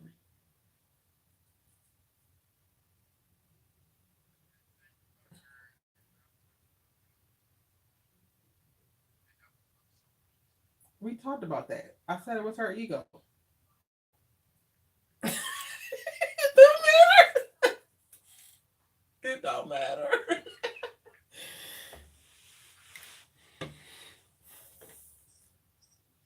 Nice to talk to you too. Have a great night. We're about to wrap up because Kobe taking us back down memory lane, and we already talked about this.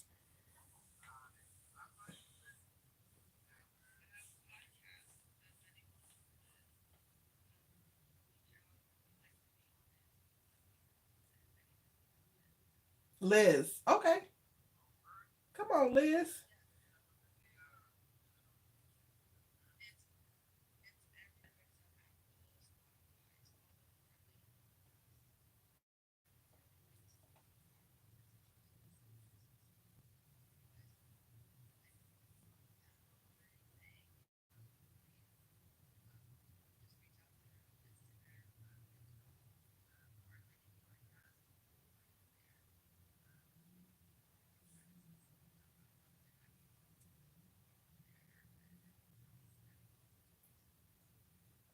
Cool.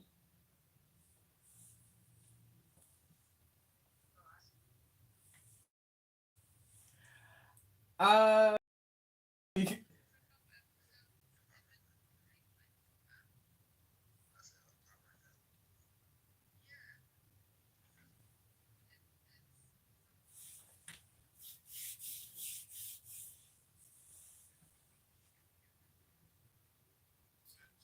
sounds good.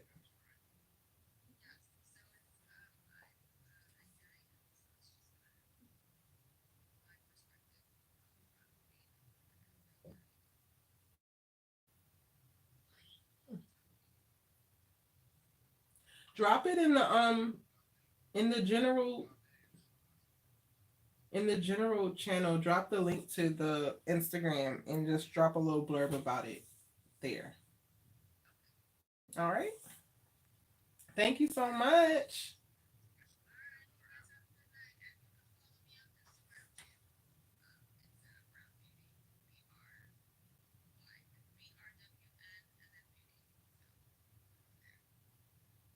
Yes. Bye. Kofi, we already talked about this girl being led either by her ego or she wants to do it how the hell she wants to do it. It's not about her mama's feelings.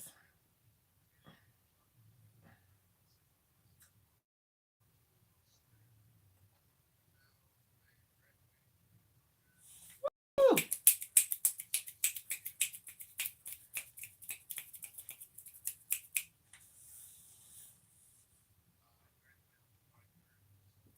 Yes. I love it.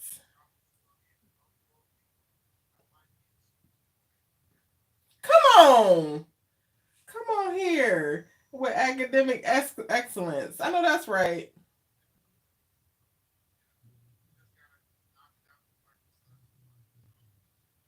You got it. You got it, Kofi. 100%.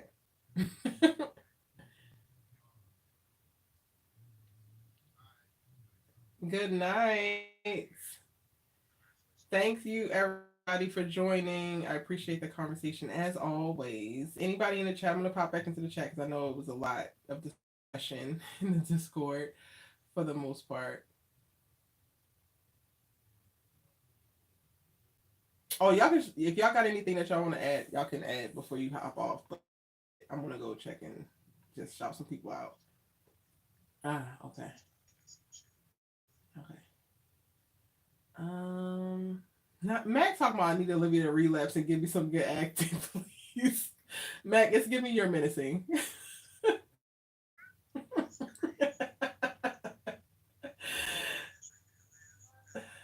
We haven't had straight hair lib this season.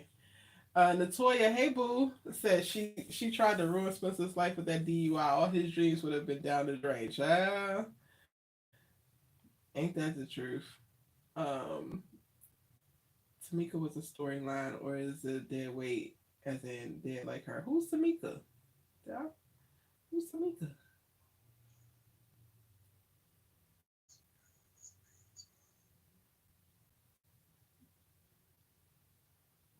Who? Antonio just posted Liz's podcast link or her Instagram to her Instagram for her podcast in the chat, so y'all check her out. I don't know who Tamika is.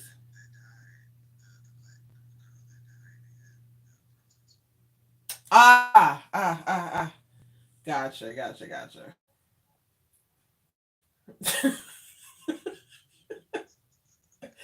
Daniel Esper deserves better writing, says Vic. Kofi, I hope you see all these congratulations in the chat if you still in here on the chat side.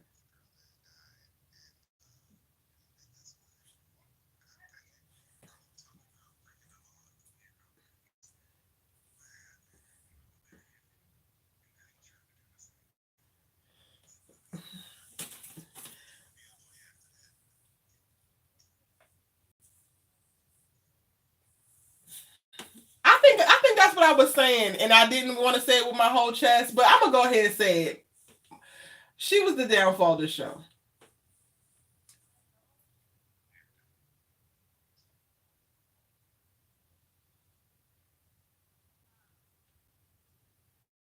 Because if anything, Tyrone and Sean and that beef carried, up until the point in season one that it was like cooked crack. Even Mo popping up in the sister da da da da da. Like the villains were not great people for the characters, but it provided really great conflict. The stories that we got were just chef's kiss. The stories that we got as it pertains to child, we thought that Mo was gonna be everything. Mo was just Lord. But Olivia's character arcs, multiple arcs, as it intertwined with various characters, really torpedoed a lot of those characters' growth. Spencer, Layla, like a lot of people suffered at the hands of her storyline. Her mama.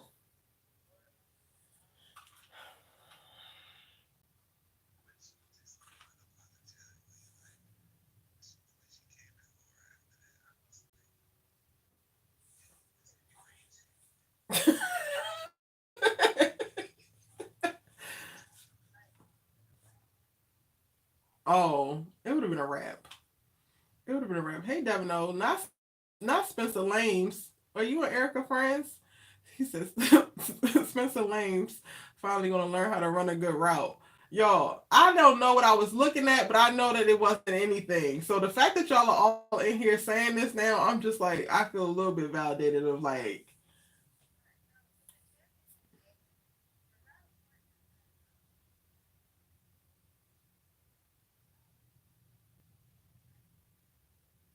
mm,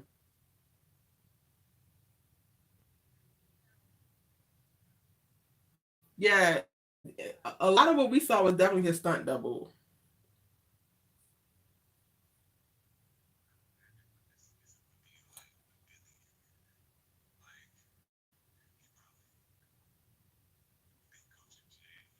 Mm-hmm.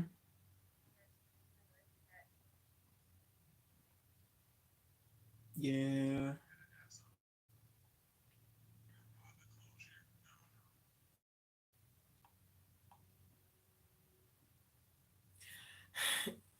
Yeah, I don't know, y'all. I think there's always gonna be an unclosed loop of like Billy not being there when Spencer makes it. That has just like forever ruined it for me.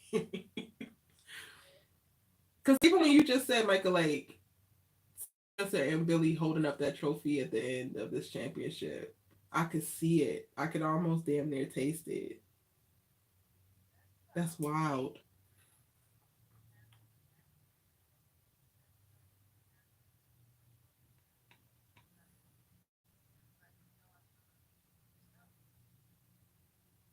Yeah, the pointing to Asher, I was just like, why are we pointing to Asher?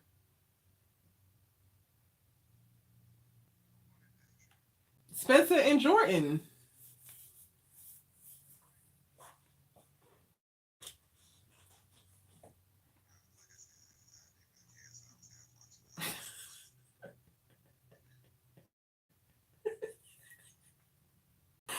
I think Cedrica put it in the chat earlier. It was like all of Seasons 1 and 2, I would not miss it. Would not miss not 1 minute. Would not watch it late. Like I could never imagine washing dishes while All American Season 1 and 2 was on. But now I get it. I be on TikTok most of the time. Good night, Micah. Yeah.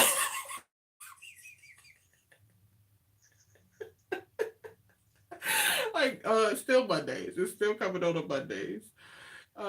Trey said it don't matter. Spencer is Billy's son, not Jordan. Jordan ain't never gonna heal from that child.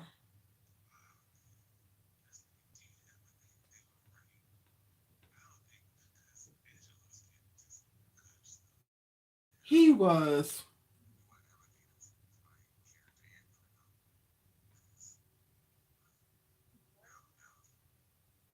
Angelo.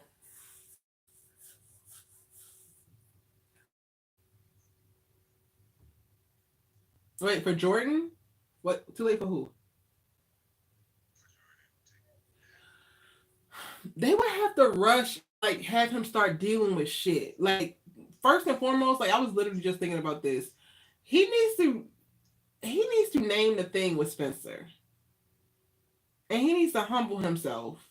And like similar to like Chris doing it in hindsight about the smoke that he had for Spencer when Spencer left. Like Jordan needs to have one of those moments before everything. Something like what I was looking for Olivia to do if she hoped to stay in this relationship and it to be healthy, or like just be accountable to your like see yourself for once and for all. Like that's the only way I see Jordan actually redeeming himself or like get into a place that like gets anywhere near closing a damn loop and completing the arc. It's like you have to at some point see yourself. And Jordan Baker does not see himself.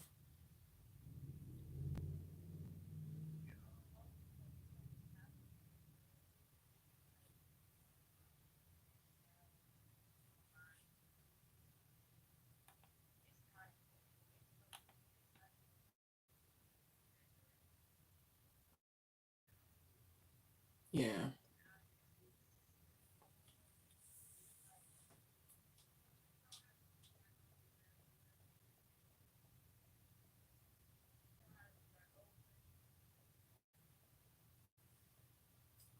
Uh, Antonio, you about to say something?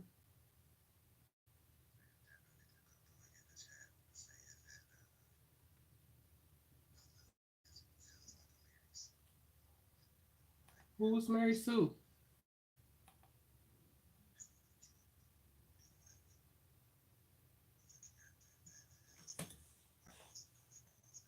Mm,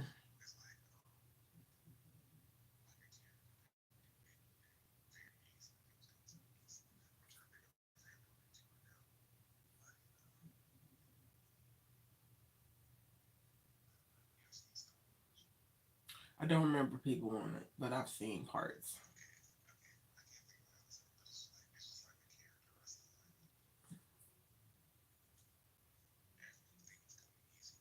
Yeah.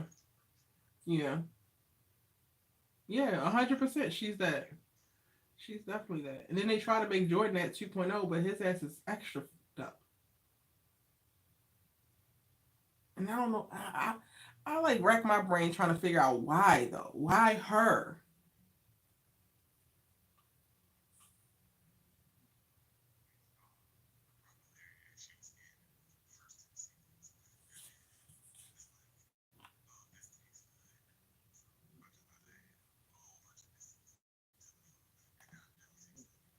Mm, that's a great analogy.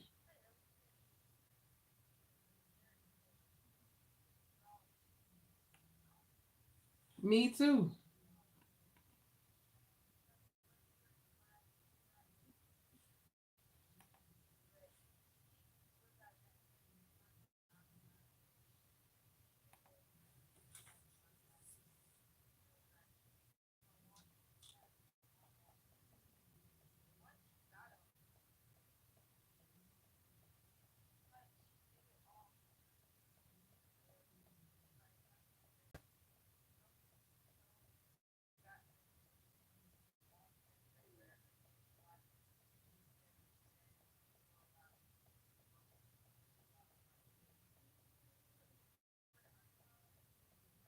becomes the villain, that's when we got a problem.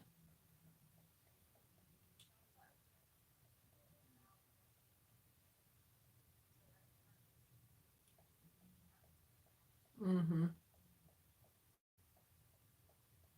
Yeah, and then on the outside, just as a like another part, in being a person who speaks about the show and engages with the fandom and creates auxiliary content around the show, you have all of that happening with the show, and you have to grapple with that as also a fan, but also a critic, and then you have the additional bullshit from the fans who like sip the Kool Aid.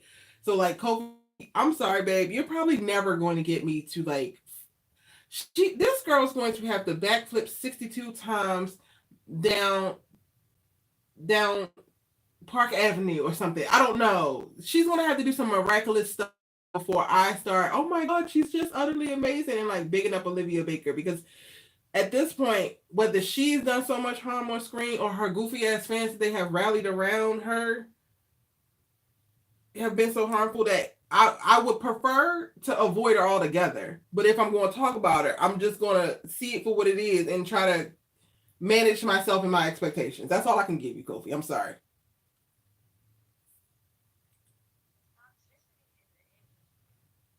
It's ridiculous. Every single day.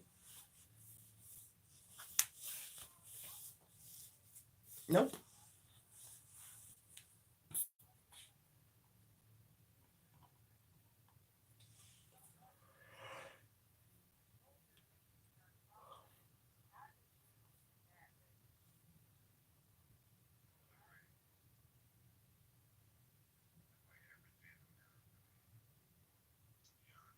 Really?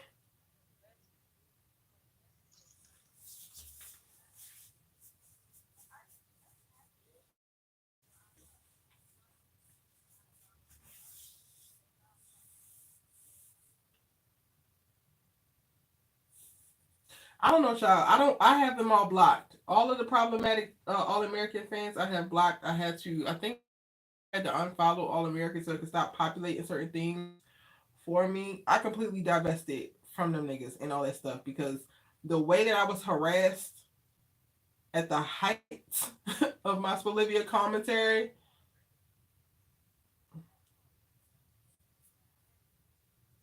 I heard. I ain't see it, but I heard.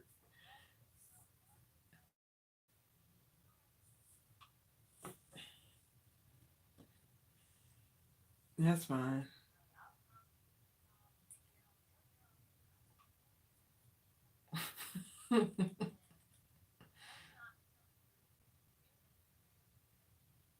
100%. 100%. They have tried to drag me off the whole internet behind that girl. So yeah, Kofi, it's going to be very hard for you to get a clap from me out of Olivia, especially if she's just doing the bare goddamn minimum. She called her brother to warn him, and she decided to make an ego choice about the book. What is there to what is there to clap about? um, yeah. Has she handled Ashley differently? I might have been able to clap for her then, but she didn't. And she,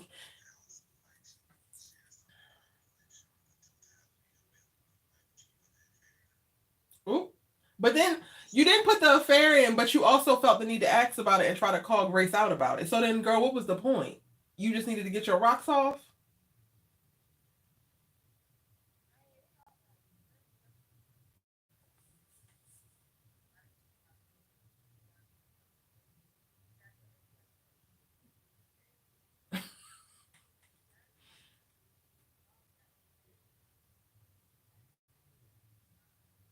It was because she asked about it, and then she clocked Grace about it, and like then had a whole moment episode later where she had to talk to her mom about it. So then, why did you bring it up to any of these ladies if you were not going to include it,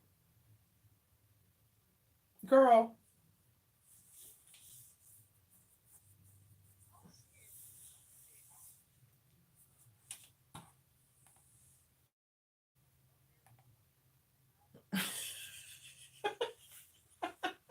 We knew you could do it. We knew you could do it.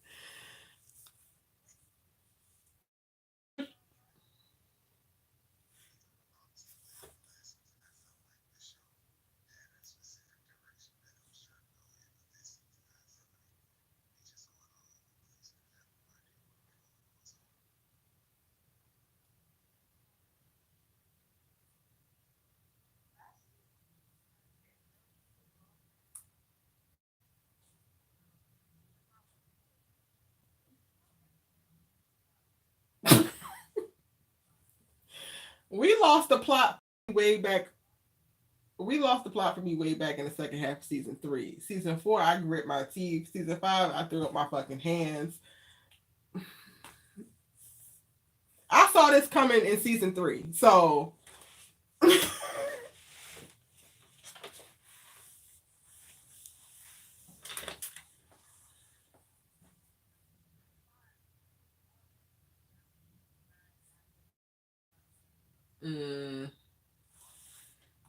it all hinged on Olivia Baker.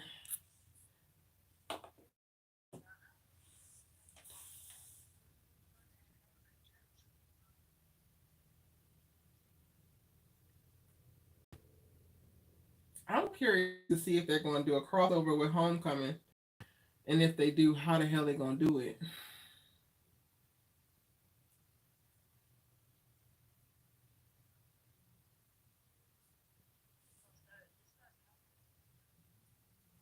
It's going to start towards the end of All American. I think the last 2 episodes of All American are going to overlap with the first 2 episodes of Homecoming.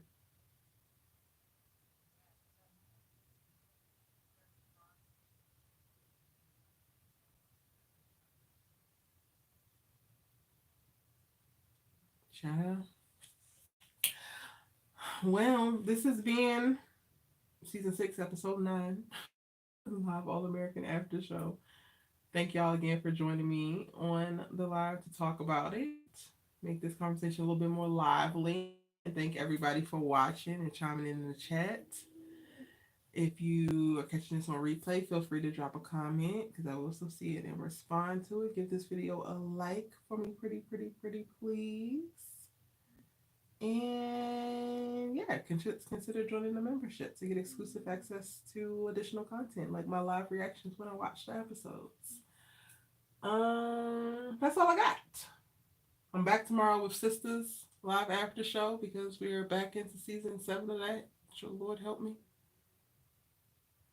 Yeah. It's your good sister you got to talk TV with. Hope everybody has a great night. Micah, Antonio, thank y'all again. Enjoy the rest of your week. And I'm going to see you in the next video.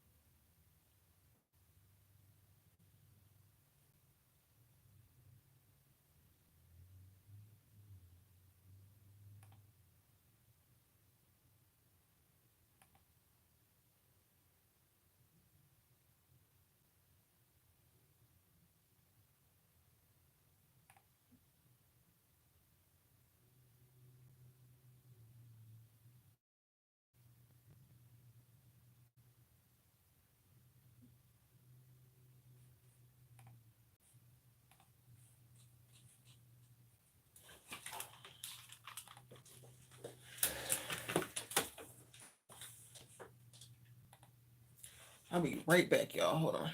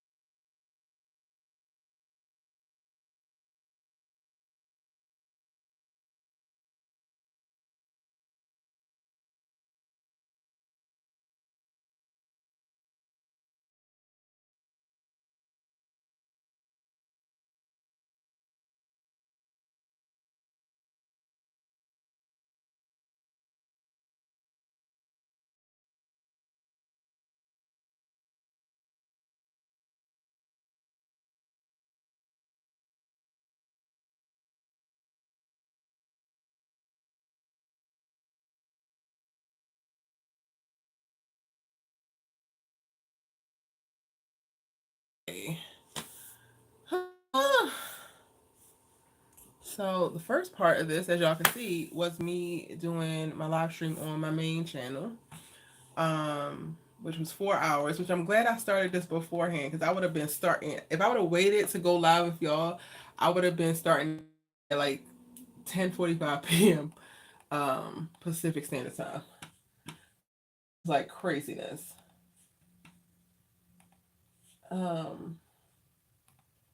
But because I didn't wait, I was able to do this, and I'm gonna hang on here a little bit longer. Oh, we got text from. Okay. What is this thing doing?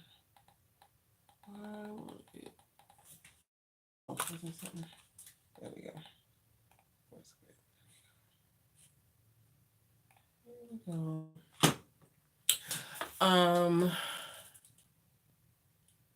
I'm so tired. I'd be so tired after those lives. Before I was just talking.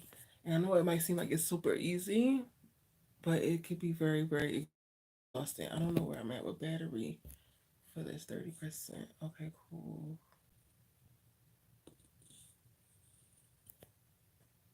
Okay, cool.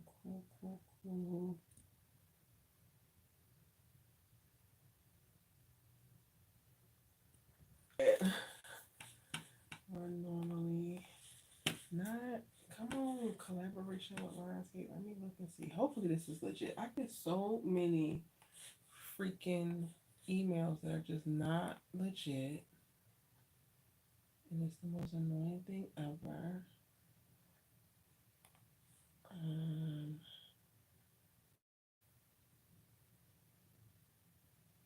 Let me check on my phone. So like all I'm gonna do the rest of this night is honestly, y'all, record videos, edit videos until I get too tired to do any goddamn thing. And then take my ass to sleep, get up and do it all over again. Um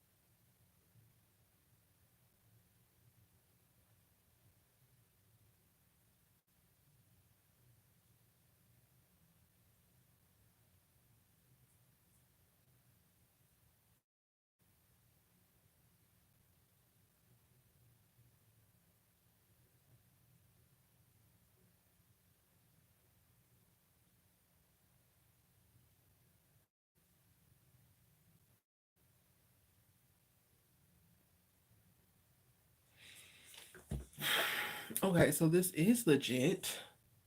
Let me go into screening before a film premieres. However, it don't seem like they're paying people for this, which is not a problem because I go to screenings all the time, which are just free screenings and advanced screenings to get to stuff.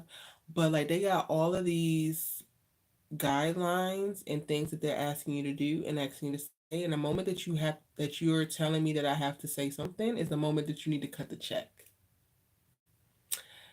Uh, because gifted spots are or gifted products only becomes or only stays a gift to me or any other influencer, content creator, whatever you want to deem us, when it is actually given without any restrictions. The moment we have obligations, whether it's to create videos or to say certain things, is the moment that whatever your gifted thing was, um, now could potentially become a tax liability for me. So, like for example, if I get sent like Pattern Beauty sends me a bunch of this stuff, right? A bunch of beauty products, and they just gift it to me as PR. If they send it with the expectation and I agree that I have to post about it, then whatever the value of the products that they caught that they sent me cost, I gotta pay taxes the same way that I would have to pay taxes if they paid me to review something. But if they send it as a gift and they just say, "Hey, we want you to try it, whether you post about it or not, that's on you," then that's no financial implication on me. So I'm looking at this and it's like y'all invite me to this screening, this early screening, which is great. I appreciate it. But then you also want me to say this, and create this, and tag this and do this. Mm-mm. Requirements requirements come with cash. Where the cash at? And I've never even heard of this movie. So child, we'll see. I'm talking about I just saw an email from they actually just sent it today, so it's great I saw it because I don't be checking this I don't be checking this email like that. I just saw an email from a person inviting me to this thing on my like brand email. And I typically get a lot of like bogus ass we want to collab with you, but they're like scammers. So I was surprised to see that it was actually who it said it was. Which I need to go through and clean all of this out now because I've got a bunch.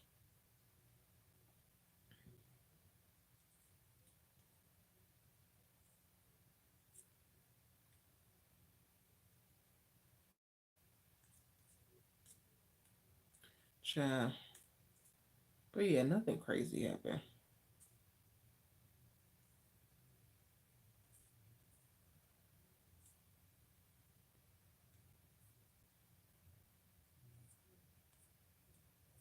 Hmm.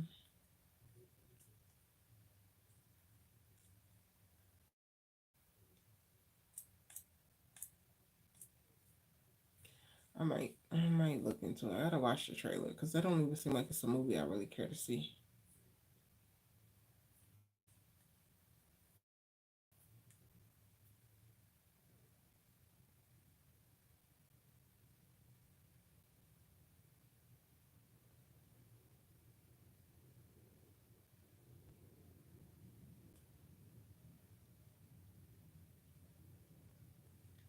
Have a hot dog. What is this sign? Star sent me.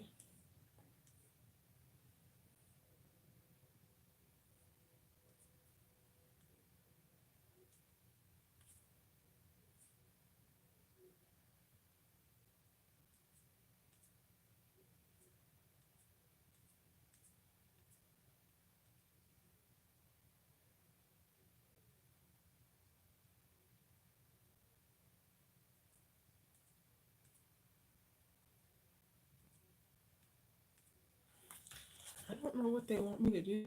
This like y'all sent me that for what? What did you think about it, Link?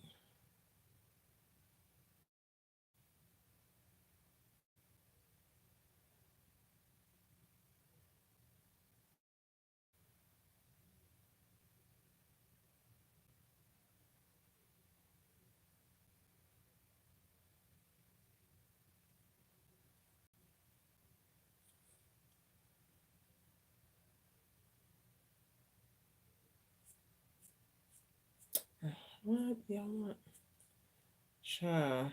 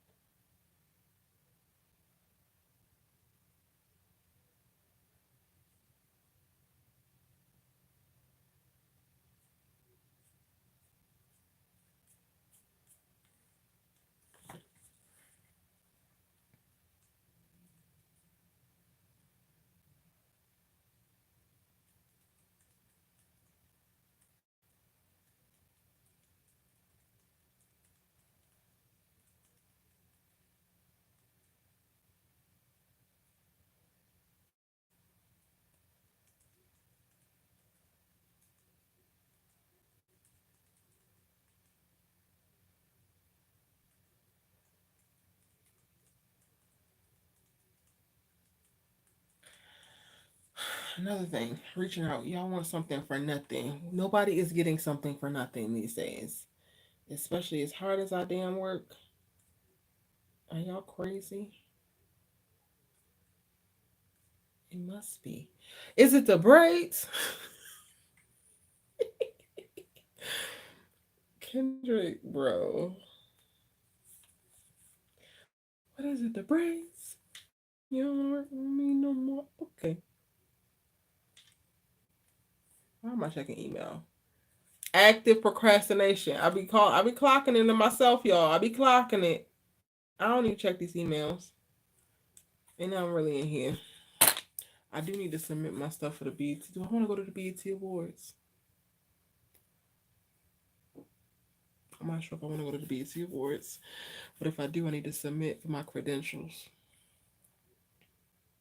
soon. I feel like I gotta submit it before the first or something like that. Do I want to go to the BET Awards? Child.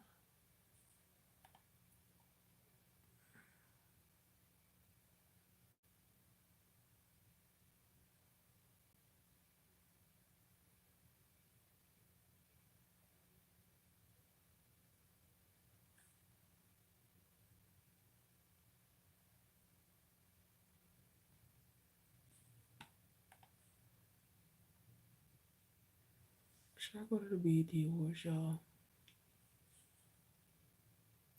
Award shows don't really be tickling my fancy in Timor. Like, they don't be giving what need to be gave, in my opinion. Outside the experience of interviewing celebrities, what else do you gain? That's what I'm saying. And half of them I can interview on my own if I just reach out. It'd be so chaotic downtown, a place to park, expensive as the park. I don't even know if I'm going to enjoy the show. Because, like, who's performing? And it's a lot of work. I ask because as a viewer, the BET Awards give nothing. In most recent years, my last time going was in 2013. And that was when I was living in Baltimore and I flew over here to cover it. It was such a whirlwind. It was such a great experience. But that was an amazing year. You answered your own question. But I be feeling bad because I be going and doing stuff. Like, you see what I be doing. Like, I got another bike ride this weekend. It's 56 miles.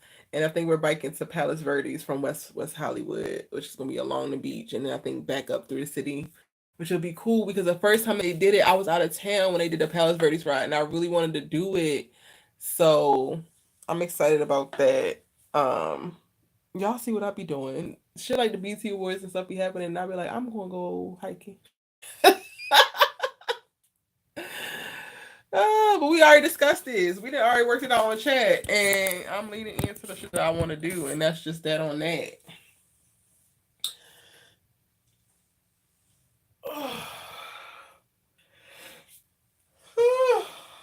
American Life was good. All American Lives be good all the time, regardless of what they give us in reference to material. It sparks really great conversations. So I'm very appreciative of my community in that regard.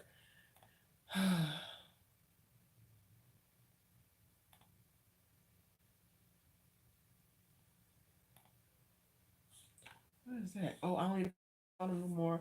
Y'all, my passport card came. I'm so excited. I'm gonna keep it here though. Wait, where the hell is my actual passport? I know I had it right here.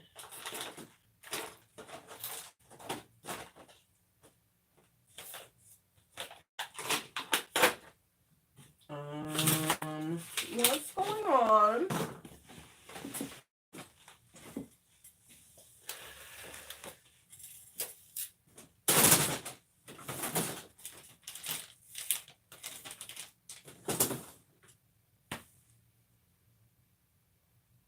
I don't know where the hell my passport went.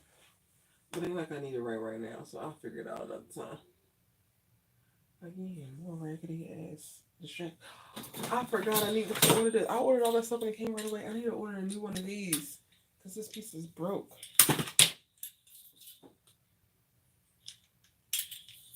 Okay, Erica, this is also not focused right now.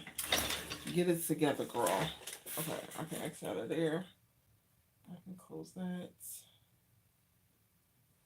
Yeah, record that.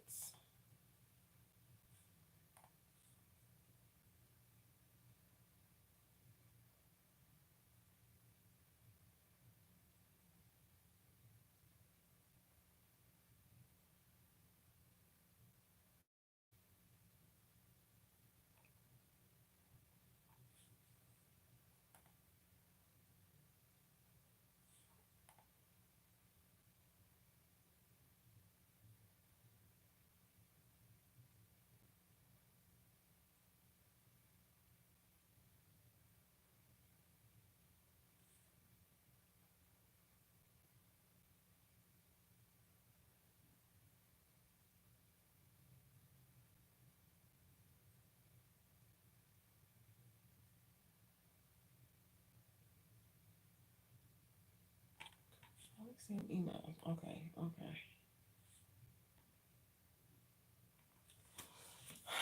It's going to always go back to real life, and that's what makes the live and just so great. Aw, I'm glad y'all enjoy it,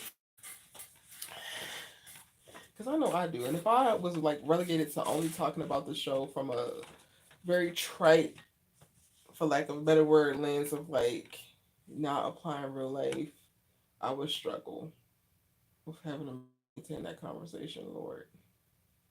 I would struggle so hard. I do not want to go right to sleep. I want to get something done, child. Some work or something done. I can always see tabs open. Just tabs. I can get tab here, tab there, tab.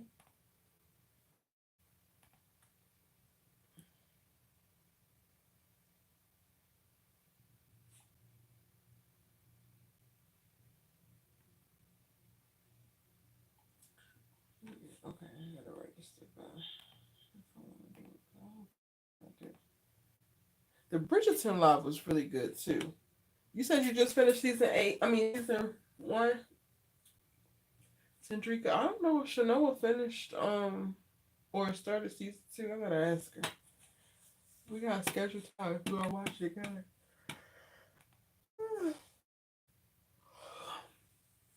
Oh my God, Sisters is back tomorrow. I'm not mentally prepared.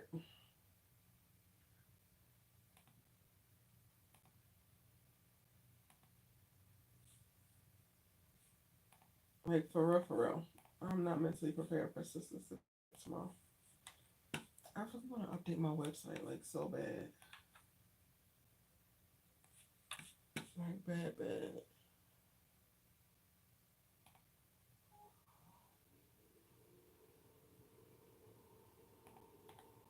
Empty the trash.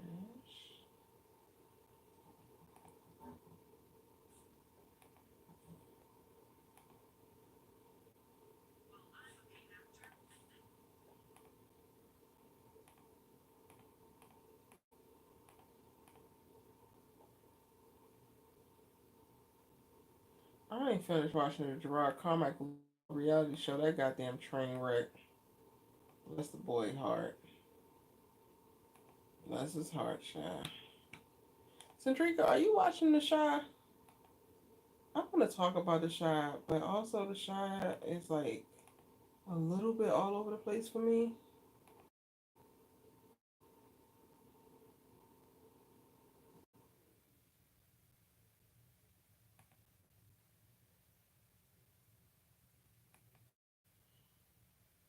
You're not watching the Shy.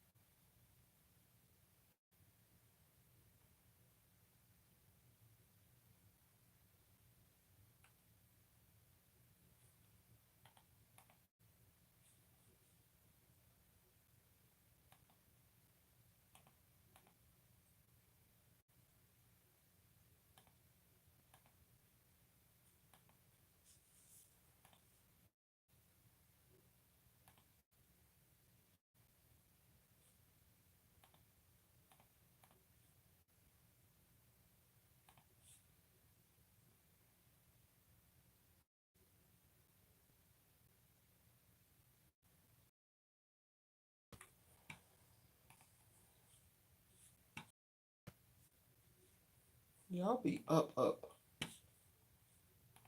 I be up and I be like, ain't nobody gonna be woke. And then here y'all be, right with me.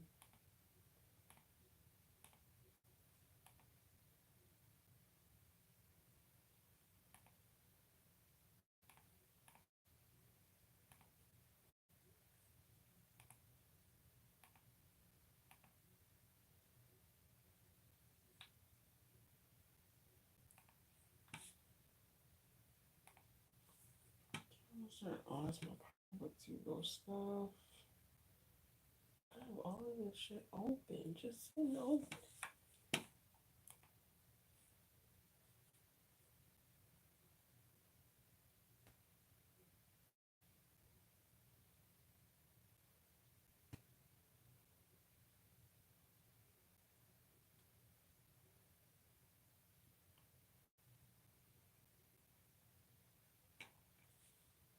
They really left Patience out the 100th episode. This is hilarious.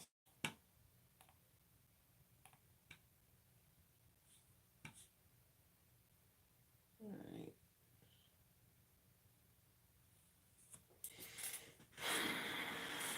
Yo, when I'm gonna find time to like edit these vlogs I really wanna have? Cause like creating content for my main channel be whooping my ass. And right now I need to be recording videos, editing videos. And I still got all the content from this weekend that I could edit into a vlog. It's not enough time in the day.